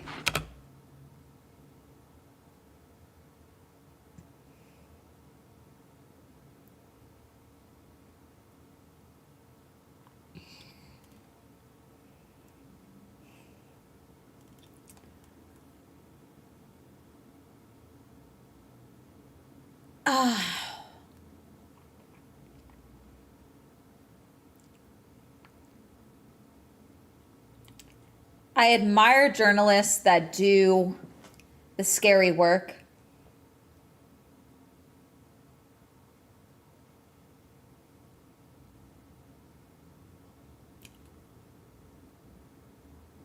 But there had to be, with everything that you know about this guy, hey, how did you win that Russian roulette against whoever they said it was? And you don't think a guy like this is going to test the boundaries? Because he knows that you know that this is a once-in-a-lifetime opportunity for you to interview him and get his guard down. He knows you think you're in control here. He wants to make sure you know he's never been out of control. You're only here, you're only talking to him because he's allowing it. You know?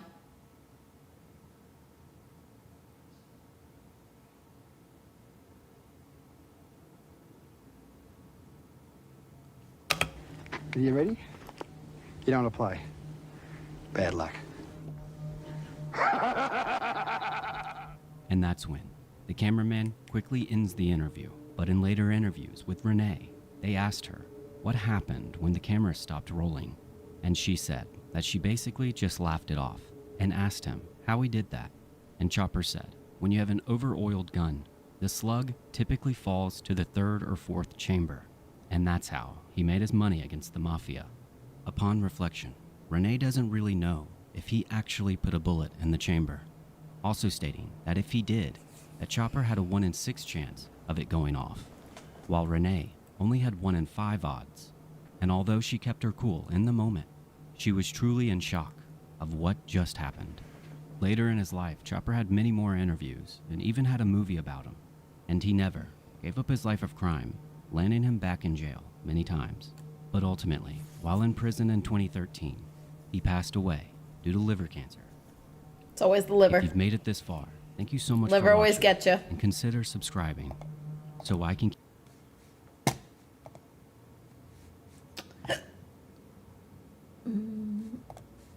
In 2022, a TikTok user named Demi Graham uploaded a disturbing video outside of her apartment in the UK. It features a man roaming outside her door, claiming to be a delivery driver and attempting to give her some type of gift, and not knowing his true intentions, it leaves her terrified because he seems to leave and come back multiple times. Here's part of that recording. Take a look.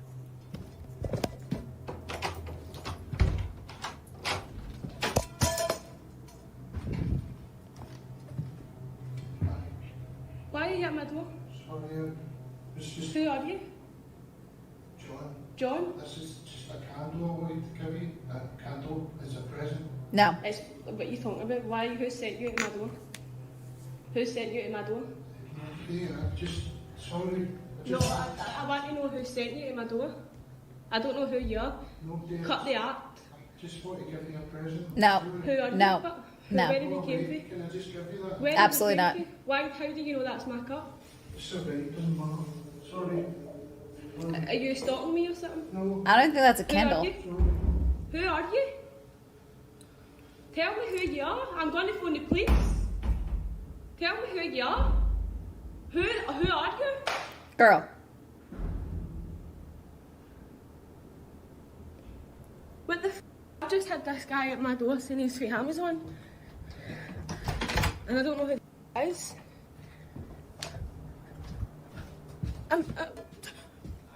I'm smart. Glad weapon.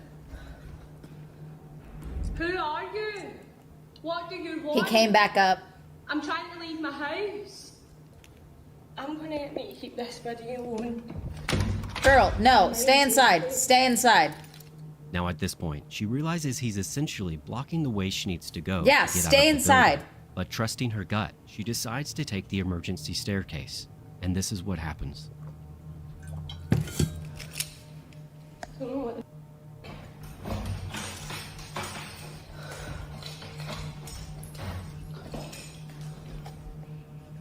You see him.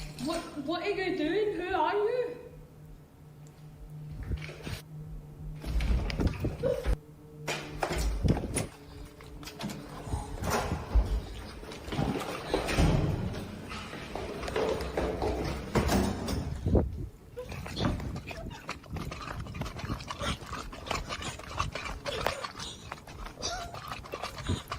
As soon as she saw him trying to hide his identity, because he changed his jacket so it hid his face.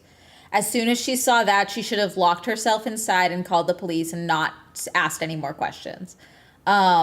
Leaving is an option, but now you run the risk of him chasing after you, and you now are exposed. Being inside the locked apartment is the safer option in this moment. He already knows where you live. You need to call the police because they can have him trespassed from your property. I would assume. I don't know if leaving was the safest option in this moment. Can you guys please help me? There's a guy trying to monkey me. He just came in my door and he's get up my stair. I heard that when my door shaking in my house. I've got it on my phone.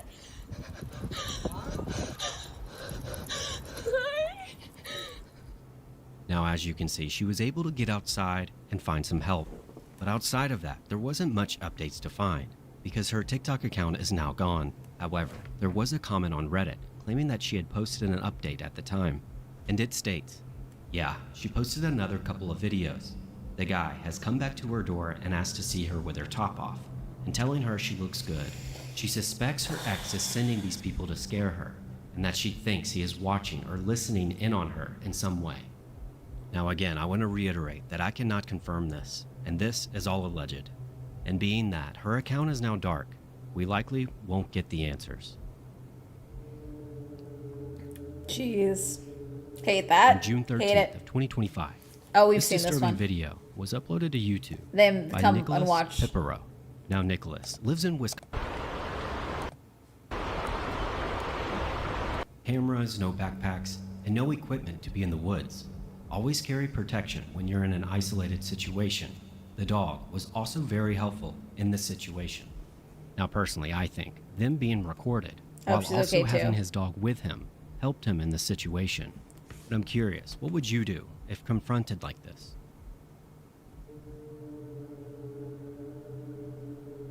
On January 29th of 2024, this terrifying stalking encounter was uploaded by a user named Akina. Now Akina lives in the Philippines with her boyfriend and her newborn baby. However, at the time of this recording, her boyfriend was at work. Now this has led Akina to believe that what you're about to see is some sort of doppelganger. Now in case you don't know what a doppelganger is, it originates from a German word meaning double walker, and can also be described as a spiritual duplicate of a living person. I do have a lot of In addition, doppelgangers. doppelgangers I have a lot of doppelgangers, but only in the sense that every brunette with glasses looks the same. Every white brunette with glasses looks the same to people. The amount of times I have had people be like, oh my God, just so you know, you have a doppelganger out there. My friend's cousin looks exactly like you, and it's just a brunette white woman with glasses that looks nothing like me. It's fascinating. are known to be a bad omen or an omen of misfortune. And if you were to see your own doppelganger, it could lead to illness, danger, or even death. Now, as stated before, at the time of this recording, her boyfriend was working. But what you'll notice is the door swings open, and Oh, she we've seen claims this to one. see her boyfriend standing there. We've seen this now, one. I've translated all the narration to English as best I can. But here's what was captured. Take a look.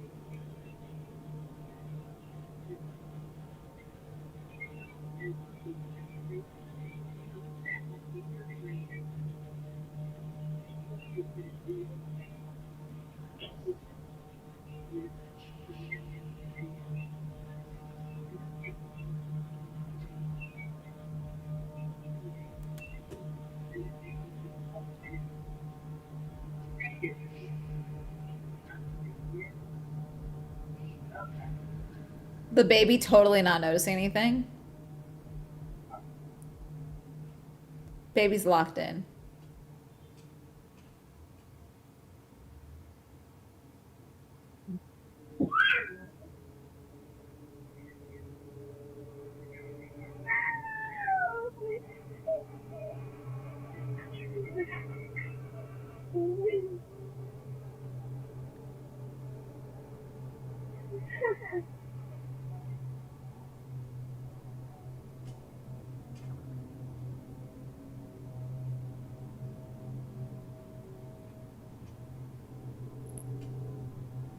They're just like, whoa, who turned the big light on? I didn't agree to this.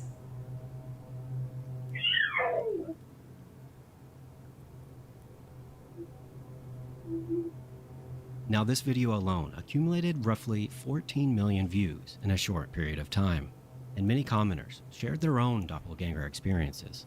Regardless, this encounter and its implications left Akina terrified. It's very jarring. Now, I'll as give of her this that. recording, she hasn't left an update, but I'll leave a link to her channel in the description below. And let me know, what do you think about this? This next video comes from a user named Alyssa in January of 2024.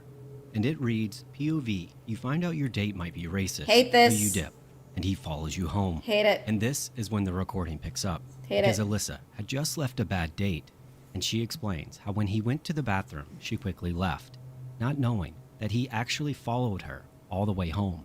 In addition, he was calling her non-stop the entire way, and she was completely oblivious to the fact that he was behind her. And that's when she pulls into her single-car driveway, and he pulls in behind her, Hate this. blocking her exit. And in this stalking encounter, it quickly goes 0 to 100 very fast. So I want to preface this with a slight trigger warning. Here's what she... I almost feel like, okay, I feel like this doesn't classify as stalking. I feel like it classifies as straight up harassment. And, oh God, what's the word?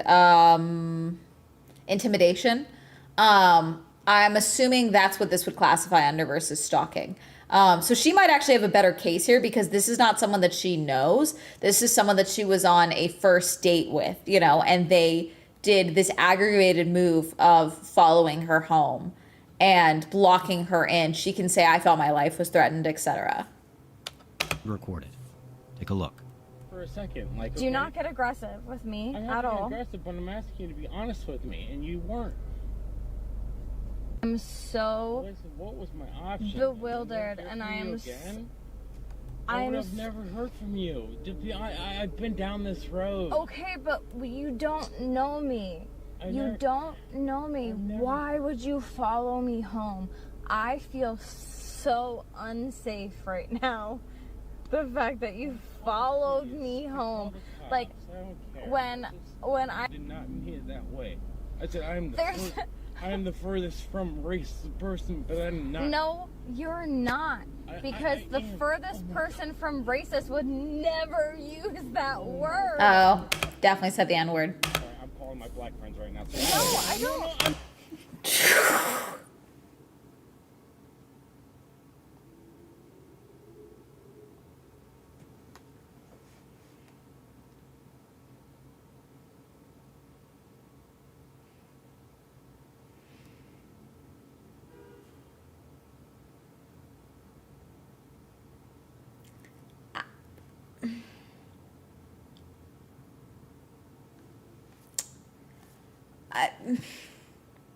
I'm being so fucking serious. I don't want because I am not. Yes, because I drove an hour. What kind of respect do you have? What kind of respect did you receive? For what type of respect did I get when you left me at the fucking door, you bitch? What kind of fucking respect did I get when I spent $300 on you, you fucking cunt? Alright, go fuck yourself!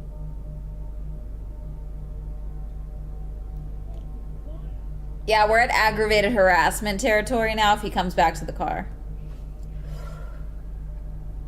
Oh my God. As you can see, Jesus. she dodged a bullet, leaving this unhinged man at the bar. But what she didn't account for was him following her home. Now, I couldn't find any information verifying that she called the police, but I would assume she did, and she has made updates since, verifying her safety. So it's likely he didn't stick around too much longer after this video. But it's important to note that if you ever do find yourself in a similar situation. Unfortunately, I do know of people who went on one date with someone and it just never went anywhere. And they didn't think it was particularly bad. They were just like, oh, there's no chemistry, and they cut it off. And then that person ended up stalking them for a decade. Like sometimes there's really, God, this is AI art. Sometimes there's really no clear indication what will cause it. And it's really unfortunate. Drive to the nearest police station And if you begin to see any red flags, such She as had no this, idea. She had no idea that he was following her. She didn't realize until he blocked her in. That's what she said. follow your intuition, just like she did. Now, if you've made it this far, thank you again for watching, and consider subscribing, because I'm looking Okay, let's see. Disturbing videos. located in San Nicolas, Mexico, is Okay. a stretch of road that's become legend. And this legend begins in 2014, where an unnamed man was murdered. And this cross signifies where it happened. And once you drive by this specific stretch of road and tune your radio to a specific station, there's a chance you'll begin to hear sirens. And on this particular night, a group of debunkers decided to test this legend. But upon tuning the radio, what they heard terrified them. Take a look.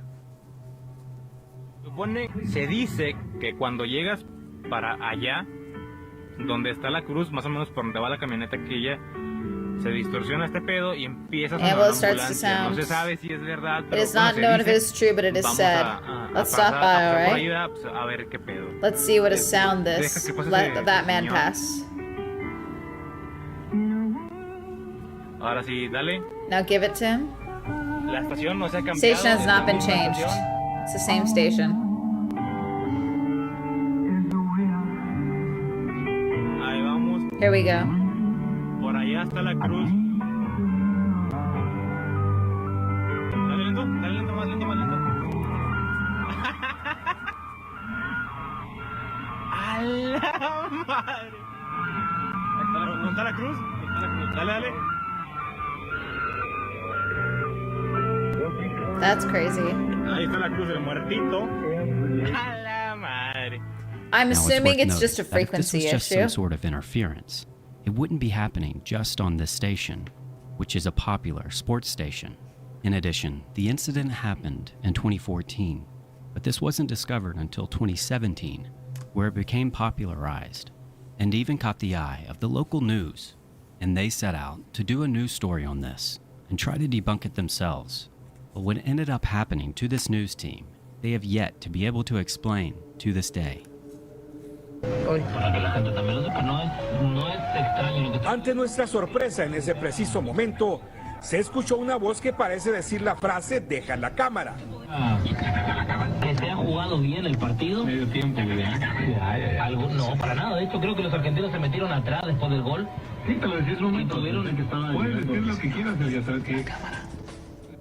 Since this airing, the Okay. location got even more popular, and presumably, the family of the man removed the memorial cross, and ever since then, the strange noises just stopped, leaving this to be Me putting a signal jammer next to my deceased loved one's cross so I can fuck with people. local legend that may never be solved. They would love that, frankly. On May 5th of 2025, Robert Markle was attacked by a black bear in Jerome, Florida. Now, black bears are often underestimated, but can be extremely dangerous. But in most cases, they just keep to themselves. However, in this case, Robert's dog was locked up outside, which may have led to him being attacked. And due to Robert being 89 years old at the time, there wasn't much he could do to fight back. But after his grandson arrives and sees the scene in front of him, he calls the police. The following footage is of that 911 call, Oh, God. and it paints a grim picture. Take a look. I need cops and I need SWC. A bear has got... He's already killed my dog and now we can't find... I'm putting my clothes on and I'm taking my gun and I'm going to go look for this bear. We don't know how long he's been gone. We just went... Because the bear just got the dog. The dog's dead. We went in to check on him in the camper. He's gone. The camper's tore all apart. Oh gosh. I do have a call in with our deputies, and I want them to transfer him over to you. And again, address is... The bear got into the home and took him. He's gone. The gun it just killed my dog. And the bear just came and killed my dog. Was gone. His camper's destroyed. Okay, so you don't know where it is at all? No, he's gone completely. His whole camper was destroyed. He's not in there. He's 89 years old. Did you see the bear or no? Yeah, we saw the bear. So The bears grabbed the dog, took him in the woods, and then let the dog go because we scared it. Then we checked on him. He's not there. He's gone. Okay. It's okay. Just take a deep breath. We're going to take care of everything. Do you think that maybe he ran from the bear? Or He's 89. He can't run. He literally he can't even walk without falling over. Right here behind, they come in and out right behind this camper. See, that's one of those things where it's like there's one logical explanation, and it's the worst one. You know? God, that's awful. Single day. Okay. Yeah. There's freaking 40 bears out here. They come in and out every day, take garbage, and now they just decided to kill all that. Now, according to reports, 1 or 2 bears attacked the dog and then went into the home and attacked Robert, likely dragging him out 100 yards away from the home, where he was found deceased, making this the first fatal bear attack in Florida ever recorded. Wow, Local really? Wildlife Control euthanized 3 bears in the area. That's crazy. After DNA testing confirmed. I forget y'all have bears in Florida. A 263-pound male bear was responsible for the attack. The DNA matched evidence found on Markle and the evidence in his home and on the dog's body. On May 10th of 2025, an Instagram user named Jalisco posted a video that his son had sent him from a museum dedicated Oh, we've seen this one. to Maria The woman Sabina. moves. And it's worth noting that We've seen Maria this. was a renowned Mazatec shaman from Mexico, and she was well known for her youth. Swatch.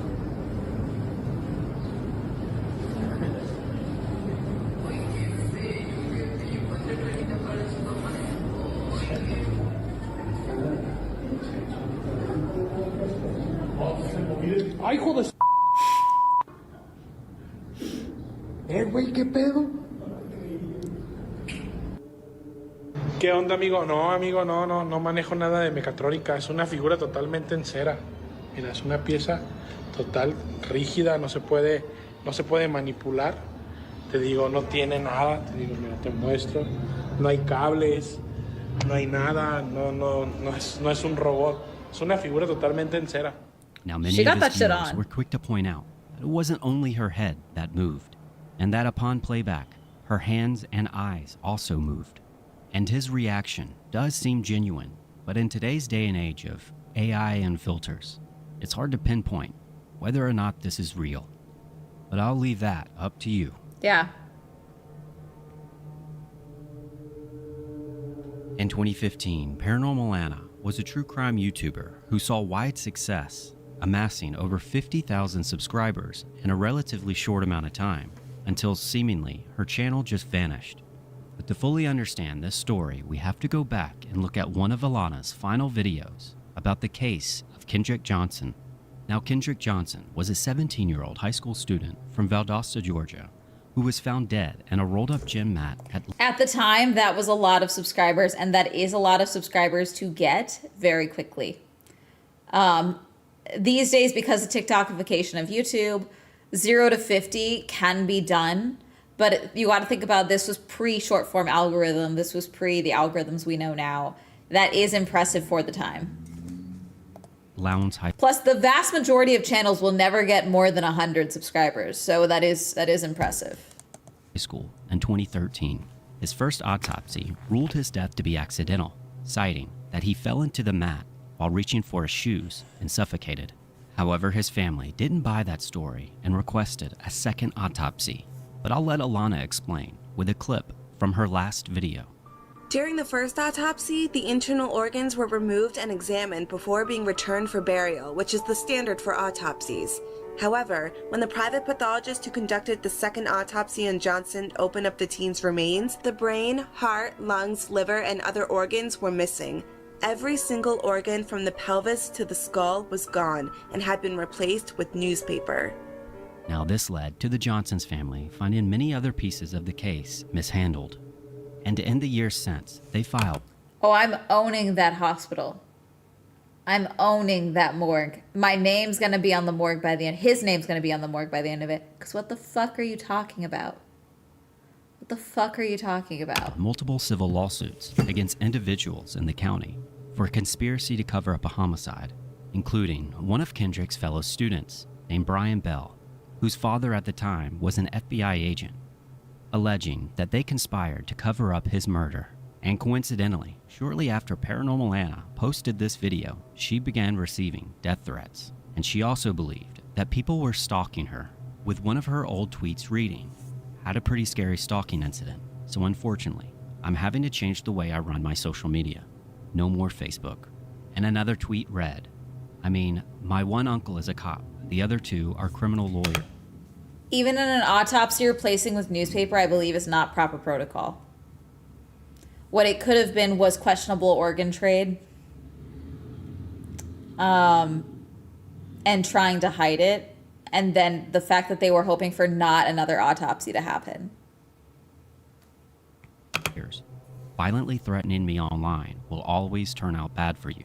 However, in 2023, she did reactivate her YouTube account and posted an update. But this was short-lived, and after a few days, she deactivated her YouTube account once again. This has led many of her fans to believe that this was not coincidence. And so, the speculation continues. But I'm curious about this one. What do you think? If you've made it this far, thank you so much for watching, and consider subscribing. And leave a comment, because I try to read every single one. On October 27th of 20... I'm glad that she's okay, because I remember when she first, Paranormal Anna, there was a lot of speculation that she was like fully missing. No one that knew her ever came forward or anything like that. There was a lot of speculation that something had happened to her. So it's good to know that in 2023 she did come back.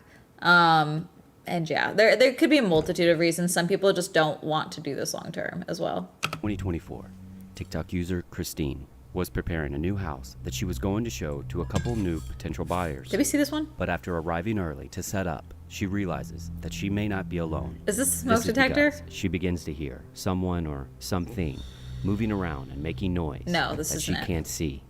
Here's that clip. Take a look. Okay, so I'm here. I'm trying to open the door. It's like stuck. Oh, thought I was gonna break it. Okay. No, we did see this one. Hello, realtor.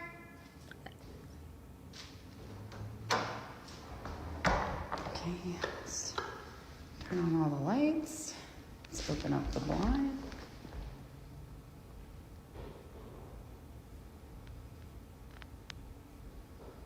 Hello?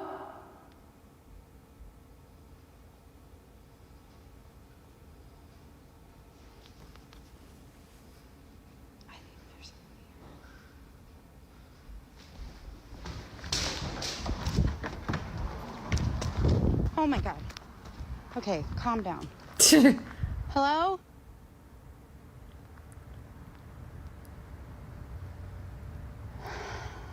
I'm freaking out.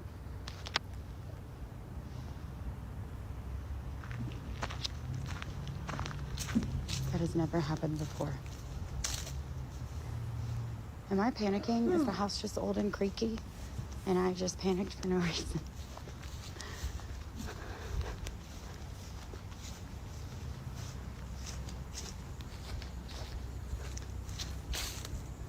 I can't remember if she finds anything outside of this. I'm skipping ahead. This next video was filmed in a graveyard and posted by TikTok user Julia Victoria. Mood. And while exploring the graveyard with her dog begins to act strangely and Well, quickly becoming terrified of something that she can't see. Now it should be noted that dogs are widely believed to carry a sixth sense, and most of their other senses are even more acute than ours. And this is what she captured. Take a look. Yeah, Hermes does this all the time. But you know what it is? It's a squirrel that I can't see. Yeah, this could be a squirrel. I'm sorry.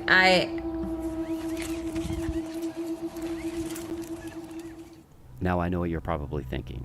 That the dog is reacting to some squirrel that's out of frame. I am. But it wouldn't You're so right. This next clip that was submitted by a viewer. You're so right. And apparently their dog has never stepped foot in the basement of their home. Okay.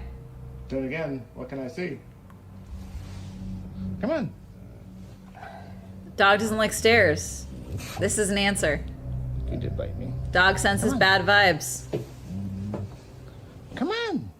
Dog is like, don't be dumb. Come on. The dog is like, there's something wrong with me. You're being dumb.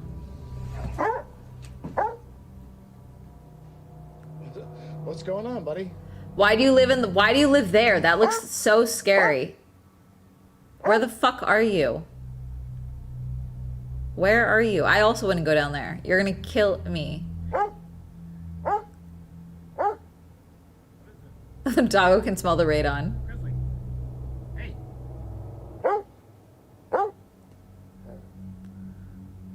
The dog is like, I'm trying to save you. Don't be dumb. Don't go down there.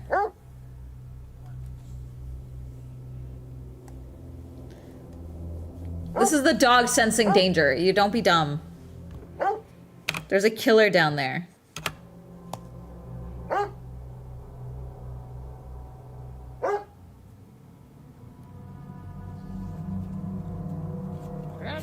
Go.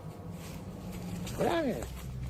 Now dogs, having a sixth sense isn't exactly some sort of new idea, but given these videos, let me know, what do you think?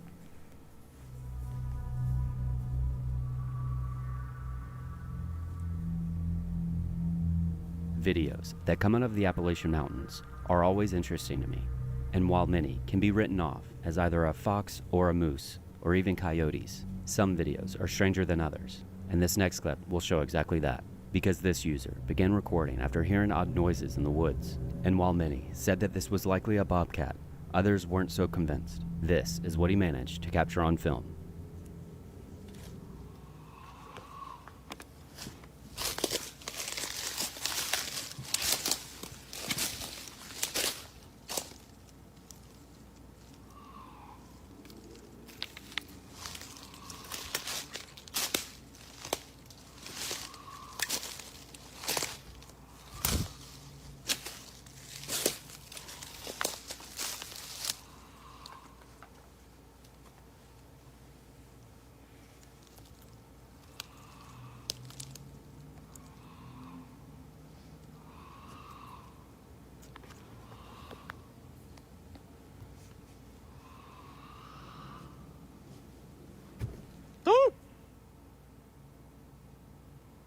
Tis bird.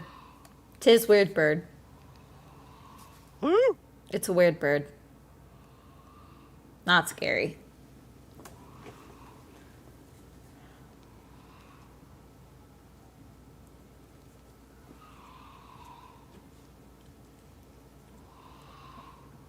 Canadian wolf bird.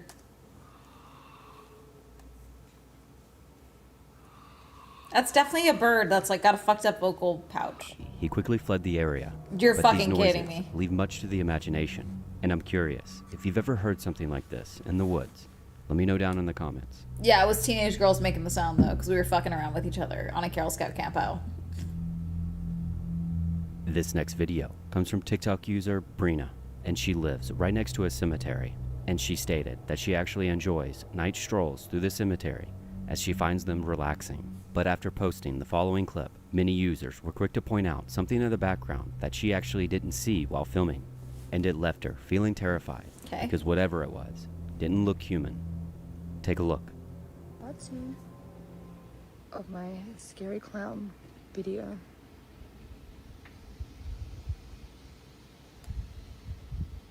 Okay, so I thought I think we've seen this. That I actually do live across the road from a cemetery. Normally this stuff doesn't scare me, but the clown kind of did. But I find this a very peaceful, restful place. I've walked in here a few times. I've been here about a week. Yeah. So I don't know. Maybe I need some sage because the scary clown is kind of scary, and I'd rather not have that happen again. So any tips and advice would be great. Yeah. Thank you. Now, in case you missed it, when she flips to the forward-facing camera, she spots this, which to many looks like a cloaked figure that was skulking around in the background while she was completely oblivious. Now, whether or not this is real or staged, she hasn't been back to that cemetery ever since she posted this, so we're likely to never know for sure. Cave diving is an extreme hobby with a large amount of risk.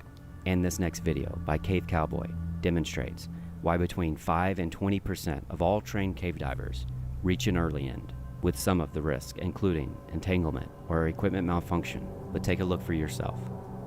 Yeah. Ready? Don't forget to do a safety stop.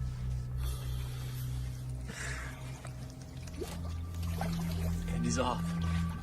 I hate this. And he's stuck.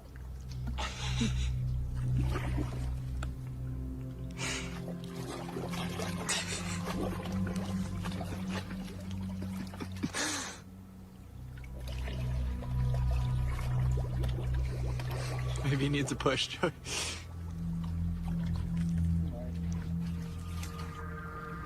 Welcome to cave diving. Everything you feared. Don't do that.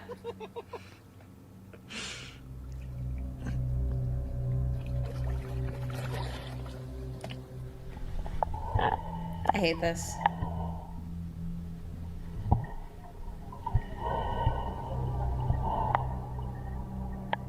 This is what it looked like when he eventually made it down into the cave. But keep in mind, he could easily stir up some sediment from the floor, which could quickly get him disorientated, leading to a whole nother set of problems.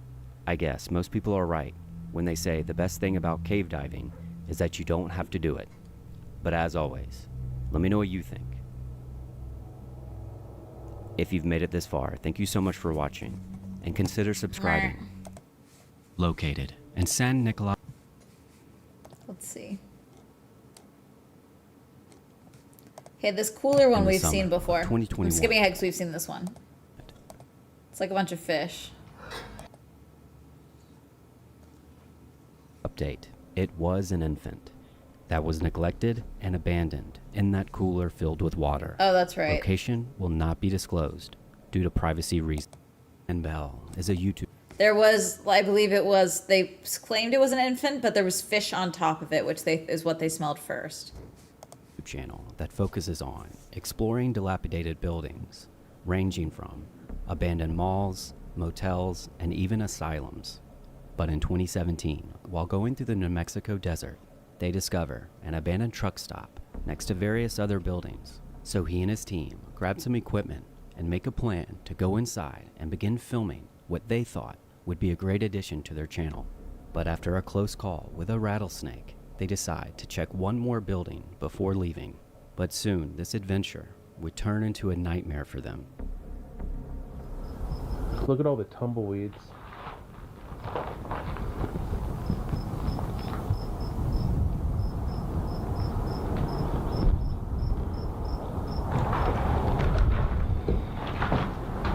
There's wood floors.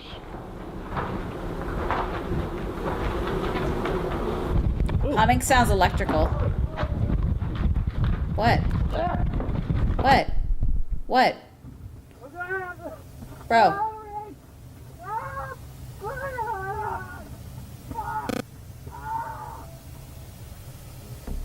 You see, walking into this building, they actually stumbled into the territory of the Africanized honeybee, otherwise known as the killer bee. And these bees are home to New Mexico and extremely dangerous, mostly due to just how aggressive they are. And Dan goes on to explain how he was stung in the head over 30 times, until thankfully they were able to get away. But if you ever catch yourself in this situation, make sure you run. And make sure you cover your neck and head. Oh my because God. if stung in the neck, it can cause trouble breathing. And try to put as many walls or doors in between you and the bees. Lastly, if you ever hear that low humming noise, slowly back away. Because these bees don't need a reason to attack you. Jesus. In April of this year, a YouTube couple that goes by the name Wiggins Wild World began vlogging their adventures off the grid, where they had recently come to own some property in southern Texas, near the US-Mexico border. However, on this day, while getting a lay of the land, they came across something disturbing. When nearby the property, they found human-sized bones, shoes, and child-sized backpacks. However, this would only be the beginning of a wild This is rabbit the hole cave, that is right? still developing. We saw this one, right? Was this the cave? Well, now I'm recording like right to TikTok because like is getting real now. So we're off north of our property a little bit, and we were looking for places that naturally hold water, and we found this like little pond that's like north of an arroyo, and this thing is filled with kids' backpacks. Like filled with backpacks. And there's like a mound here, and there's like a bunch of signs there's more of like backpacks. wildlife activity, Like if you dig down, it's like there's backpacks. There's little kids' backpacks here. don't be too loud. Like there are kids' Gloves, backpacks people. here. Gloves. I'm armed, but we found a place out in the middle of the desert north of our property that has bones and boots and all sorts of kids' backpacks. Yeah. At this point, the couple decided it was time to leave. However, they did note how when telling the neighbor about the bones they found, he seemed oddly interested. Take a look. So we just hit a point where we found like our 5th backpack or bag after finding that boot. And yeah, we're done. We're gonna head back to the property. Gonna have to contact somebody about this because one of our neighbors was really interested when we found bones on our property. And that guy's been really against us having social media. At this point in the story, they learn that the property they were on was not theirs, and in fact, private property. And they were informed that if they return, they would be charged with trespassing, and the police were not coming. And then, for unknown reasons, they deleted their entire TikTok account. However, they did go to Instagram Live and explain that this was not a ploy for money. Anyone that says we're trying to scam, anyone that says we're trying to do anything, I am not accepting any financial aid at this time at all. We're not going to let anyone try and accuse us of doing this for anything other than trying to get the word out there that this was weird. Thankfully, there was one final update from a video that's now gone on their channel. And in this update, he explains how he spoke to the police again, and this time they listened. We got a hold of the same deputy that was out here before when we found a femur and a lower leg bone that had been sawed in half. Yeah, those of you guys that are like, oh, it's just, you're blowing it out of proportion, it's just a drop. Well, we found a child-sized femur and lower leg bone that had a clean saw off it. Next to a pair of little kid's Jordan shoe, a backpack, and some clothes. Like, the sheriff's department was like, oh, damn. Like, this look, yeah. And we still haven't heard back the results from that, so that's a little fishy. Now in this clip, he mentions that the police told him it was likely a drop spot since it's so close to the Mexico-US border. Now, in case you don't know, a drop usually refers to when migrants are dropped off or left by smugglers. And in many cases, these are strategic areas where the border has weakened security, which means this could very well be what they found that day. And so far, there haven't been any more follow-ups, and until they post an update to either their YouTube or their Instagram, we're just gonna have to wait and see what this is really all about. I'll link their channels below, so definitely go give them a follow, and let me know, what do you think? In December of 2019, TVR Exploring visited a ghost town. This town is called Ingolchek in Central Asia. This once small town was where the Soviet Union would send young people to work the mines. But when the Soviet Union fell, so did the mining industry. And while TVR was exploring near the mines, he notices an adit. Now an adit is simply just a tunnel which leads to the mine and can be used for ventilation or extracting minerals. And he decides to venture inside alone. But what happens next, to this day, he cannot explain. Yeah, don't be dumb. Take a look. That's the workshop we just checked out, and I've decided to continue down this main adit here. It's been more of the same for a while, just bending and twisting through the mountain. I stopped here to show you the stalactites hanging down, which I thought were kind of cool. And that insulator there would suggest they had a pretty significant electrical system here. So, keep carrying on that way. I've come to a chamber where things widen out here, and it looks like there's another little workbench here and some equipment. They've got a good drainage system. It's working the way it's supposed to. You see the water's shunted off to the side here and is flowing out, which is what you want. There's some of the stuff on the workbench.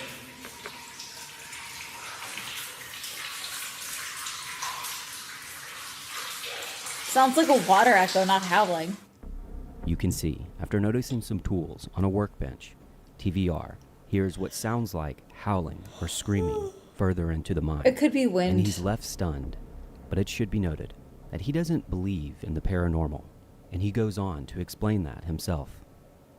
But if you go back, turn the volume up, and listen to that last section again, where I abruptly tapered off, you'll hear this otherworldly scream or howl coming out from deeper within the mine. I am extremely skeptical of the supernatural, but hearing that made all the hair on the back of my neck stand up.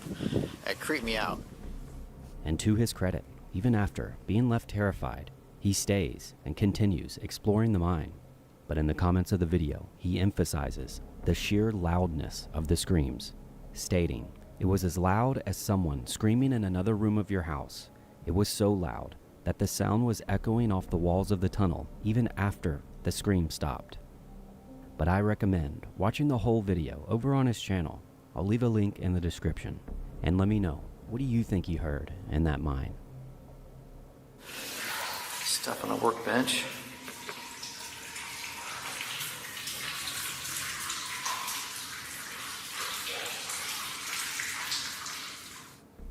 If you've made it this far, thank you so much for watching, and consider subscribing and leave a comment.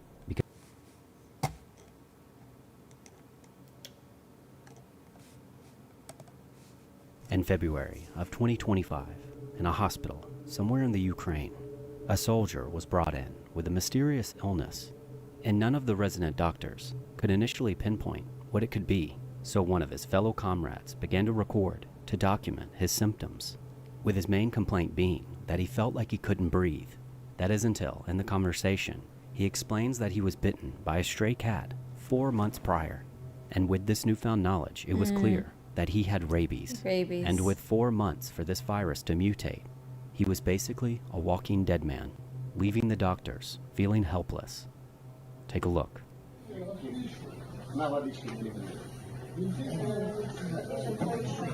For those who don't know, once symptoms start, it your chances of survival are drastically lowered with rabies. Very few people have survived symptomatic rabies. One example that they point to of like even a child lived, they've had to put her in a medically induced coma for months for her to survive rabies. Okay. If you ever get bit by something, you need to report it immediately and go and get a tetanus shot, rabies shot. Okay. Because you never know.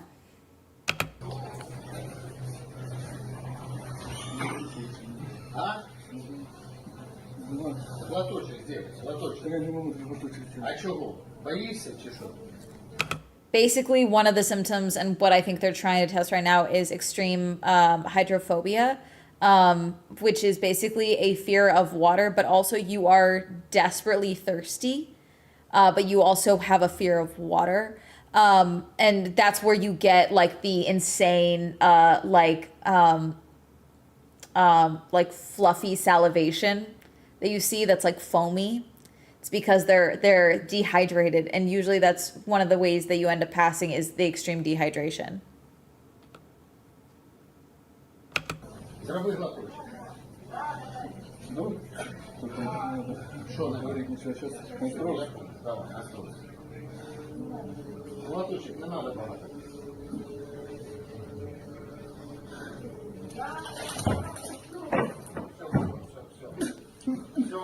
Like you physically can't.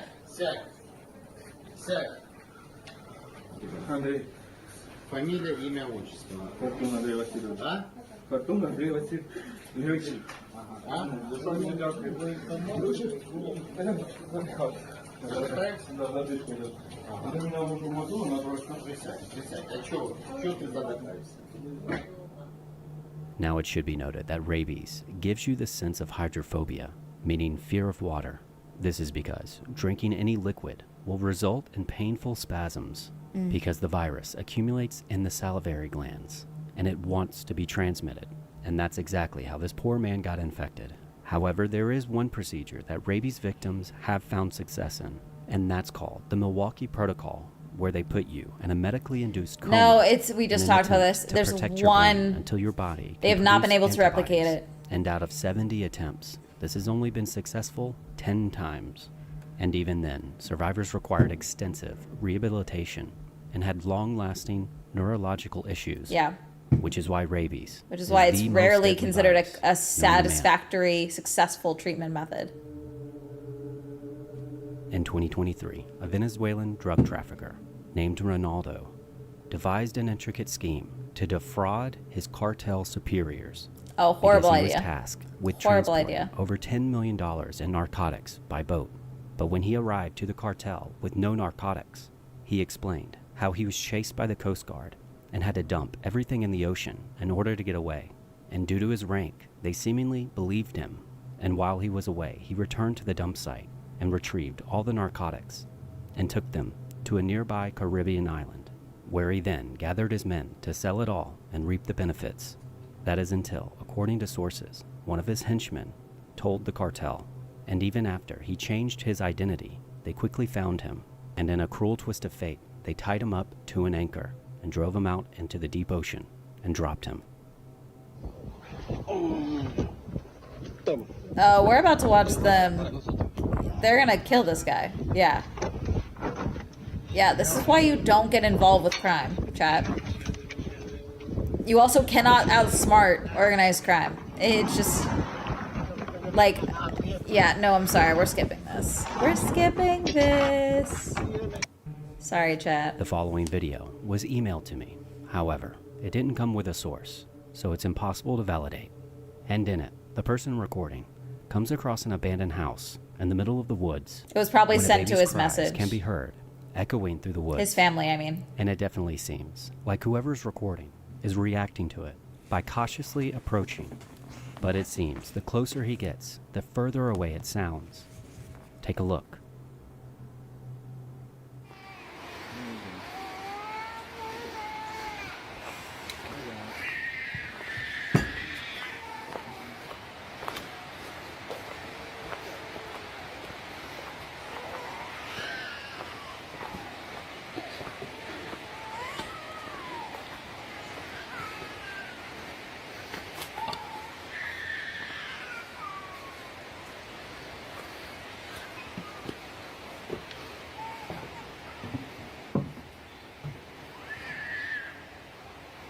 No, that's a baby. But it sounds like a weird recording or Now, like while the this audio's goes, layered. It's hard to say whether or not this is a prank or someone possibly trying to lure them in closer. But my theory would be that of the lyrebird, because these birds can mimic almost any sound that they hear. I'll play a short clip, and then you can give me your thoughts.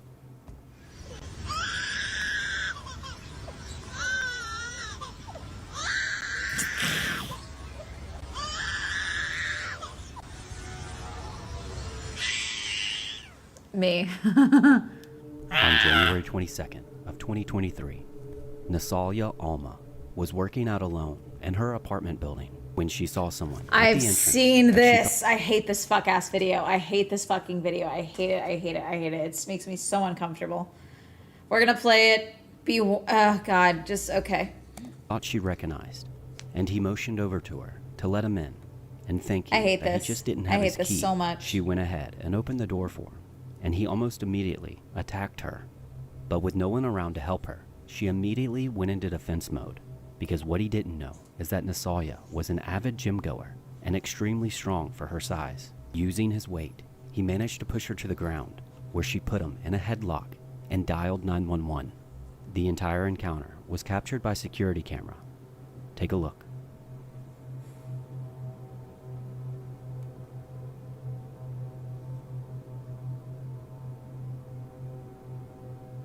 See how she's going for the face? That's what you need to be doing. That's what you need to be doing. She's taking her phone, she's hitting him in the face. She immediately gets him in the headlock while she's able to dial her phone.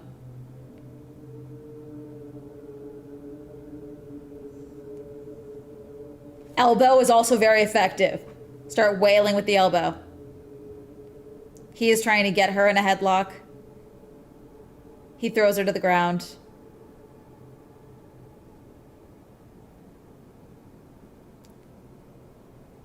She was able to get 911 on the phone and ran out. He still tries to go out after she her. managed to get away unscathed. And as for the attacker, Xavier, We use the phrase unscathed too loosely. I think that's not a that's trauma. That's a traumatizing event. Okay, and I really hate how we use the word unscathed. AI voice. he was quickly apprehended in less than 24 hours and charged with battery, false imprisonment, and kidnapping. And during his interrogation, he admitted he had sexual intentions because he thought she was pretty. As for Nasalia, she's currently a personal trainer for other women and hopes that sharing her story will inspire others to take self-defense classes and to never give up. Hate it. Hate it. Hate it. On February 13th of 2017, two young girls were walking a historic trail in Indiana on their way to a predetermined pickup spot where one of their fathers would be there waiting. This is when they came across an old railway bridge, which is a common attraction for the locals. But as they began to cross it, they noticed that they were being followed by a strange man. But with nowhere else to go, they pressed forward, quickening their pace. But he only seemed to be matching their pace. Feeling extremely uneasy, one of the girls began secretly recording to try to get the man on camera. However, Liberty and Abigail were never seen again. But this video would be key evidence in finding the attacker 5 years later. This video was hidden from the public as did not contaminate the case, but has recently been released in full. Here's that video.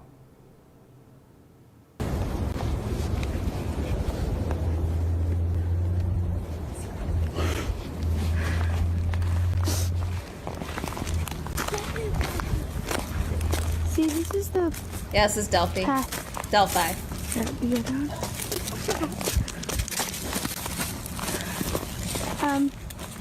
There's no path going there, so we have to go down here.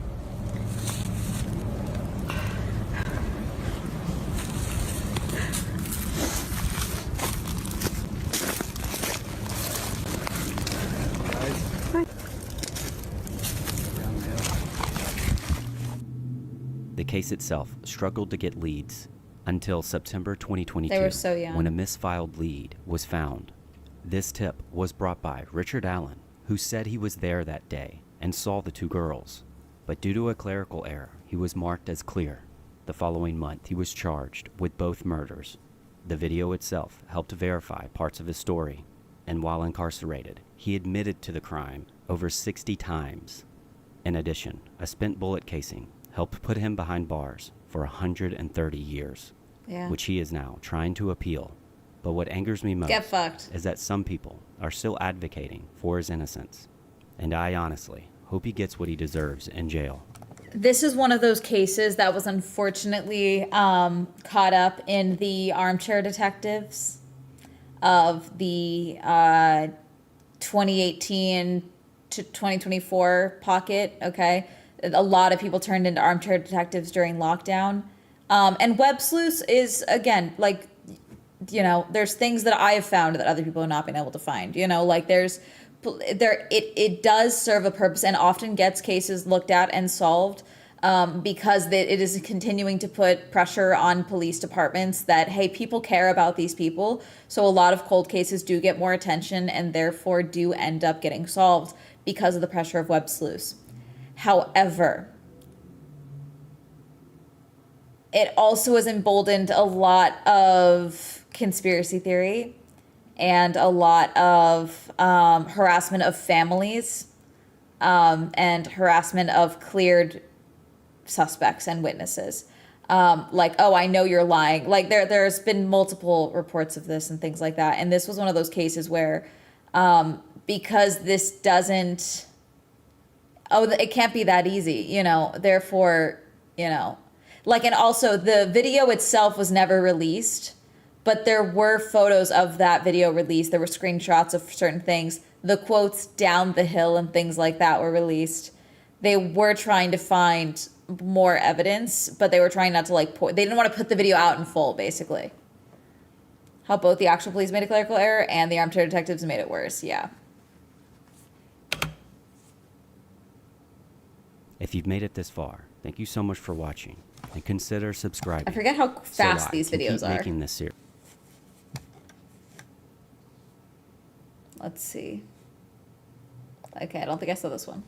On February 12th, this video was uploaded to TikTok by a user named Kyla, and in the video's description, she was pleading for someone to help her explain what was going on in her home, because in the video you can see a young girl in her daughter's room, seemingly just standing there, faced away from the camera.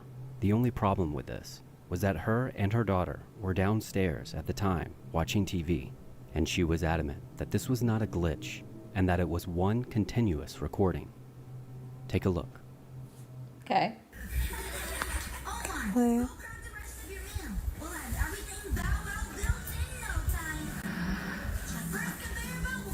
Is she saying, oh.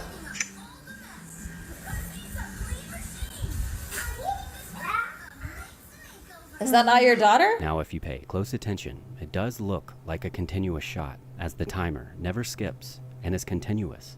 In addition, you can hear the audio of the light switch going off, and then the figure seemingly just disappears. That's weird.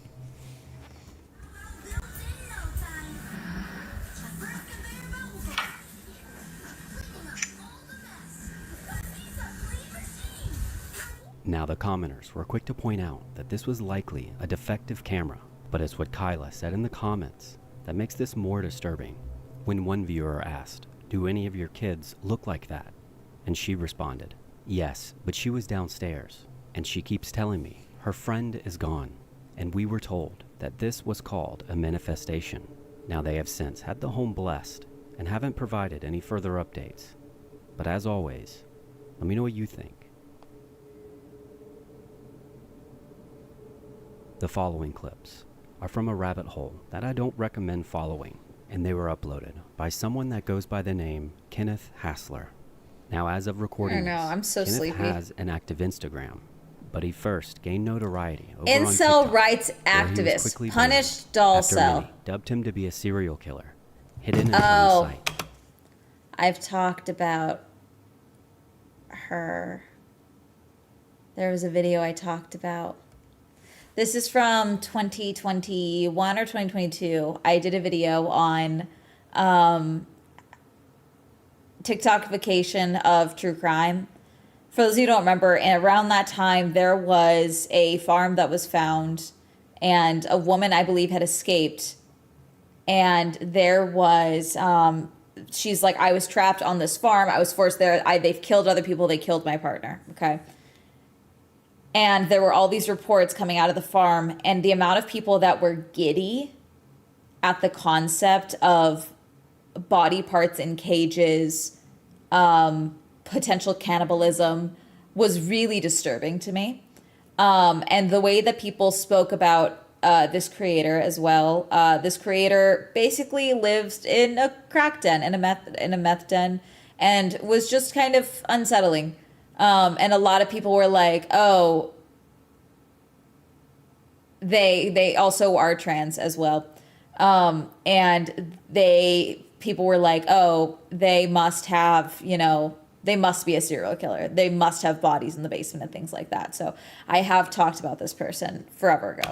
This is because he would often record himself dancing in his basement in a creepy mask with songs like The Mask was new. Horses The from Mask Silence is of the new. Lambs. And in some videos, he showcases his girlfriend, which is just a sex doll. And there's She a reason does- behind this. At the time, I don't know if she's changed the pronoun she prefers, but she did refer to herself as she before she confirmed that she was trans. Because he has an open dislike for women, and this just reinforces everyone's belief that he is indeed dangerous.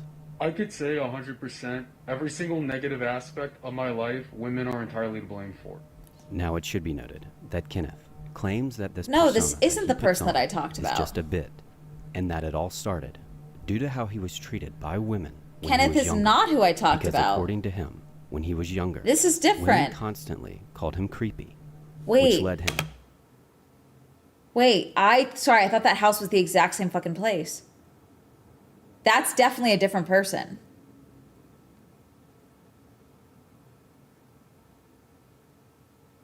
Okay, yeah, the other girl that I was talking about, she might be good then. She might be chilling. The reason I thought it might be her because of that bio was there were videos of her when she was still presenting as a man, of her being extremely right-wing and very aggressive about it and she's from the South. So in my video, I was like, hey, even if this person has this history, it doesn't mean they're a serial killer, you know? So was my whole point in the video. So that's why I thought this might be the same person, but that's a totally different person. To purchase the doll and create clips like this next one that reads, POV, I'm trying to mimic your screams in an attempt to become a more believable woman.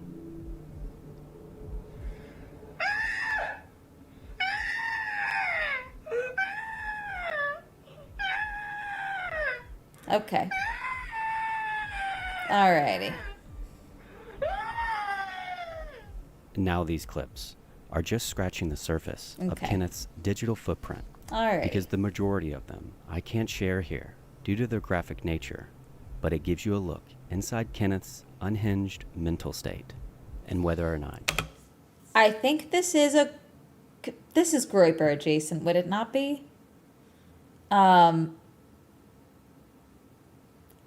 Groipers are kind of like extreme incels to a capacity where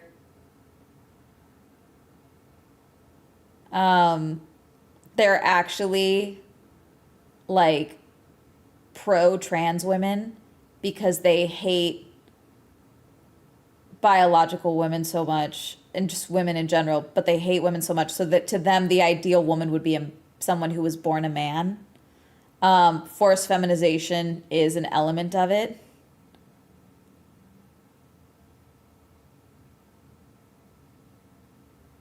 I mean, you can argue performance art, but this is someone that's actively saying, I hate women and this is how I choose to hate women, which I don't find that as performance art. And I think we excuse too much fuck shit on the internet these days with, no, it's satire. It's performance art. I really don't give a fuck. Some of you are psychotic.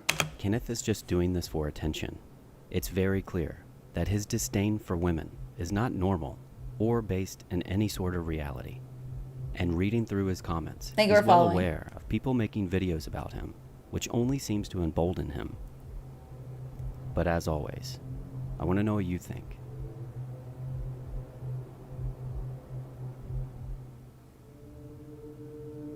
In late September of 2024, Oh, the Hurricane mudslides. Helene ravaged the East Coast. God. And while most hurricanes lose their strength the further they move inland, this Category 4 hurricane seemed to be the perfect storm. Yeah, this one was and some fucked. people that were living in the Truly. Appalachian Mountains were hit the hardest, which brings us to Alicia, who lived in the mountains at the time. And with so much water coming down the mountains, it acted almost like a funnel, bringing all the debris and mud along with it. And while her and her family were stuck on the mountain with nowhere to go, they caught the moment that everything went wrong. Oh, shit. Get in the house.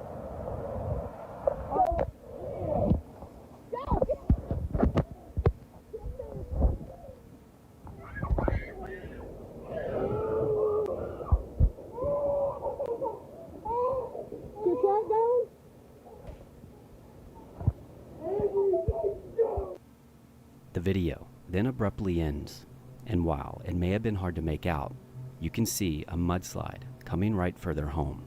And after slowing down the footage, you can understand just how terrifying this would be, especially given the fact that there was nowhere to go.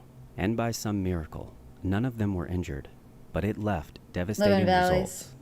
Because finally, after the storm had passed, everything that they owned was damaged in some way. And after posting this video to TikTok, it quickly garnered over 30 million views. And this did help their situation because they were able to start a GoFundMe, which quickly accumulated over $40,000. This, in addition with local volunteers, they were able to begin rebuilding. but it goes to show just how unpredictable this hurricane really was. But as always, let me know what you think.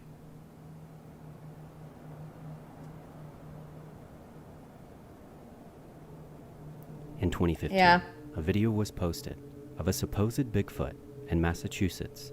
Now this YouTube account goes on to explain how he was testing out the depth of field feature on his new camera, located in the Lincoln Woods Wildlife Reserve, and after hearing noises behind him, he quickly turned, only to capture something that he can't explain. I'll let this clip play, but then I'll show an enhanced version for easier viewing. Take a look.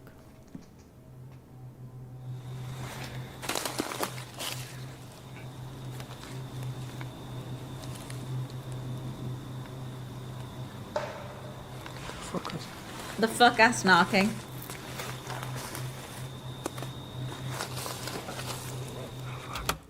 My favorite, okay, what the fuck is that? But also my favorite would be if it was actually just beavers fucking with people. That's a literal monkey.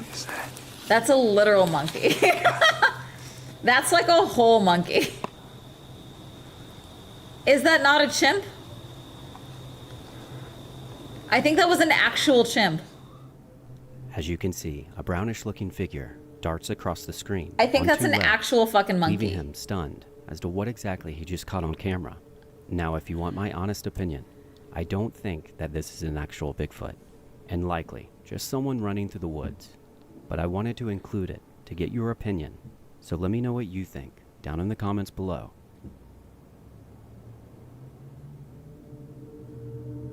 Now you may have heard of this next story that happened in 2014, and it's all about the disappearance of Lars Matank.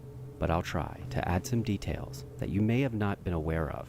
And it all starts when Lars was vacationing with friends at the Golden Sands Resort in Bulgaria. And his friends later explained how the week just flew by because of how much fun they were having, and that Lars was acting normal. And the only thing of note is that during meals, he wouldn't eat very much. This is, of course, until July 6th, the night before they were supposed to leave, when they all went to a bar in town, and Lars apparently got in an argument with a group of guys at the bar. And this is when things turned strange, because after leaving the bar, Lars separated from his group of friends and disappeared for the rest of the night, only to return to the resort the next day in rough shape, explaining to his friends how the men that he got in an argument with at the bar hired 4 other men to beat him up in an alleyway nearby. He insisted that his friends continue home that day and that he would go see a doctor, and upon doing so, they advised him not to fly that day due to a ruptured eardrum and injured jaw, and prescribed him an antibiotic. He then checked in to a new hotel, and the next day began to act paranoid when he called his mother. Why would they and outsource in a beating him whisper up? told You her know, who that knows? people were trying to kill him and to cancel all his credit cards. Finally, the following day, he returned to the Varna airport, and he had texted his mother that he made it and gave her some peace of mind when he told her he would check in with the doctor at the airport before he left. And there's security footage of this. Now the doctor was named Kostov, and he explained how Lars was nervous and erratic, but nonetheless he told Lars he was good to fly that day. And at this moment, a group of construction workers walked into the office, and Yeah, I've Kostov seen this mentioned footage. that Lars began to tremble, until finally jumping up and screaming, "I don't want to die here. I have to get out of here." This is when Lars sprinted out of the airport, leaving all of his belongings behind. And once outside, he just keeps going, eventually jumping a fence and running off into an adjacent forest, never to be seen again. It should be noted that Kostov mentioned that Lars never filled his prescription, so it was unlikely that he was even taking the antibiotics. Nonetheless, his mother has never given up hope in finding him. Meine Hoffnung ist natürlich, erstens immer wieder neu die Suche zu beleben, anzuschieben, Aufmerksamkeit zu erregen, dass das nicht aufhört zu suchen und das immer wieder in Erinnerung bringen, da wird ein Mensch gesucht, der vielleicht noch unsere Hilfe braucht. Das ist meine Hoffnung, dass ich das He also wasn't taking the antibiotics, though. untermauern kann, nochmal neu beleben. Now there has been sightings of Lars since his disappearance. However, none of these have been confirmed, and his mother holds hope that he's just lost his memory and will someday return home. And it would make sense as to why his remains were never found.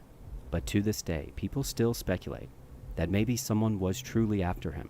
But maybe one day we'll find the answers. And as always, let me know what you think.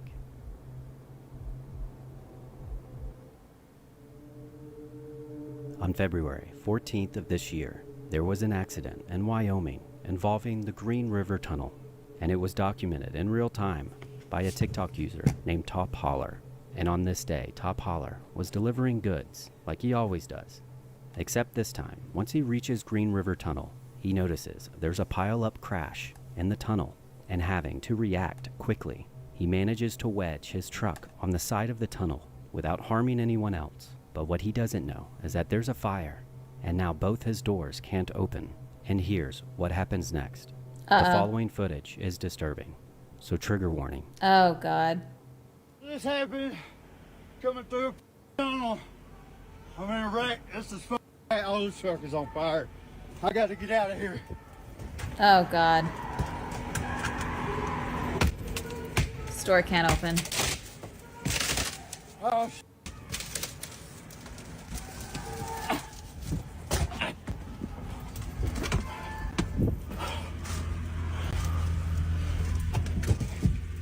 oh,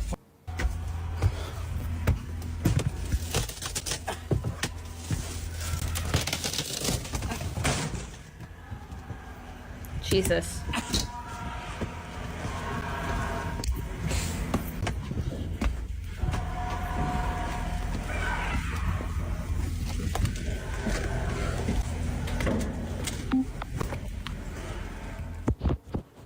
He manages to kick out the windshield Holy with screams fuck. echoing through the tunnel. And as he turns back to the tunnel, you can see just how much smoke is billowing out of it. Now he's likely still in shock, but he turns to the rescue workers to tell them that there's people still in there. I'm one of the very last ones, man. So, the truck on front of me was on fire. Okay. That guy's dying in there. He's dead. It's burnt up. Just hold on. What do you, we can't go in there right now, okay? They're getting fired. Jesus. That was a wild ride. Oh, God. I got burnt up in there, man. My truck is next in line up here. It's on fire. What's the truck on front carrying? What's your truck carrying? TVA is my truck. What is it carrying? Just food, man. Just food. It's good. Yeah. Yeah, because they need to know if there's any chemicals that anyone's carrying. Oh, God dang it. I'm so screwed.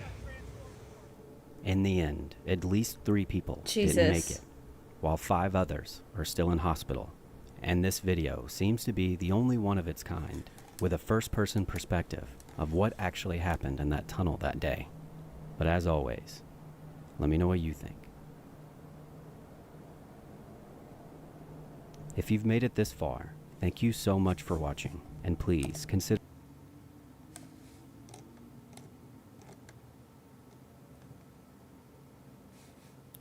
All right, last one, and then I'm going to call it because it's been 5 hours. 2023, a YouTuber who goes by the name Under the Weather decides to go Mood. camping in a remote area in Scotland. However, this solo camp went a bit different than his normal We've one. seen so many of these. We And might it have all seen all of started these. when he set up camp in between 2 small creeks, hoping the water would give him a bit more safety from any of the wildlife around him. Feeling confident, he sets up camp, and as the day winds down, he gets in bed. But what happens next to this day, he can't explain. Here's that clip. A bit too hot, but right, so I think I'm going to go to sleep. And unless something crazy happens, I will see you in the morning. Good night.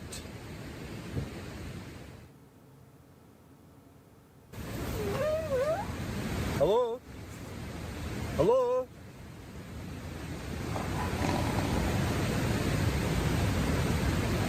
Hello?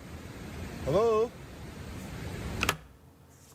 Okay, so I always hate when they do this, but it's a man, so I expect nothing less.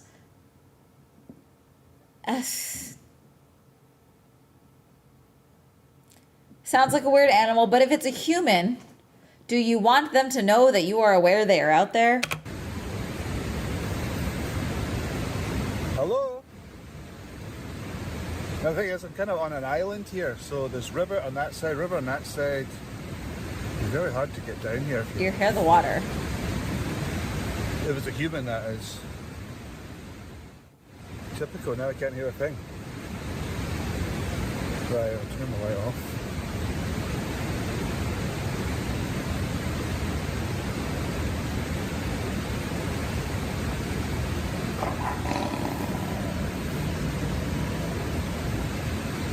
That sounded vague.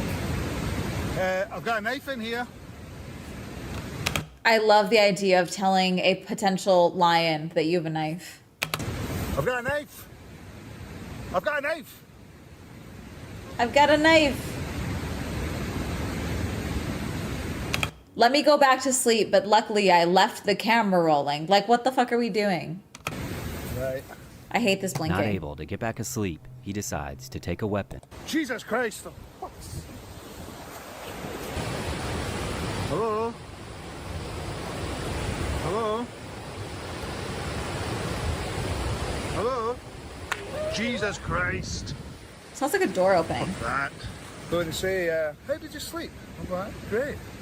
Like a psycho with a knife. Good night. Good night. Good night. Good night. Bro. After calling it quits, he decides it's best just to stay inside and wait for the morning. And with how he describes it, you can tell that the night really took its toll on him. Oh, I was terrified. It sounded like hysterical laughing that woke me up. Yeah, I just heard people or somebody, noises around there. Like somebody was coming through the water, like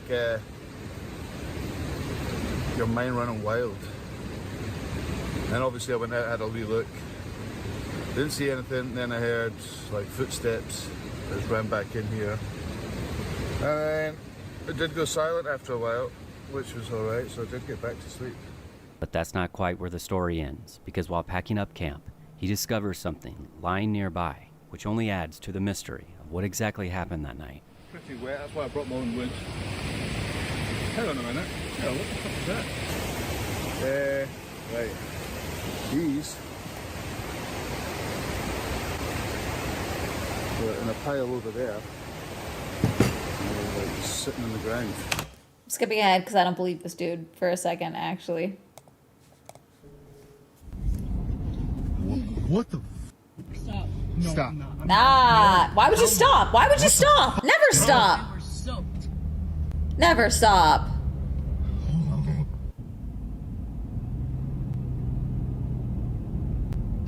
There she is, there she is, there she is. Bro, what the f? See? That was it. That was it. She's crying.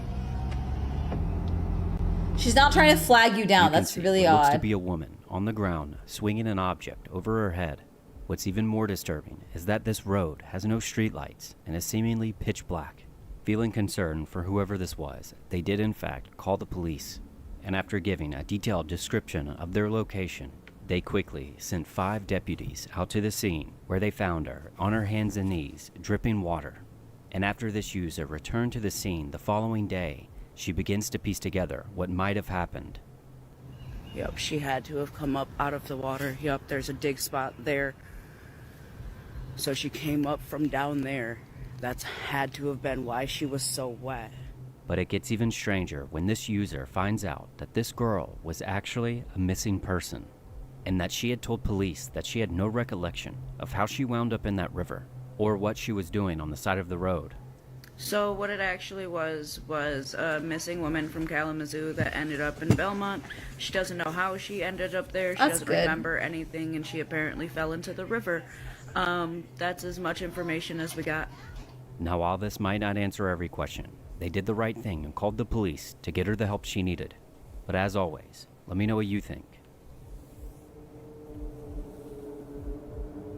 The following clip comes from a TikTok user named Brendan, and his favorite hobby is bow hunting. And when hunting out in the wilderness, it's important to know your property lines to ensure you're not hunting on someone else's land. So Brendan used an app called Onyx to ensure he wasn't crossing any lines. But this is when he encounters a man pointing a weapon right at him. And he's clearly paranoid and almost manic. And you can hear the fear in Brennan's voice as he tries to navigate the situation. Out there right now. But I just want to show you kind of why we're here. We pay good money to hunt this property. We've been hunting it for years.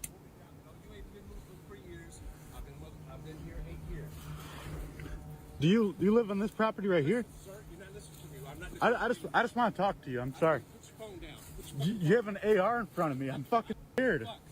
Put your phone down. Dude, I'm scared as right now. Okay, well, it's going to be more scary. Put your phone down. Are you attacking me? No, sir. No, sir. I'm hunting. I'm hunting with... Drop your phone. Oh, my God. With the situation escalating faster than Brendan can react, he drops his phone to comply with what the man wants. But he leaves the phone recording on the ground, capturing the conversation between them. Here's what happens next. Sir, I'm bow hunting. I don't have any guns on me. I'm asking you to move. I'm asking you to look at me. You're on my property. You got to go. You're on my property, sir. Okay, Listen, I'm packing up. 8 years. You've never been here. Listen, Can I come out there so we can talk? Come on out. Okay. Not accurate enough to determine exact property boundaries. I have to move my chair. Walk over. Okay. Oh my gosh. Yeah, I don't know who you're my property. Listen to me. Listen to me. That's fine. Listen to me. I don't give a fuck about none of that. You need to move down from here. You're on my property and you need to move down. Okay, I understand. That's all I'm asking. Okay. No harm. I don't know who the f*** you are. I don't know what you Okay. got. Listen. I'm just trying to understand the property here. Understand. You live here? Listen to me. I want you to move down from here. Okay. This is not the space. Understood. This is not the space. Understood. I'm having children, and I'm reacting. I completely understand. I understand. That's where I'm coming from. The phone. Yeah, see, I'm asking you just not to.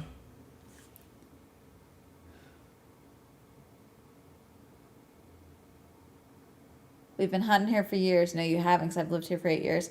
I don't think it matters in that moment. No, the entitlement. Okay, let me put it this way. I'm using the word entitlement. Let's say he's wrong. Do you want to try and prove that he's wrong while he has a gun and you have a bow?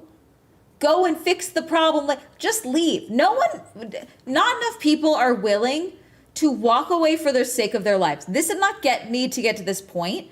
But he was like, oh no, I can hunt here, it's fine. And this escalated to this point now. You know what I'm saying? Like, not enough people are willing to walk away for the sake of their own lives. Fuck the principle, how dare you tell me what to do? Fuck off. Do you want to live or not? Because that's the end. Those are your choices.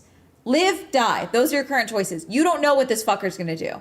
You have no idea who this is. You have no idea if he's right and you're wrong. Nothing. You need to get up and leave. Not enough people are willing to leave. And frankly, it's a lot of dudes. And it drives me insane. Here. Yes, sir. You don't you want. Just not here. This is the wrong space for that. Okay. That's all I'm saying. The only reason we're here... Who's we?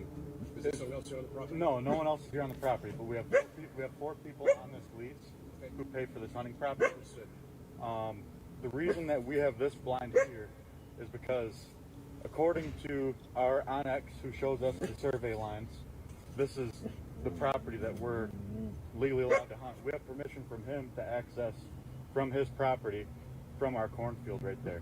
Understood. And the rule is you're allowed to bow hunt within 125 feet of a residential dwelling. Yeah. So, well, they don't make the laws for me. I got young children here, and Understood. I'm reacting as a father. So this is not the place for that. Go down. This is not the time to argue semantics and laws when someone has a gun pointed at you in your vicinity. He already made it very clear to you. It doesn't matter what the rules are. If he has children playing on his land and you're going to try and argue semantics and you shoot one of his kids, like this is not the time. It doesn't fucking matter what the law says in this moment. You need to get your shit and you need to get out. You need to get your shit and no one is willing to pack their shit and leave. This is the tomorrow problem. Once everyone's calmed down a little bit, contact that guy. Hey, I'm sorry about all that. Here's what we have. This is what the lease agreement is. Here's proof that I'm on that property. Here's the proof of the property line. Here you go. You know, but you need to, there's no negotiating at this point. He's worked up. He's made it very clear how he feels. You need to get the fuck out of here. Behind his mother. This is just saying it. I understand the arrangement, but you're in the wrong place for this, my man. This is not it. Understood. This is not it. I no disrespect to you. I understand what you got going on. Down 20 feet. Down 20 feet. He's even saying go 20 feet the opposite direction and we'll be fine. Thank you for following. I'm skipping ahead.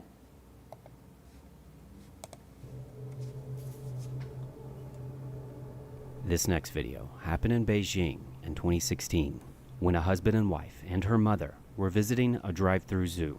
This is where animals roam freely, but the number one rule is to not get out.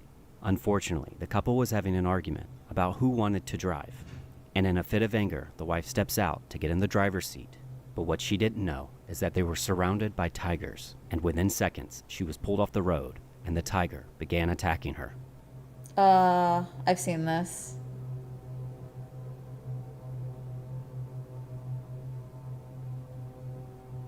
This is so, never get out of the car in these situations.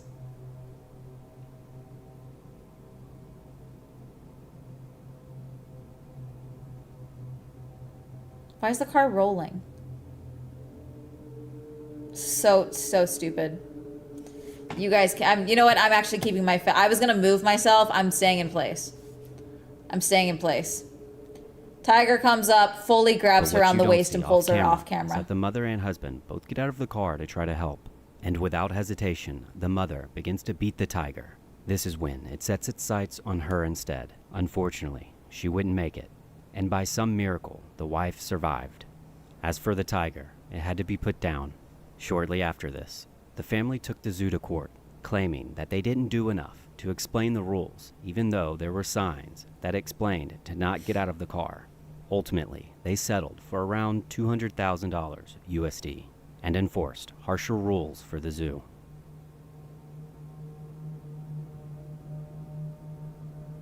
In 2015, this video was uploaded to YouTube, and it's been dubbed the Russian Bigfoot video. But outside of that, there's not much known about it. But what we can gather is that a father and son are out in the Russian wilderness, and it seems they're following some creature to catch it on camera. And judging by the way it moves, this could not be a bear. But what people can agree on is that this is some of the best footage of a possible Bigfoot caught on camera. Now I've isolated the audio and translated it as best I can. But as always, let me know what you think. Он, короче, опять на нас натер, наверное. Затни, это что, на YouTube выложим? Смотри, Look. Shoosh, fuck, he's moving to us. He's moving in the branches. Я ничего не... О, вон, передвигается. Looks like a scarecrow. Look at the branches there moving. О, побежал! He's running, I recorded him. Я заснял. Okay, I'll give you that. Ё-моё! Видел, как он своими лапами... Have y'all seen this thing before? Have y'all seen this thing before? You're like excited, but you're not like, holy shit, you know? Have you guys seen it before? Ё.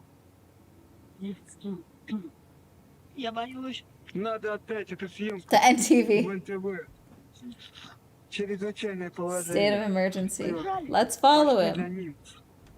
Now it wouldn't be proper Bigfoot footage without being a little blurry, but even with its bad quality, you can still make out some amazing details. Specifically, the just way how it's fast jumping, it's I don't moving. know. Also, how long its arms are, and how, when it runs, it looks to use its arms. He's like leaping. Now it should be noted that there's many analysis videos of this, much better than mine. But after slowing down and stabilizing this last clip, you can only imagine just how large this creature is up close. Okay. Now if you've made it this far, thank you so much for watching, and please... We ended on a Bigfoot video. Amazing. Alright, who's live? Thank you guys for hanging out with me. Oh, God, my back. Okay. Scootish is back. He's playing Mario Kart World.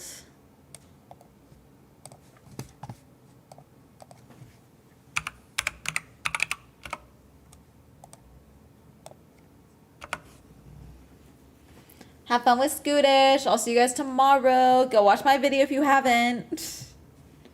Oh, wait, maybe I'll see you. I don't know when I'll see you guys tomorrow, but I will see you guys tomorrow. Bye.